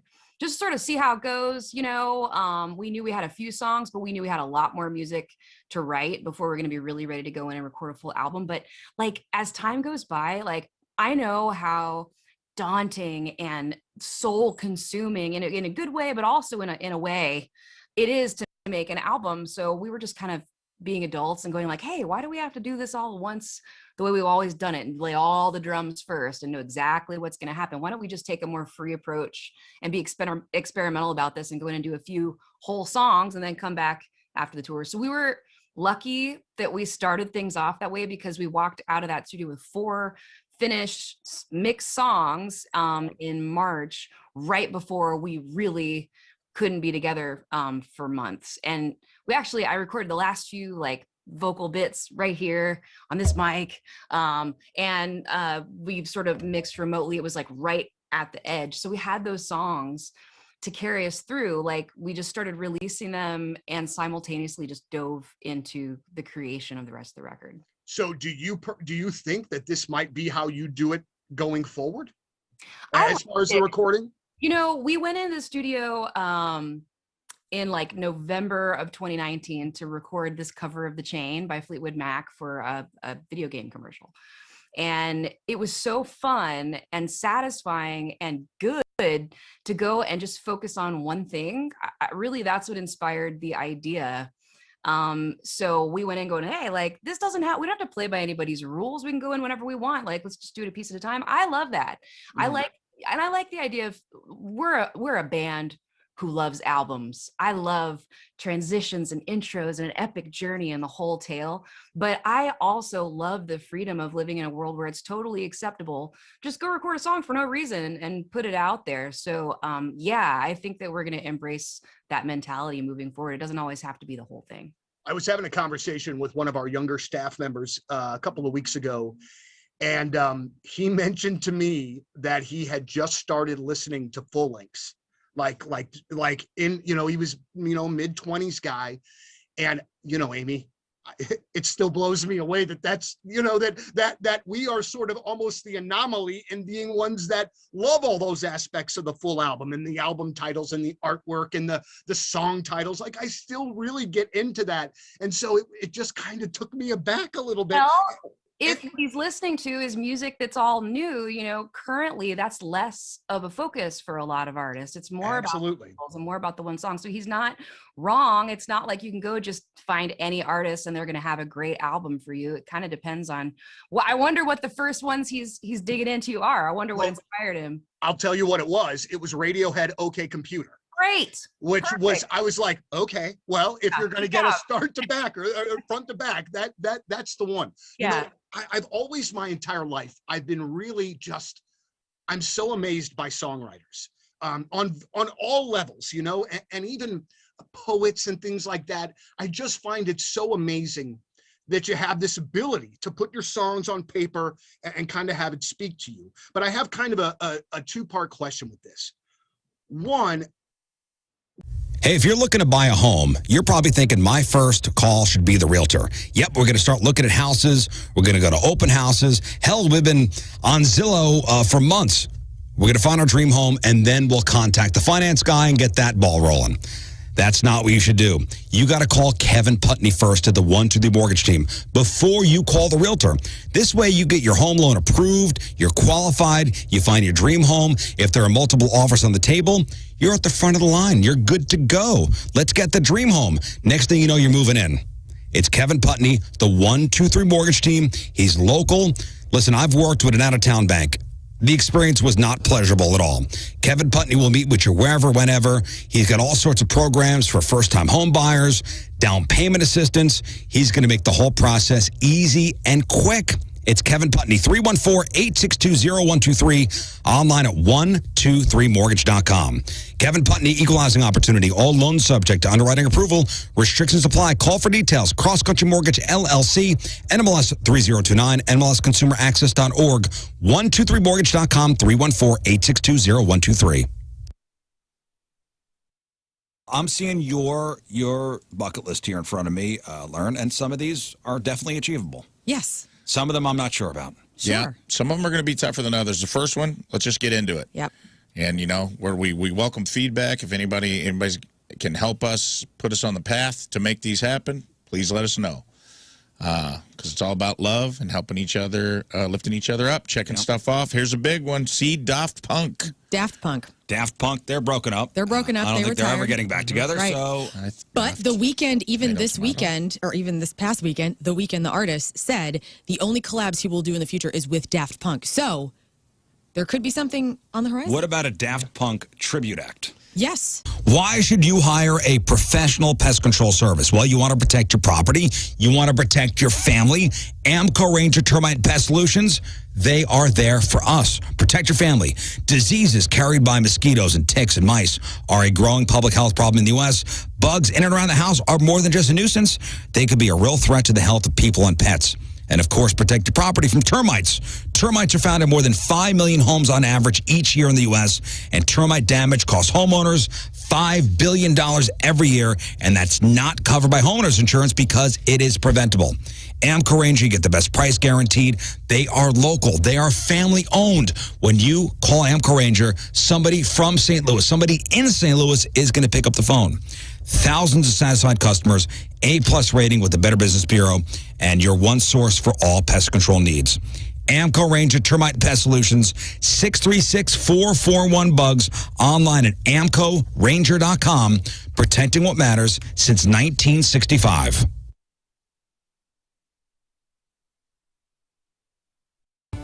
Look at this, your dream home.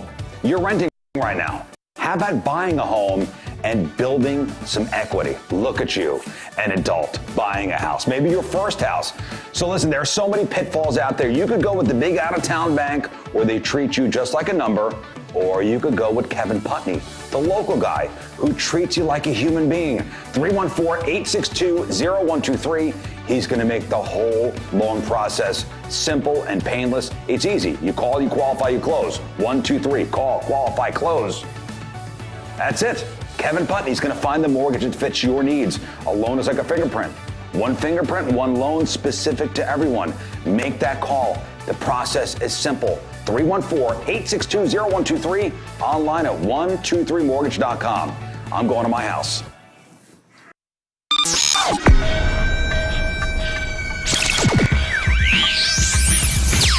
So here we are, way back Point Fest, and the first band of the day is a band that, through the course of my life, I think I've seen your band 6 times, but we've never chatted and said hello. It's just strange that wouldn't happen. I know you mentioned Mississippi Nights. Yeah. We talked on the phone the other day, and yeah. I remember the club well. You know, we used to have great shows there, but it's like anything these days. You know, stuff doesn't stay around as long as you would think it would. So I remember something specific about this show, and it's a little creepy, so I'm going to go ahead and warn you. So where I was standing at Mississippi Nights, they had the back door open, and I could see directly into your tour bus. Okay. And I saw you. This is like right before you guys are going on, and I hadn't ever seen you before till this night. And you had like this black leather jacket on, like these skinny sort of jeans, and I was like, this dude is a bad man. And you were, and it was such a great show because that night it was a couple of different bands. Letters to Cleo were on that bill. Yeah. Ned's Atomic Dustbin were on that bill. I love those guys as well. So it was like a cool thing. But it was the first night that I saw you guys, and Vinny, you had this like for real frontman rock star presence about you that I thought was very cool at the time. You sure put the pressure on me today. Where do you go from there? Right. But you know what though? And speaking of that role as the frontman is like an important thing, man, because not only the nuts and bolts of the creative side of the music and the lyric writing and stuff, but I mean having that image for the band is an important one, whether you want to kind of admit to that or not. Oh, certainly. And it's something that we, seem to cultivate early on in the career of the band. We wanted to do that thing. We revere rock and roll, and I mean, it almost sounds like I'm just copying Elvis on his '68 comeback. You know what I mean? You can't reinvent the wheel. You know what I mean? It's like that's pretty much it. Right. I think it's also funny too when you guys say, "Hey, I'm just ripping Elvis. That's all I'm doing." Or you know what I mean? Like when you have another artist that come by, like, "Yeah, well, I'm not that cool. I just got it from this guy." I think it's funny when you guys are the first ones to admit that. I mean, it's like that's the gold standard, man. You look all the way back, even to the Ed Sullivan years. There's reruns on TV these days all over the place, and you look at that and you're reminded of how cool it was. And to me, like I go, it doesn't get much better than that, and that's why you influence just generations and generations of groups. You're from an amazing city. You're from an amazing city that has this unbelievable tradition of rock and roll music. You have this city that has this unbelievable tradition of rhythm and blues and soul music. How did that all come together for you as you guys as musicians? Because again, that is a best of all of those world situations, not just good bands, like the best of the best. Well, bands. it's funny you bring it up. We were talking about, Andy and I were talking about the Aretha Franklin's funeral. Sure. And of course, Andy, you spotted who was the backup singer gal in that band? Sandra, yeah. Right. She sings backups for her. She sang them, but yeah. Well, a bunch of our friends were in the band. And the horn players and yeah. Oh, without a doubt. And what struck me was just the incredible group that they had there. Not to mention the choir. I just go, those are, like Andy said, a lot of those guys are our friends. Yeah. And what a great talent pool, man. Absolutely, but I bet you as you're coming up, that only makes you guys better with that kind of deep talent pool. You would hope, but 2 or 3 vodkas in, I'm not too sure. Now, last new album from you guys was 2016-ish. Yeah. So can I assume that you're probably putting together or working towards something new now? Or are you kind of always working, or how does that go when it comes to new material? Tell Donnie about the remix of Broken. Yeah, like there's we're always working on new stuff. Everyone, Vinny's always writing. He's real prolific. But we're taking one of the songs from that record called Broken and stripping it down, doing a completely different acoustic version. Because this is like, we love the version, but we're like, what if it was done with cellos and sort of this acoustic, whatever. So we shot some video. We're going to try to throw that together and see how it turns out. Very good. It's always nice how some of those songs have a whole nother life that maybe you don't intend for them to have when you give birth to them, And women love. Hey, when it comes to buying a car, life could put good people in bad circumstances. Maybe you've had a hiccup with your financial situation and you need a new ride. You're thinking you got to go to the car lot, you pick out something, and next thing you know, a sales guy, they whisk you into the finance office. You're filling out paperwork, they're filling out paperwork, things are going back and forth, it's confusing. Next thing you know, they say, well, here's how much you owe every month, and you are shocked. The Auto Loan Pro is going to help you get your life and your credit back on track and get a reliable piece of transportation. Anyone can sell you a car. It takes a pro to do it right. Making a big purchase with finance, it's complicated, especially if you've had that hiccup. The Auto Loan Pro is going to get you back on track. He works with over 50 lenders to get you the very best financing. Little to no money down. He's going to work his ass off to get you the best rate possible. Listen, anybody could sell you a car. It takes a pro to do it right. Financing a car, there's one thing to know. Choose the Auto Loan Pro. AutoLoanPro.com. That's AutoLoanPro.com.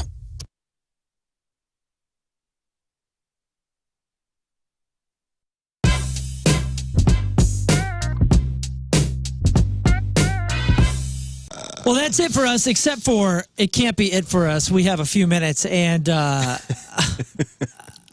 laughing about Chuck Berry's stories. I was going to say most of the stories that were just told can be told on the radio, and I would like to. So we're joined by Columbus and Jimmy Griffin. If you're just tuning in, both have shows this weekend. But Jimmy, we were talking about. I got like this reverb shop. I'm selling guitars, so I was like, Jimmy, if you know anybody that wants these types of guitars, let me know. And he said, man, reverb is super dangerous. You find yourself on there at night just buying stuff and getting guitars. And we started talking about our first guitars, and somehow the guitar that you played as a kid is in Blueberry Hill, but in the hands of Chuck Berry. Yes.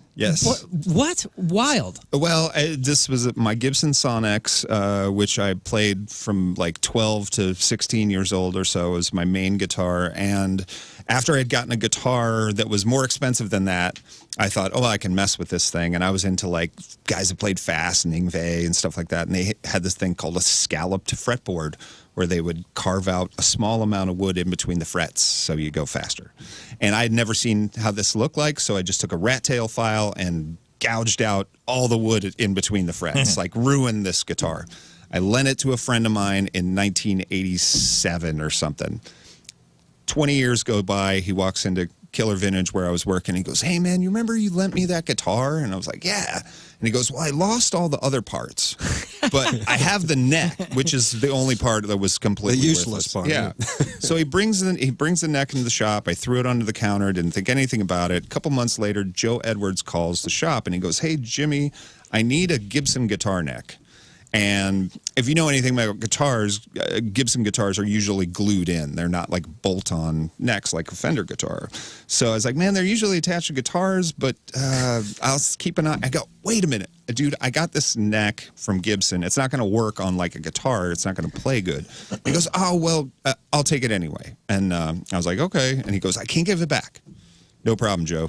Walks out with the neck. 6 months later, calls me back and said, hey, man, that art project that we did is done. I was like, what's the project? And he goes, well, we have casts of Chuck Berry's hands made, and then we had the neck of your guitar mounted in his hands. Whoa. So for perpetuity, if you go into Blueberry Hill and you look and you see the Chuck Berry's big hands on a Gibson guitar neck, that was the guitar neck that I learned how to play the guitar on. Very That's cool. pretty cool. Yeah. I heard they were originally going to put a sandwich in his hands, but they decided to go with The sandwich story cannot be told. Not on this particular show.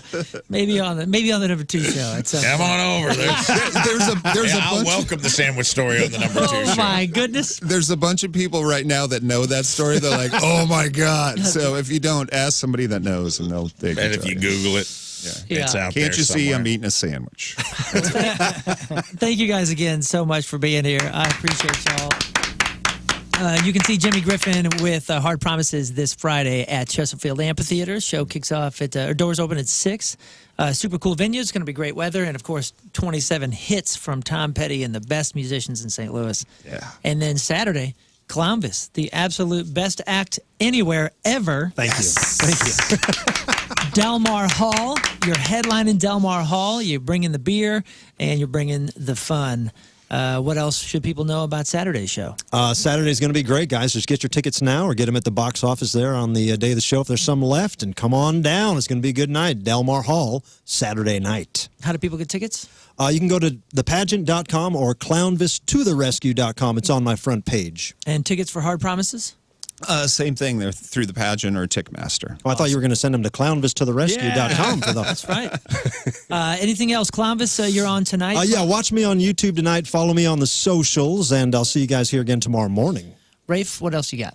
Not much. Follow me at I am Rafe Williams and go watch the latest episode number 2 show. I recorded with Tina D-Ball yesterday. Yeah. Got taken down yesterday because I played an Olympic clip and the Olympics came at me. But we're going to cut that out and put it all back up today. So if you're missing it, that's why it's down. It'll be back up shortly. And go check it out on The Points YouTube. Amazing. Awesome. Check that out. Follow the socials at RIZZ Show. Make sure you check out the clip of the day brought to you by Michael's Flooring today. What's the podcast title, King Scott? Glad you asked. Honey, I Shrunk Metallica. Boy, you better be. Wow. When you're out of the room, I said, if not, he's fired. Yeah, he said, Well done. If the podcast title is on Honey, I Shrunk Metallica, King Scott. That was a strong start this morning. Dude, with that was powerful. It was pretty good. Yeah. Let's give it up for the Team Rizz Member of the Day, brought to you by Hot Shots Sports Bar and Grill. Book your fantasy football draft party this season at Hot Shots. Visit hotshotsnut.com/fantasy. Nate Lemery from St. Charles, Missouri is our latest Team Rizz member. He wanted to hear this song. Donnie is up next. Thank you guys again. Thank you. This is the Rizzuto Show. Energy up!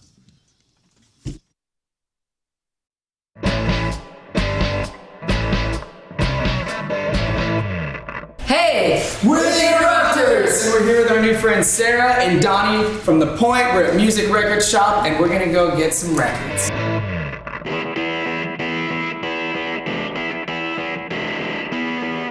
Reggae and ska. This record is going to change your life. It really is. This is nightclub, gangsters, Rudy, a message to you.